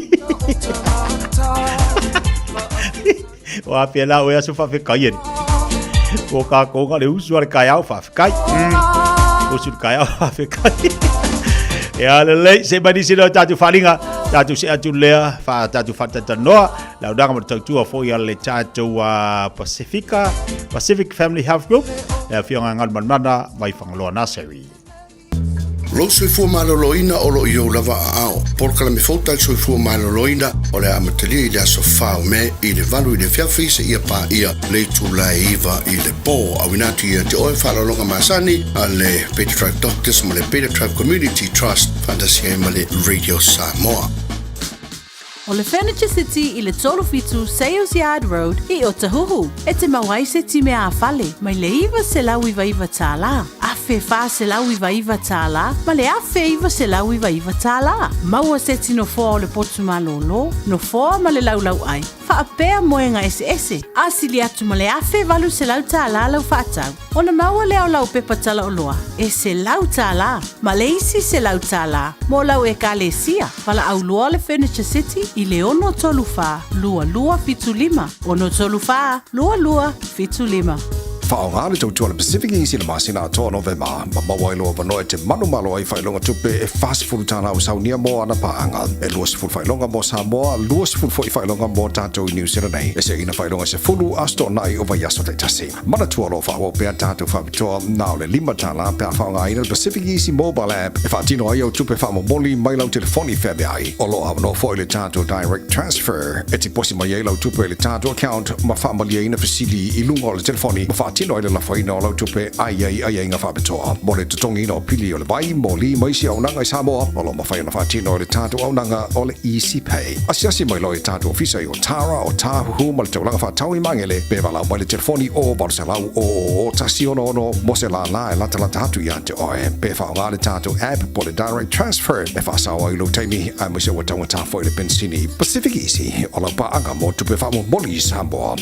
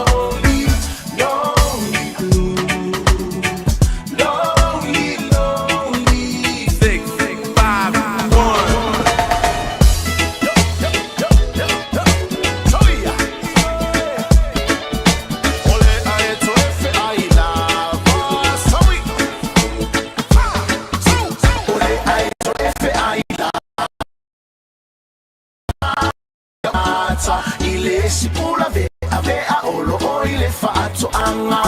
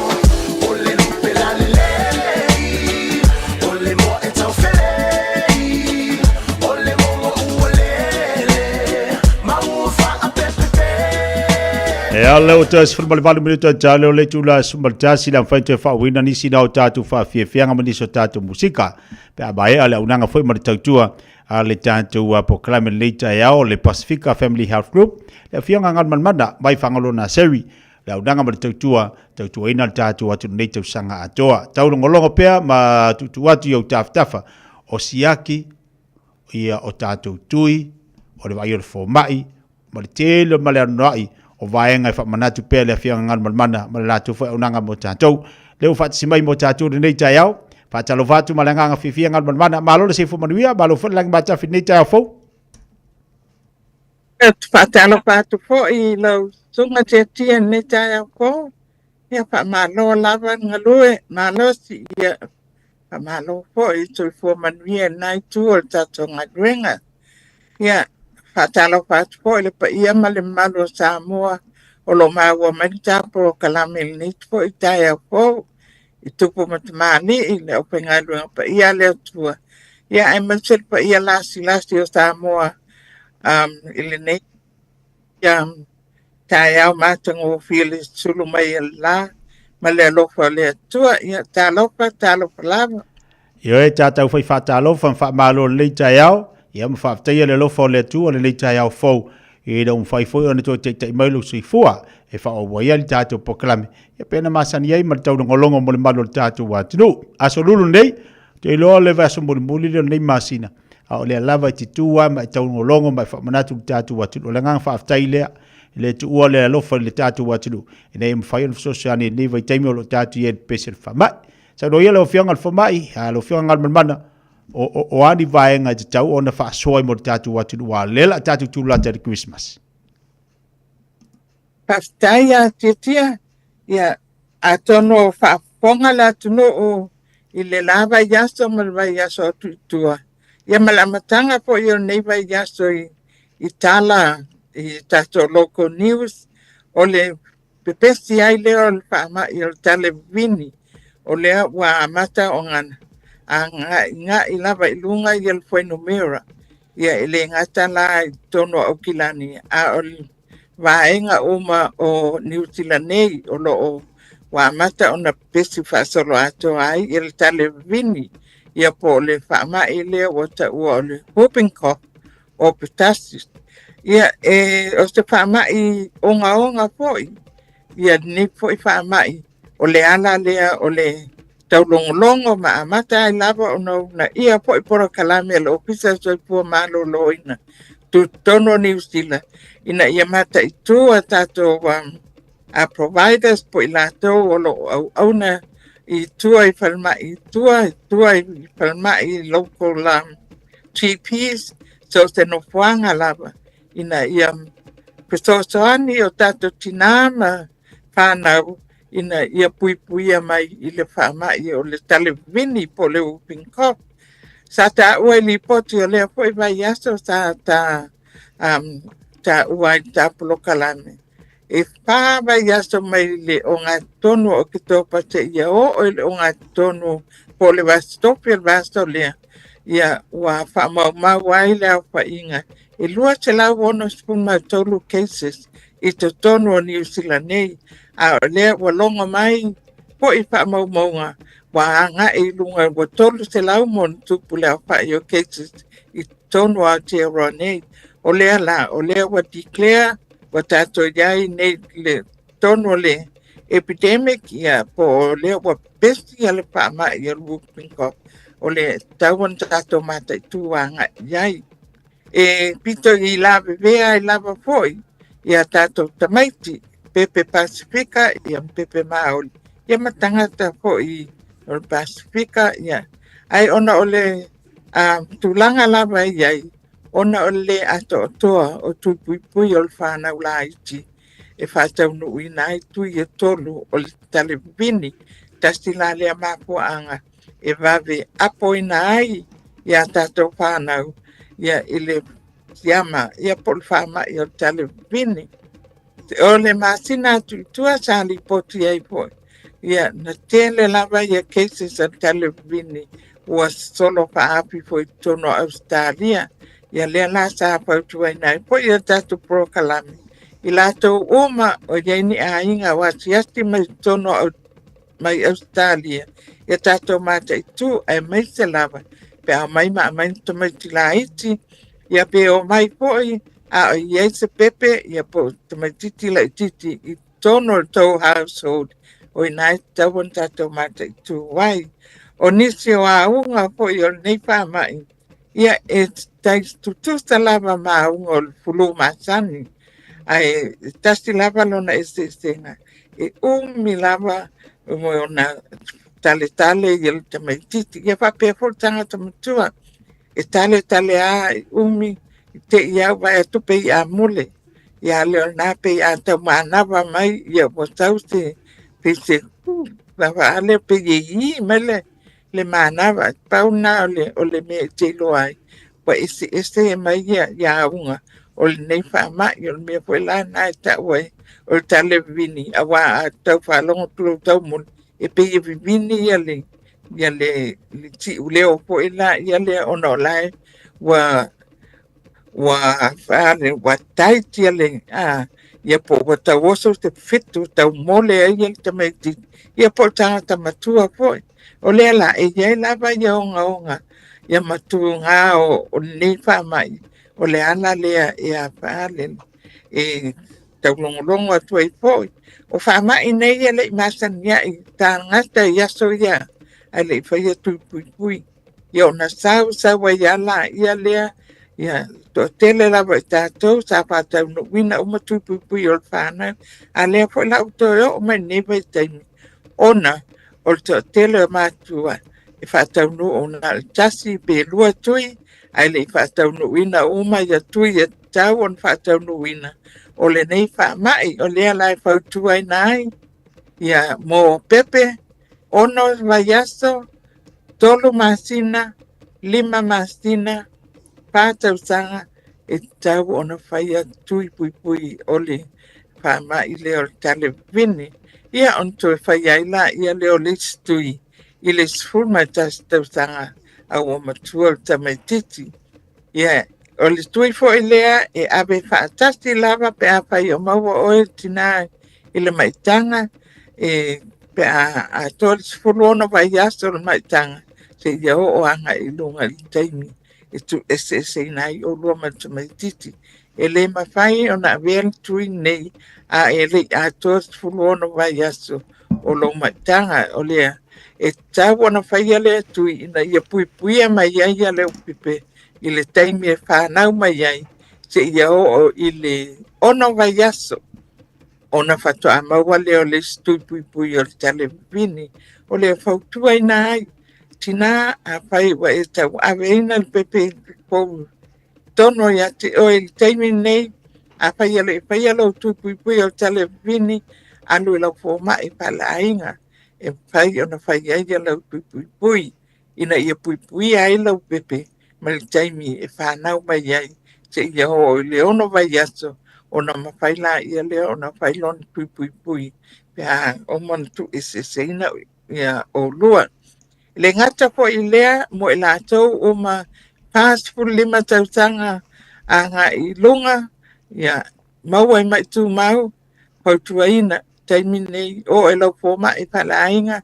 Ia pai iai o oe e te lei loa pena whaa. Taunu ina sau tui o le tale vini. Awa e mana o e pai sau tui o tale vini. Ona o le hoi wai iai tangata mātua. Wa maua po i le paa mai. E tale ate ia a mole. Ia on toi whaate ia tula ia le. Ai a le ai se ti au talangi. E whaate ia oe.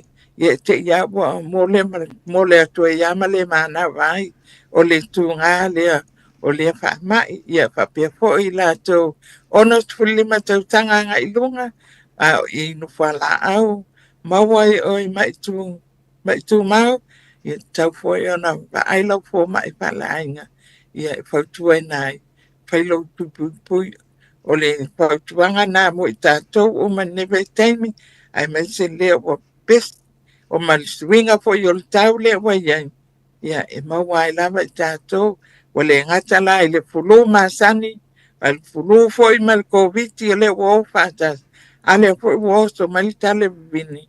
wa unga umala pulu le mawa umapo ya vangana la tale fa umi ya tale atu pe a mole ya pe mole po ya a table manava ya ole leanga na ole nei a pa mai ya ole tale vini ya tasi leva inga a tia e manaturi al porokalame tawan tatu iloa a pai tele o iloa a pai po tele o mautino pena ave tui pui o lau whanau ona ole mea lea lai ona mauan ngopia tatu whanau i nei whamai ona ole ato atoa o tui pui nioe a wā a whapea o lea lava tātou tu sustai i tui pui wa oman whaatulanga ina mai ele o fisa tau fuamalo ina tu tono ni utila ya aton ile maua lava tātou ya i nei whamai pe maua poi ai le onga o lea pautua i nai mātua o tō wa i eita maiti la eti pepe ya mai la tō e la loane o tasti tautanga ya pautua ina e tolu tui o tale vini e tau ona whai o le ono vai aso tolu masina 5 masina ya ona pā tautanga la ia lea e toi whai ia le tui ai le ia lui to mai titi i le a onga tūlanga lua ia ona o oila ia le sutas tautanga ia tau ona whai ia le stui a whai la o ia le whanau i lalo le sutas tautanga ia po to sutas tautanga po i o lo ia primary school ia ba ai le ave whatau nua ala to pui ia e whai po ia tātou tuinga ia whai tuai ia stona ia masani o na iai le vana Pacifica Family Health Group ia awa tau mai mapas o mai ia a tau tau atuanga iai tu pesili po le atu pui o lo mawai na ia ma whatau nua ia tau pui o leo to tala mai a ngai ia a perila ia tātou pui e tawon whatau nuina o na lea lava e whasuia e lava le tau e le oilonga lava o na mawhanwhana mai ia o lua ai poi ma le fulu whasolo atoa ia tia o tamta upuna manatu e tawon toi whatau whatau aina ia le tale vini le o pestia ia le tātou atonu e le o mautinoa po tele o cases nei po o kilani ia po sesi vaenga ai o tasi lava tala o lo involve o mai ia tono ni stila atoa i tono le apa inga nei le o iai ia pui au kilani ma ia o la le ia tato tu maloi au kilani ia mai nei fo ia pa mai o tato mawai po nei tu la Malo faftai, taila o fianga ngal mana le forsanga ia fai ona fata o mai mal no fisi fiol tatu watu ia tapina fo le to inga fa mai po ala fisi le to fai atu ngal mana mo nei fa na po ani a fianga onga e ono a fieni fa na pe ona mo le to inga ngase po le to inga ma ole tulanga onga le mai e ando no ale mana mole ale mawhai la una toi whaate i fo ia lea le tometi. Ia e la tua ma le manawa tua ma mole atua ia le tometiti o le ti vaenga. Ia e a pia i talinga i paalongo. Ia a pia ia isi fo ia tuta ua o le o langa tupua e o tometiti ai o le mea lava na ia tale a ia wa pentalon manava wa le au le manava pe au o tu le sisi tu ai ale mawhai la un tu fate i el teimina ia te ia bo pai atu am le au tu ia matua ia lava na fa manava tu mentiti ole malbanda fa manu ava pela le va i te te mapol tina se va ingali la tamba mantua tu pulo si be fa pe pole lole ta mapol tina pe ava ia tu kau dia uli manga la se ga yo inga bo bua tau vili for mai ambulance really for my really ambulance le ya le ambulance wa tu o lo ya ya o ke tene ya me fai on pa mana vai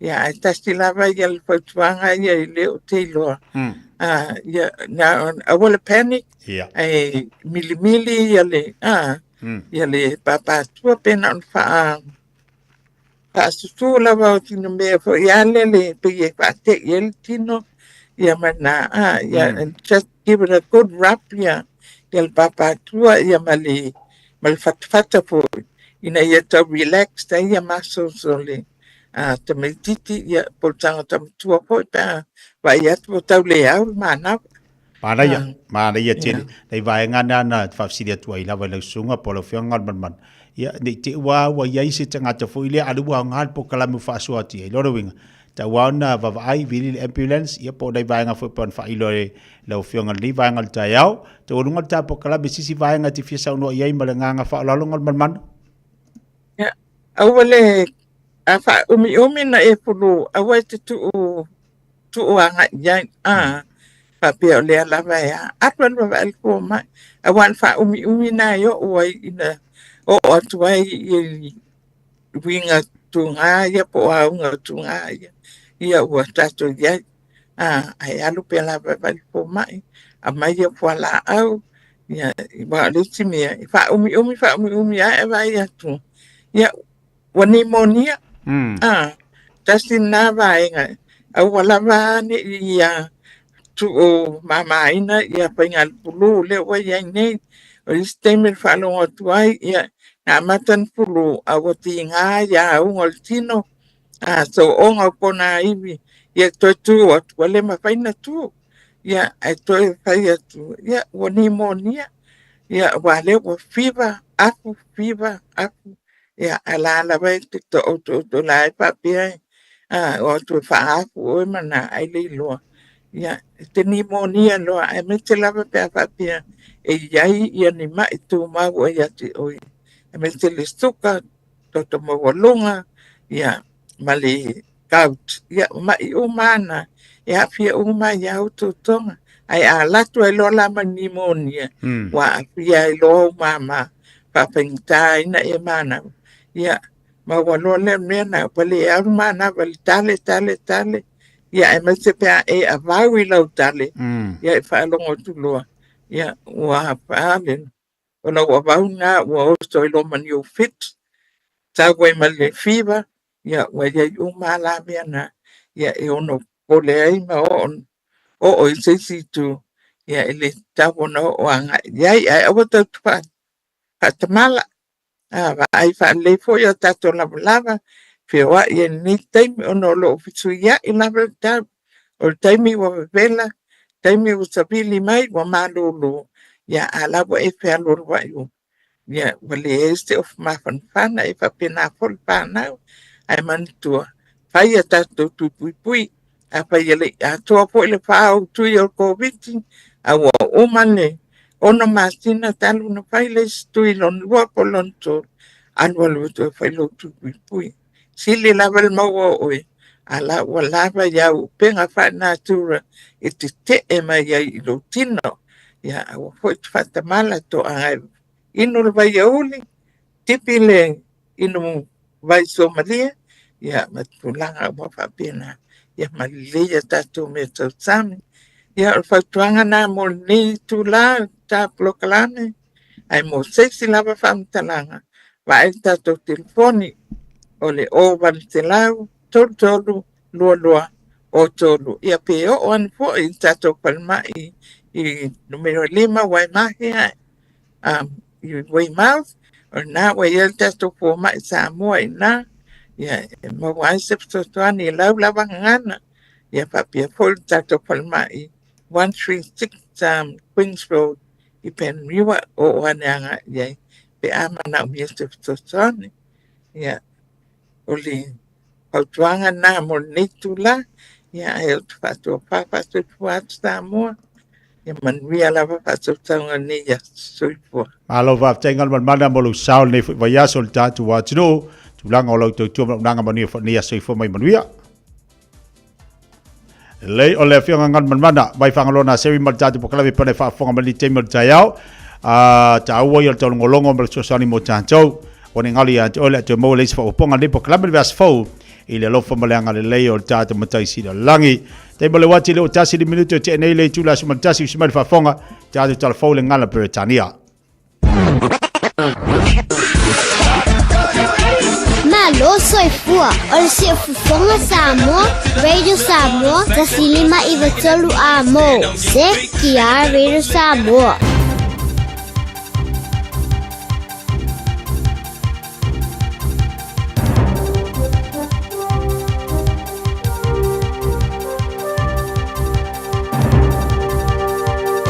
In this update, Immigration New Zealand says it's assessing the visit of a popular internet figure with more than 30 million followers.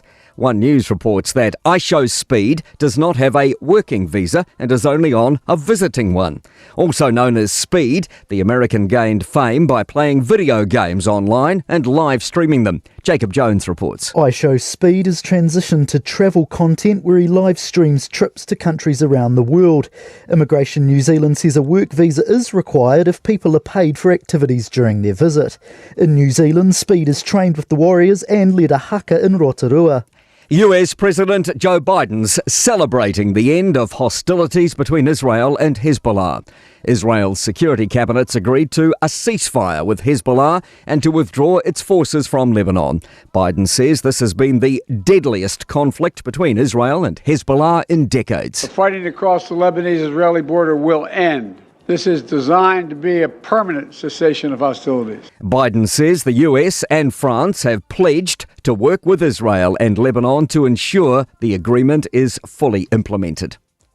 A funding boost for Māori housing is expected to deliver 198 affordable rental homes, with construction set to start within a year. The Ministry of Housing and Urban Development is partnering with 12 Māori housing providers, investing $82 million. Associate Housing Minister Tama Potaka says projects are focused in high-demand areas like Northland, East Coast, Taranaki and Waikato.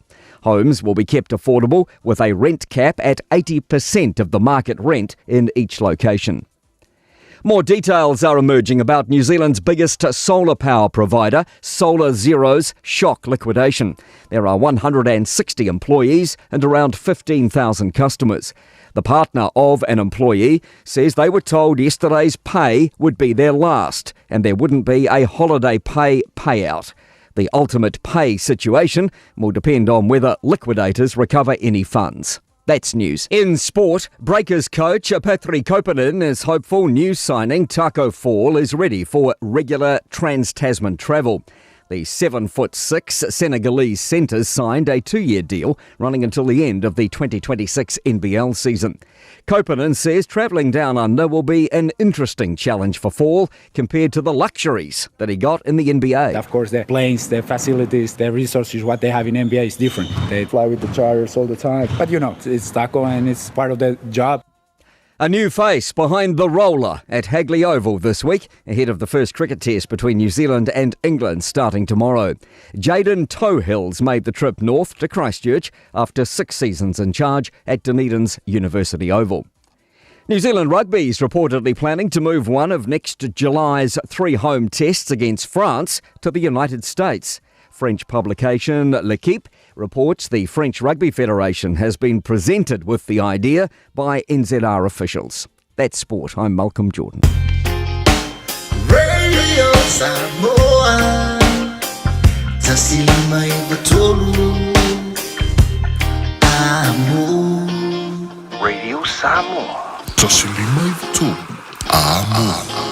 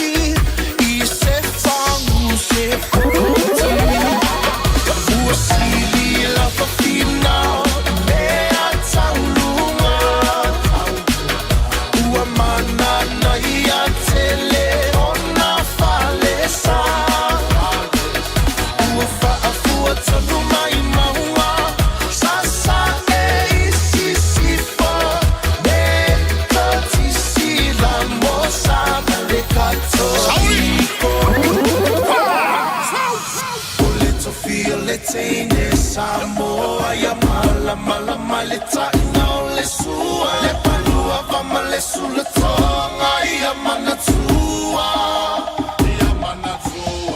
o tupula ngatala voine ia so semana o faalia le malu ai tia le faa Samoa wana o le nanu faa mole mole so te filo malu ole tu file te ne Samoa ya mala mala male tano le sua le palua vama le sula tonga ia mana tua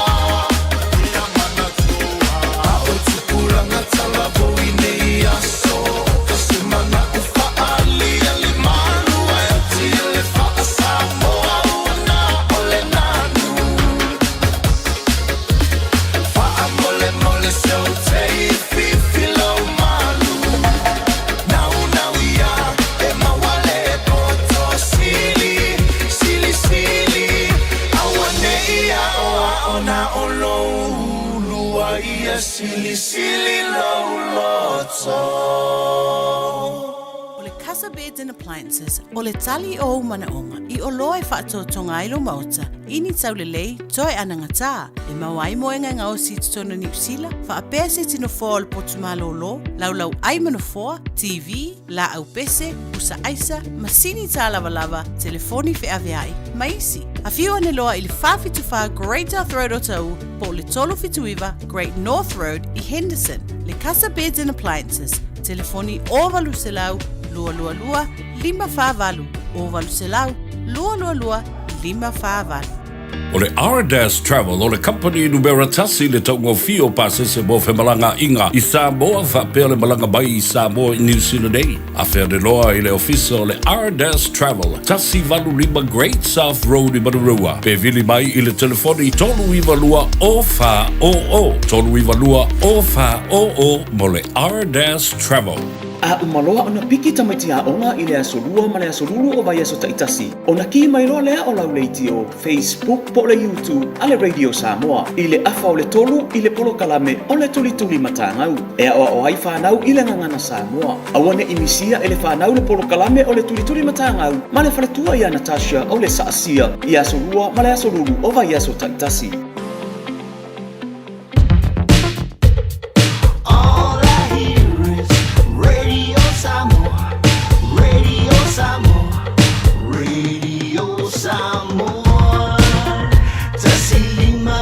Tolu amor Radio Samoa Tasilima Tolu amor Ele to tali mai po kalame fifia mai le nei fo ia tu la le tato po kalame football tolu minute le o tene le tu la se football tasi na wa fa fonga tatu tala o vatu ya o le ngana Britania pi one fo sona fa poponga le tembo le aso ia mana tolo solo ngale le manuel le taiao malo lava ngalu due malo fa malo losi malo tau atai tatu tau tu le moi ai nunga seling ia fa pengai ka ku le moi ma lu le ulu fenga luenga e ka ku le moi tono le pasi e ka ku le moi kongo le loli e ka ku le moi kongo le taxi ia ole upa ole alava la ngal ngai ke ka ku le moi a ngai seki me ngai ka wale ka ku le moi le aya ka ku le moi la le ala ka ku le moi fale ke do fenga luenga a la ke fa me da ke ma ia ao me la ngai ka ku le moi a so fisiri a Aisha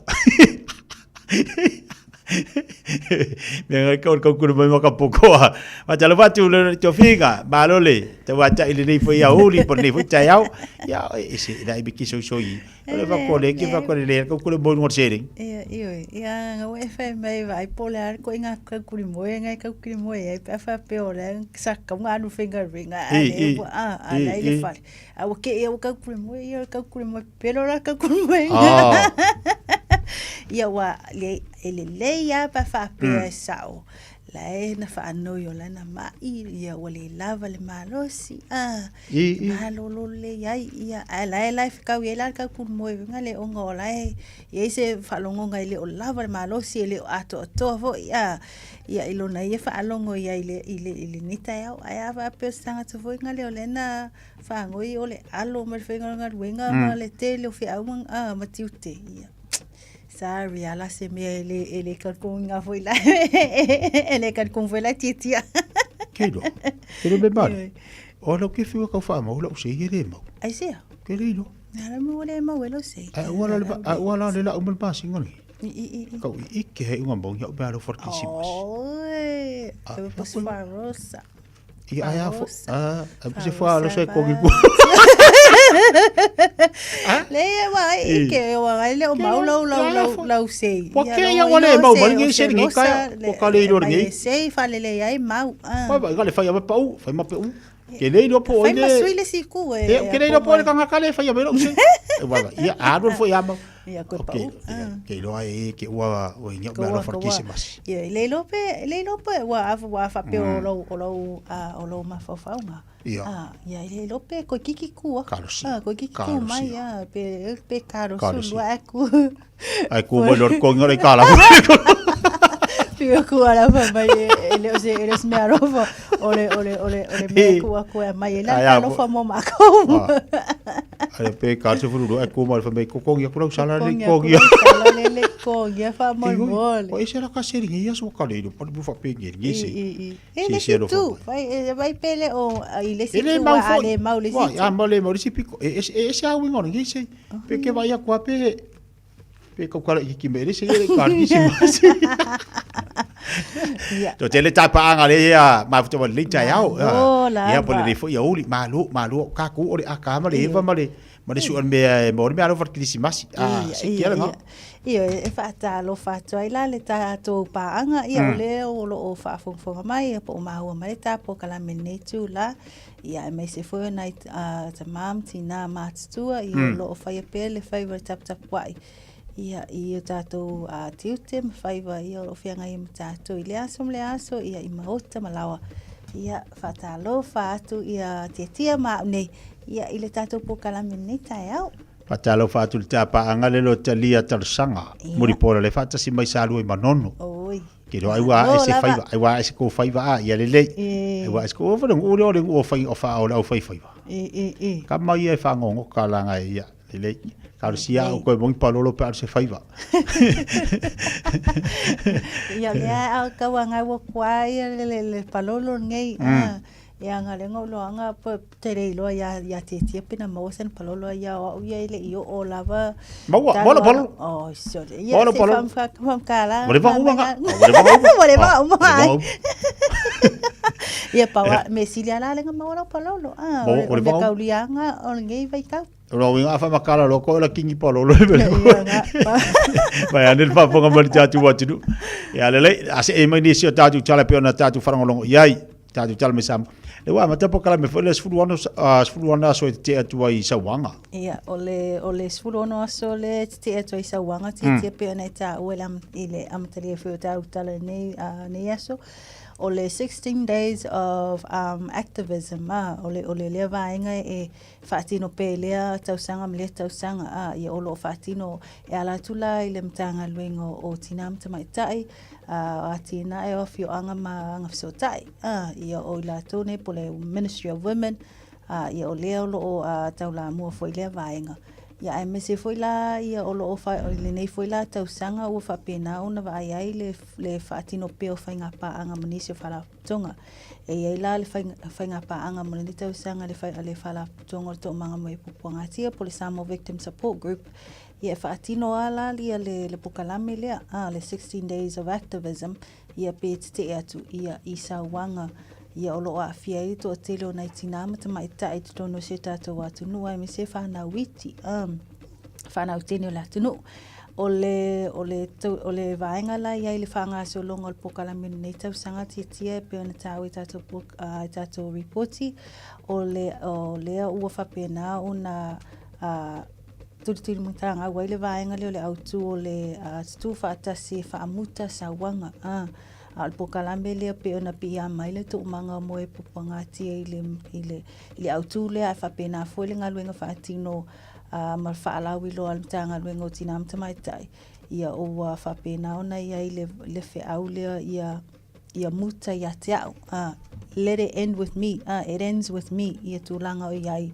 o sawanga ye fianga mai la to ia e mai tau foi tia pe ona ia foi ta fa so le taimi wasola ile campaign lava le po le po kalame whaalawi loa lava lea le tō manga mo e pupunga ti o le na whapena o na amata ia mana tua e pia foi se tasi o whanau teine.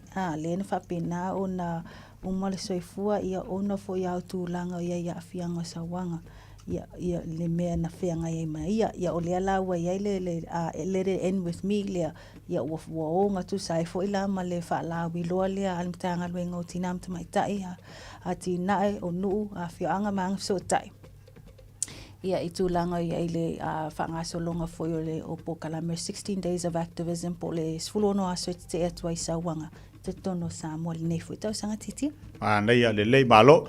Lua su tasi minuto tia nei le tula su maltasi. Le maftu bali tātou watino.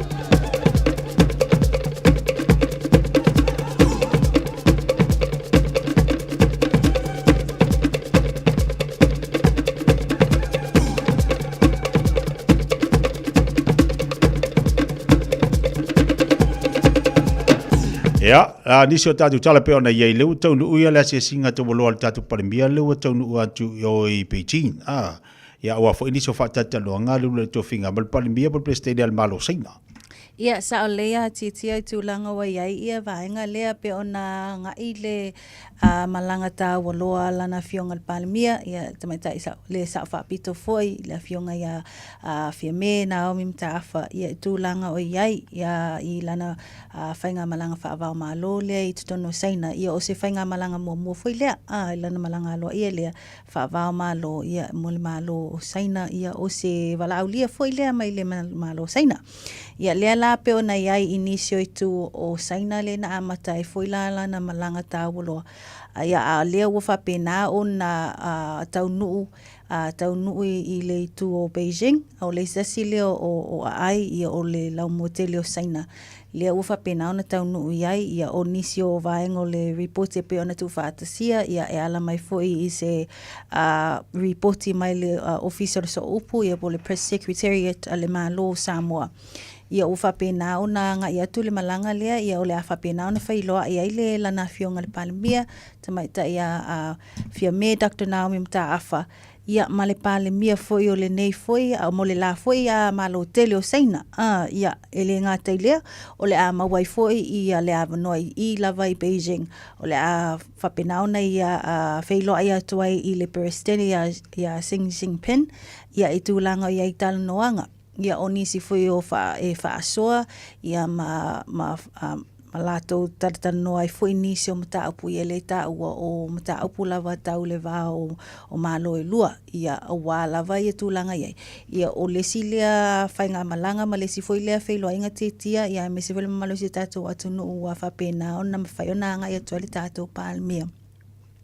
Ia ma whapena o na taratanoa ma whapena o na whaamausali ai ia so tanga whaavao malo e lua o Samoa ma saina ia peo na iai le nei fui tau sanga le ato ai o le o le tau sanga fou le ato ai le limas fu tau sanga talu o na whaatino pe na whaavai mai fui lea so tanga ia I le vao atunu e lua ia pena ona iai ia tūlanga iai le malanga whaavao malo le nei se tātou palemia ia ua mawai foi la lava noe e whailoa iai mal perestene ai mese le palemia ia minisi foi o tangata o tāwalo o lea foi malo ia peona iai foi nisi o maalienga ia ma whapena foi ona iai nisi o saininga lima na whaatino ia I le fisoswani a Samoa ma le atina e foi o la tunu I nisi foi o vaenga titia. Ai le tamarisanga le te wawa e tua I stete o Queensland, Australia. Le la iei le tatu au laka pipa I le la o atu tau sidi hoi. Au le wingala tala whale mana I o le vandoa le la o atu whina wai mai a fwoi au I le atu nu wa. Iyo e mai tau fwoi o au ia o atu nu nei a te tia e whaila wasi na malolosi o le taalonga nei. Ia pe ona iei la le tatu au I o le laka pipa I. Le pe ona ta ua il whetalainga ia o le a whapena ona tau sini o ai la ia le tatu au mai Samoa. O le tamirsanga le ipu o le ale state o Queensland, Australia. Ia o le ala, ia peona iai, ia le whailoa inga ni ana whaatino. Ia o whapena e fwoi ona loa, ia e fwoi la le iai o le whalawi loa. Ia o le fwoi vaenga, ia e tausini o atuai, ia le vaenga o se au mua lea a Samoa ua whapena ona o le a whapena ona iai I lea fo isa ilinga Seompini o le ipu ia o le lakapipa ia I stetele o Queensland ia pe ona tā uati tia ia e mawae ia matangofia fo I le mawhai ai ona maua le avanoa Samoa a ngai atua ia tausini o I nei fo I a ta alonga tele ia me se fo I o au malolosi nei au Australia ia o le a whapena fo I launa ilo mo tātou tamawhanau tūlanga I ta alonga lakapipa ia tātou tapu ai pēr whaiwa nei whanau ia po la foi se vaenga le angoi ia o se taimi mua ia le tilo foi ele mutai foi lai ia o le a tono se vaenga lea o se stepping stone lea o se isi lea vaenga ele alu I luma foi o le atina e o le foi ta alonga lakpipa titi Ono sfrua whelangolango le feedback group. Tātou au lak pita tō fitu ale man Samoa. Mal tātou man sina leo tāpenatu le tāmini sanga whale o sein. Peia o le was faut. Ama tātou sanga lea. Sa o le ua whapena o na pena e tāua. Le tāpenanga foi le tātou au tātou fitu. Le manu Samoa ia whapena foi le manu sina I tamaitai. Ia o lea ua whapena o na whaatinoa I la ia nisi foi o whaatasinga. Ia maalua ia toilola le tua to le lango le Federal Pacific Group. Po le FedPac Group. Ia mo au le tātou au tātou fitu le atunu. Ia peona ia I le tāpenanga atu ai le tāmirisanga le Oceania. Lea e tā ua lea sofito ma la sovalo le masino fō te sema ia le lea te tea po le vai aso fō lea ua le la a whapena o na tausini o ai fō I la le tātou au al manu Samoa ma le manu sina I tūlanga ia tālusia ia o le a whapena o na Samoa oli foi tāpenanga nai whanau ia o le tūlanga ia le fisosoani ia te le lava le fisosoani le whapena o na tu ina atu ia matau au ina atu le FedPac Group ia mo le au lakapi le manu Samoa ma le manu sina ia peona ia le ono suru a wheta la lea te tia ia tālusia I foi la lato tāmisanga lea I le Oceania ia maua se ai mo se tātou atunu Nei ni sida tātou tala pere whawhong ma tātou watinu le tai au me le tupu tiro tātou watinu Samoa le na whalau tele mai tau tupu leanga le whianga ngan mana tipi au tanga vaia tele loa Lolo le tofinga pe na maua le tala le Australia le pepe lua tau sanga le whapena ma liu tino le tāwale ia se le winga la tala fo ile se le whatamala se le whatamala ai wa te batu fo ile le whawhongfonga tātou watinu le ngai o le fo tupu ya tātou o le tu o tamai te tāwale ai o ia tūlanga whapena ia o nisi I le mataapu le wao se tasile mataapu le na tuina mai tātou reporti I Australia ile mali waila o sia foi alo toto lua tausanga I o vaenga ia pe ona titilo e sa le lava lau fitalainga titia ele asa lava se aso o se masina e tātou te whaalongolongo atuai ia mai loa I foi whaasalalonga I lungo peng te whailangi me so se I tū lava ia olo mawailea mataupu ia ole ngai o I lātou e whai whaataunga po a fo inisio fofuang ia ai tō le tau mai titi tono le taavale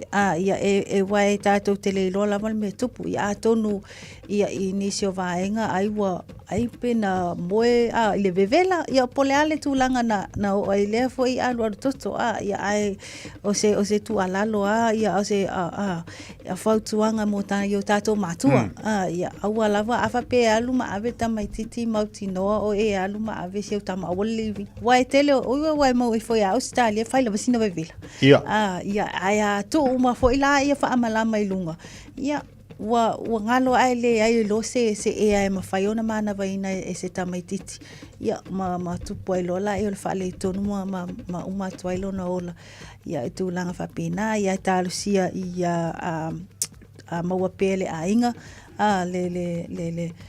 le loto malosi maua pele whamafon whananga mai le I tūlanga ona ua whapena o le maliwa I o tamai titi mai a tia ua ia lolo tofi e le tau ona tu se tamai titi tino le tāwale pe lima tausanga pe tolu tausanga po ila wal tamaititi e tele iloa me tupu e le tala noa tātou man me tupu e le tala no fo tātou man fala velave mana tuala e le sitina e luatu po tamana na luatu wa pakal ta vale fa mes tale tina so tali so mo e te fata fata anga mo anga lo emmo korka o lo na mafufa anga e emmo kwa ko per fa ko sa ai ke do e le tangata lai after anga ilo ta vale la foi e ke emmo ko emmo ko tangata le ilo ta vale lai tamati ta vale ma e le tau lava ona tu unifana u te no ta vale ele le tamati matua au tamati la ia le ila lo i fole se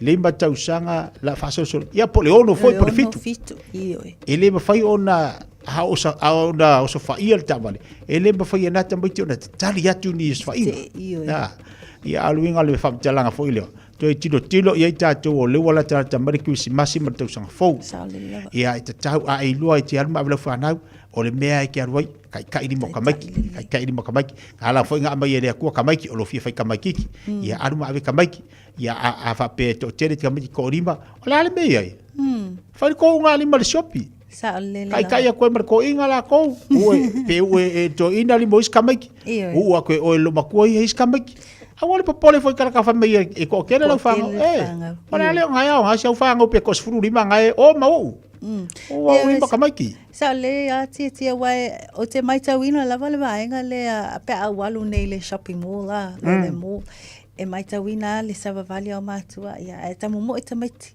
ia e mai tau fo ua le loa le me tupu ua le asalava se aso ia o tu la e mai le vaenga le a le alu tangata ma averta mai titi pe a kidnapping o pe o le po le mafau fau fo tangata o le tamu e tamai titi e le o lo po fe matua ia o vaenga na ia tonu e pe ona ta ua le fetalenga ia titia o le leile limo o si au tama ia e mautino foi o lo o yo au ia le tamai titi wa a fai e tamu e ana ia malou mafau ia lailu mati ole ia e le loa lava le saua o lea piki le tamai titi ave ia onai mutunga afana nei tai au ia e tu atua ia au tafa ia mauti noa ia malu pui ia whanau au lo usaunga le mufo ta wai al dai vaenga i whamaratu o tu mo tātou le la tu ua onga nei tamaiti ia o le leo e whai e piki nei tamaiti le haonga tu ana le taimi tu ua ai ia mo e whaatau o le hafu ila o marikiri si masi kangi marika magikiri e mea kangi awa lama he kua sau por ka magiki o vai ser automatic automatic car wanga le ka mai ke ka mai ki backyard ma wage vai ka foi ke o mingo lo ka magiki e ka foi ai o me como ka o mi ka magiki kula o mi se o mi fat vai me arles ka cara na chagus ka bala pula e ke lo wikala kama ia le fa te mo tapo kala le tai au ma lo fa bala sile tatu o dam tatu tu fa tai lava tia mo lo ava noa ia mai tau foi mana tua le mamalo si tatu atu no ia e maua lava tatu reporti nei le atoanga ia po o le i le tatu o oto tonga nei ia fai tau manino ai lunga o pengs fai langi o le website o le Radio Samoa ia e mese foi lunga o Facebook page ia o le fa pena ona tu watu ai nisi o tatu tala nei ia wala vale si la fio me lo stupu mai si tatu watu no ia manisi foi o tala mai nei New Zealand ia ma o se talia ma la langi atua titia anda ia le fa tai ba to bai tatu watu no fa tai foi le to figa mo pokal me tai se fo mai manuia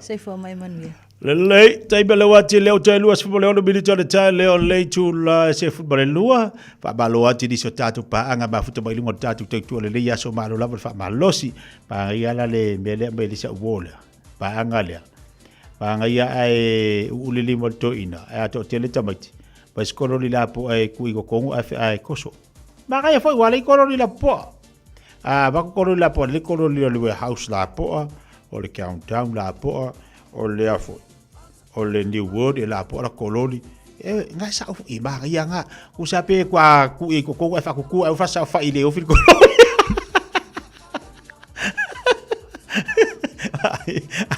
ava pe ko se fudo ko makinga ave o fa sa fa ia Ngale uka iko korori e fakuku uma irunga. Pipi ire si. Angai ke aru ma vela fanga on be sini ngamba taua e vai vanga mo tatua pese Christmasi.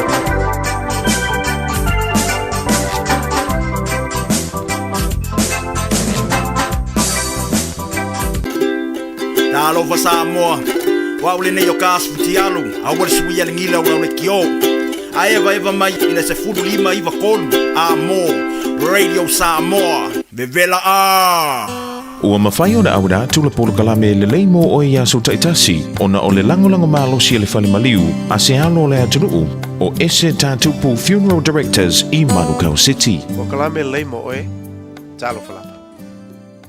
O le amataina o le aoina o le tamaititi mai te tono lona ainga. E mua lava o na iloa lo na ingoa, malo na whai. E aoina foi le iloa o na tausanga. E aoina le swafo le tue tali tonu iai mātua o le tamaititi. O awala umaia, e iloa ai le tamaititi o ia o se tangata, ai le o se manu. O awala fo ia e amatai, o na su e na masa ili e le tama po le teine, a o tupu ai le winga na whanau mai ai le laulangi. Ai maise le fina ngalo o le atua i lona o langa. Wana o se tama po se teine e wha le tonu le mawhauwhau. Wa le mawhai o na i loa lona tangata. Ma le mafu anga na soifua mai ai i le lalolangi. A tātou wa ai a Yesu, na i loa le lei e lona tangata. Ma le mafu anga, ma le winga na alai o na afio mai i le lalolangi. Whetala Yesu, o au o le malama o le lalolangi. O au o le whai te toa. O au nei le ala, le upumoni, ma le ola. O au o le leo maa moe le lei. O te iloa fo iau. O te moli mau foi mo au. Na sila fia le lei Yesu, lona lava tangata. O le mea moni. A whai e te lei loa lo tangata, o lona winga, o le a tau atu e isi tangata, lo i tu ainga, male i tu ainga tangata, e te tau ona e iai. O le a whai ngofi ai foi, o na whaasa se ina oe, ma a vea oe mai se tangata, e ese atu, na e lo tangata moni, na whai e le tua. O le tasi leo mafuanga wa to te le ai tangata wa ola i leo langa le mautonu, ma le a fia i mai o le mafau. Tu la ilua nei lunga ma tau tino atu i tangata, o oe o le atali o le tua, a wana ma liu Yesu e whai mautongi ola. Mana tua, e le lei mo oe. O le ese tātupu Funeral Directors o se whale maliu Samoa o le tali foilea o taimi whaingata o na o le malanga al maliu maleoti. E mawhai foi o na latu awina atu ma awina mai tino maliu o e pele mai so o se atu nuo lalolangi. Wala auno le ese tātupu Funeral Directors i le lua no lua tolu fitu o o. Lua no lua tolu fitu o o. Pea fiu ane ele se fulu mane balu Norman Spencer Drive, Manukau City.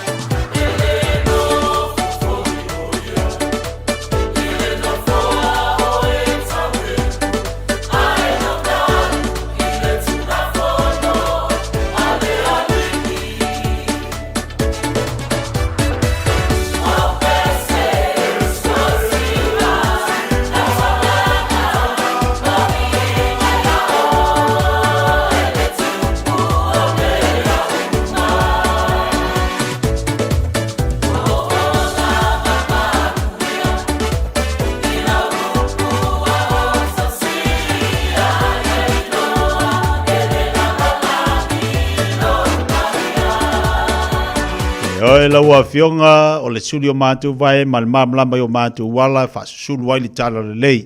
Ya o le tatu fa fifianga fa le nganga na fa mai atu le pokalame le mo oi o nga tuno ni va yaso ta u le upo le tu mo oi ta u mo tanto uma fa marisi au le ni fa yaso ya le upo po le fionga pa ia le tua. Te bele wati le tu sifuma le 2 minuta tala le tula sifuma lua le te maona. Pata se foi le sunga le pula le tatu o meka kas le sunga toksia wa fo le latu tu ma danga mo tatu le ni yaso ba tango fia le sulu le lai de so ma nei le sulu le la e se au le le yaso ti lo fo na wa pisi e to te lo le tu fia au manga ruenga ya au isi na wanga ya tu malolonga fa afte fo le mafta mai nei tatu te mamti da ma tu yo on sai le o tatu ye ni vai te mi wala tatu Christmas tu ua fo ia onga whanau. Ia lesi si mea wha mae a le leo ngā ruenga la tu tau sanga. Wha mae a le lei fo ia fuafuanga i tono lo ainga le tau sanga. Wha ai po la sau moe mitinga. Ia se vaenga na e nau nau i mo le tau sanga e le i au sia. I lau tau mawhainga. Ia o te popole a whapere au sia. Lono winga i lo fina ngalo le tu e te tau o na whatau ina mo le teimi le lei. Ai a whapea mo le tau sanga fu. Te talo pea. A whapea wa e alu wa umar ni tau sanga kere wa ai a kuare mea nga e ngau ngau ai. Awane i muta ilau te talo. Awane i muta ilau te talo. Ai te iloa. O le mana ia pe o ne tu selfata o tu au ne o tatu popole mo mea le aso atai au. Tatu popole mo mea le ne yaso. Ma tatu whawhitai le atua mea le ne yaso. Awala tatu te popole mea o te sema. Awane o tatu ma whau tele mea o tau sanga fau. Pa wale mea tatu whia tai au, tatu mo le fou, mo le ola fou, ma nawa mai le li, ia tatu whaftai me pese ma aleluia ma usana whaftai le atua, leo tatu mo le ni yaso fou, ia umale ia, a whapea ua umale ngi iwa yaso, le la tu mal masina muri whapea moi, mai po poli fuide, la uma kware kausanga ele i maua ma le melesa ka ngau, o ke po poli, o ke po poli, ia umargi kausanga fa pe ore e umargi kausanga ri kalima ia on sa ilai on sa I si fa ia so le ko kalima fo ia te oi o ke pole pa ore ia e mole ori mar fia uba o se fa ngal me siringa ba ka ua wa wala le banga ia ba lo fa te disio tatu pa ngale fa se ba dunga tatu tua to es fu minute tano le tula smalua to sa ile tula wa to sia pe tali mai ai wa pisi kong isia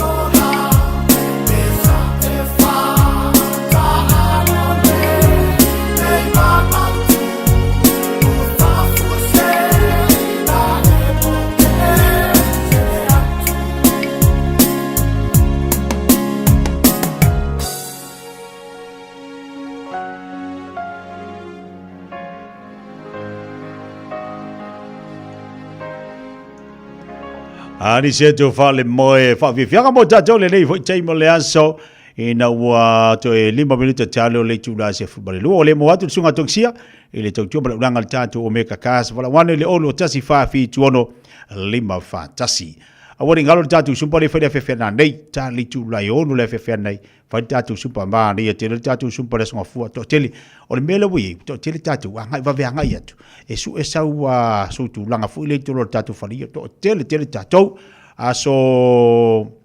aso tofi taiao ia o le statu sumpa le faina i ale team no eske sumpa faina i fea i Ottawa asto na to fa statu sumpa tatu fa i nei marukau vai tele tatu fa marstino mo tatou nei em faio da nga ia to fa le tatu fa marstino mo le nei foi vai yaso a fia fela na nei tali tu lai e ono a mata tatu fa marstino ina tatu fa i masani sumai tala mai au tatu vai tatu sumpa ta ua yo le alo lo waf Mau singa savali mau singa tambo e moe, falo lolo limba, falo lolo vai mingoi lo tino. Se ki atoa, fatala, na fatala e tango tongi ton apalina, ona te tongi el tatu far ie, ai te latua o ie pulea o ilo kanga e fai paua me inga yui lo kingo mafanga yui le maso tino. Te wala ngos tau tua te tia le vai ngale aso fafte te lava sa bolo atunu pele le tatu maftanga le foi nga tono le vayaso ta pena mai le to fai a fonga mua se umanu Francis Joane wale fa wino le tatu poklami se pa ia foi stemme le fe na nei tatu te fela le aso atayao poklami masana le fifia mai ia mal mala tu sa fa pena fa fifia no e ni so tatu fa fifianga ni so tatu poklami fanga solo pe ona yai ia le nei foi ya so lulu pa mangalo se leo vai le to auna tau tua te tia le tau te mali i lau fa fonga i le nei foi ya so ia asu atu vai maru penga vai el toto tatu wali Yesu Kristo manga loi me umalava ai tatu felo le aso atayao manuia tele le ya fiafi soi fua ia manuia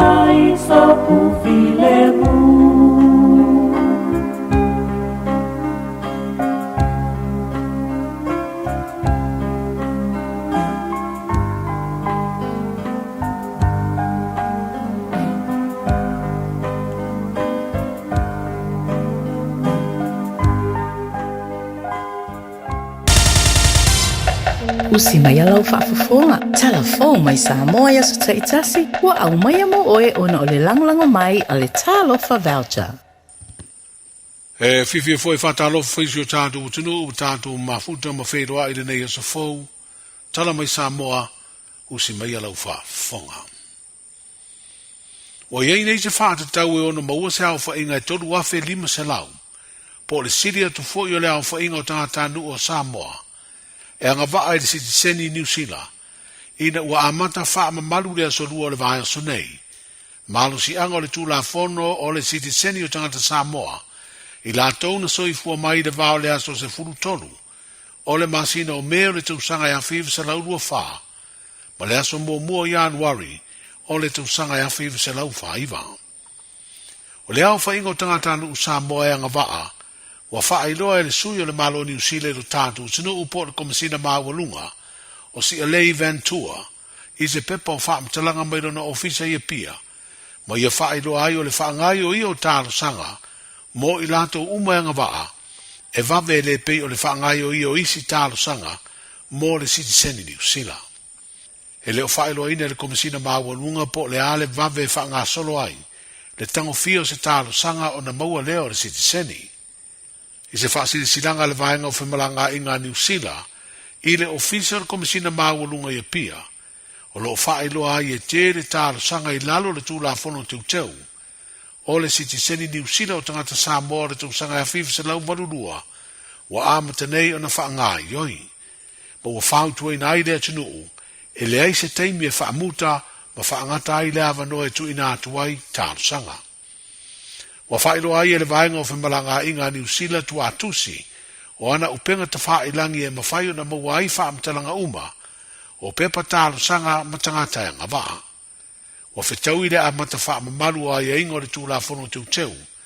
O le sitiseni Samoa le tausanga e whiwa se lau varurua. Ma le tūmutumu le ofisa o whimalanga inga New Zealand o tātou o tunu.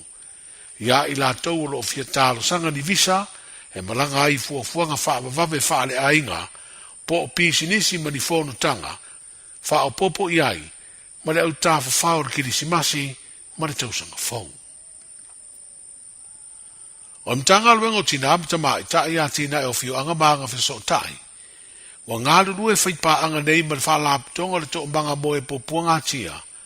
E whaatino por kalamere se fulu ono aso. E te atu ai so se sa wanga lo o a fiai tina amta mai tai. Whapea lo teine o le tino. O le autu o le neite usanga i atu tu whaatasi. E whaamuta sa wanga. Ai o le por kalamere to mbanga moe po puanga tia. Wa autu le fea autau mori se alo tamai tai ua maliu ono o sāwanga, ia muta ia te au. O le pito la autau ave le malo le nei wha moe, na sāu no i aile ministau tinam tamai tai, a tina e o fio anga maanga fiso tai. O sāwanga e afi ai so se tangata mai so se no fuanga, e pei o na moli mawina i ripoti. E tu sa maleono sulpasene o tinam tamai tai. Na afia i sa wanga i se taimi o lo lato o langa atoa. O le nei pine whaamaru, e afua ai le una ia o le nei pōkalame, ma le tā ua le tau tinonga o tangata taitotas, e tā afia nei whakitau. E whaavai Samoa i lunga o le whaaloalo ma le whaatotua. Ma e te tau o le tutu pātasi e tali atu i nei whakitau li. O le manu lau ti mo le nei tausanga, o le tutu pātasi e whaamuta sa wanga, e a awhia ai tina matamaitai. E peo na banga awina ai tātou e whaatino nei ngā luenga tāua. Mai fia e whailoa, le ngā luenga so tau au mal tō manga, mo e popua ngā tia. I la la tau por kalame u whae moaina, ia muta ia te au sa wanga. E peo na tausanga ina ai tangata uma, ina ia avea mamatafa ioi, le whaamuta ina lea o sawanga. O le anga lue whapa anga le mtanga luenga mutupulanga talabou, e tu malo mpala potpotonga tu maoti, e whaatino po kalame ese.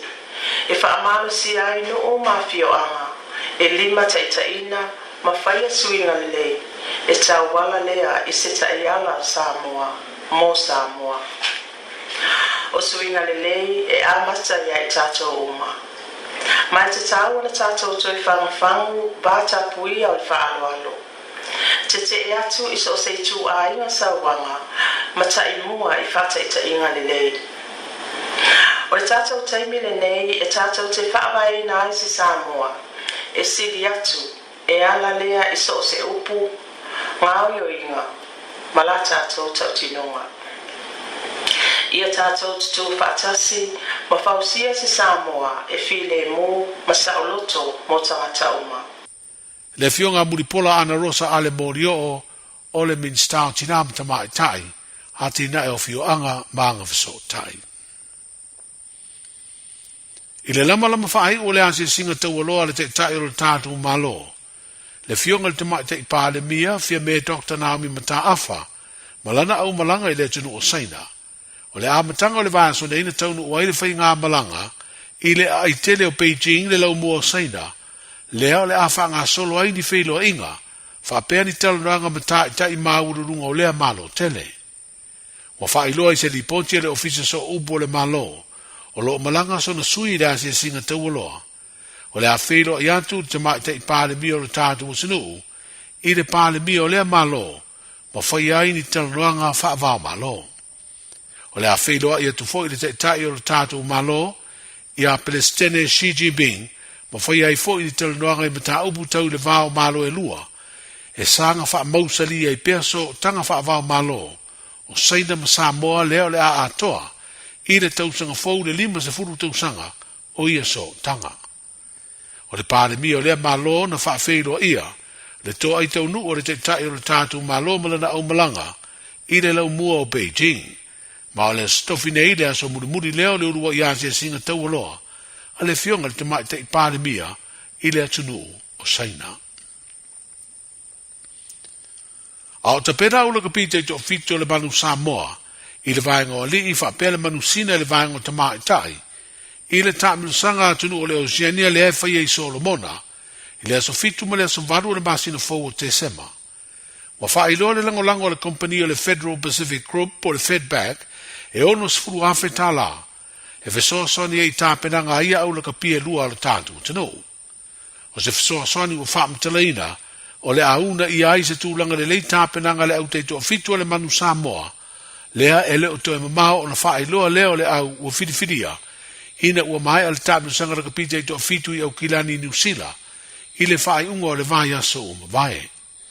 O whaalia le tō whase o Manu Douglas Ngau Jan, o ia leo le pula le High Performance Unit, a le laka pi Samoa, o le tāua le rangolango o le Fedback Group, o le amalosi e le tāpenanga au le tunu umo le tāpenusanga le Oceania. E beo le si la fia, tāua tele le tāpenusanga le neimo le au laka pi fitu o le manu Samoa, e toi sa ili aiso na avano e uru fale atuai, I le tāpenusanga te le whaavao malo, I le laka pi teito fitu. O le tō whanā mula uru mapali I leota sami leota, na whai masui o le company o le Federal Pacific, I le tau auina o le visosoan tupe.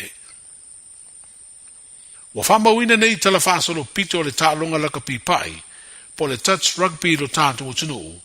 Le tau sini o ai o se au mua lava I le vaenga o li I mai Samoa, I le sa ilinga o le ipo le champini o lea laka pi, a le stete o Queenslandi Australia. O le whaiunga o le vaenga so nei a amatai lea tāmitusanga laka pipai, ua tā ua o le Queensland State Cup 2024.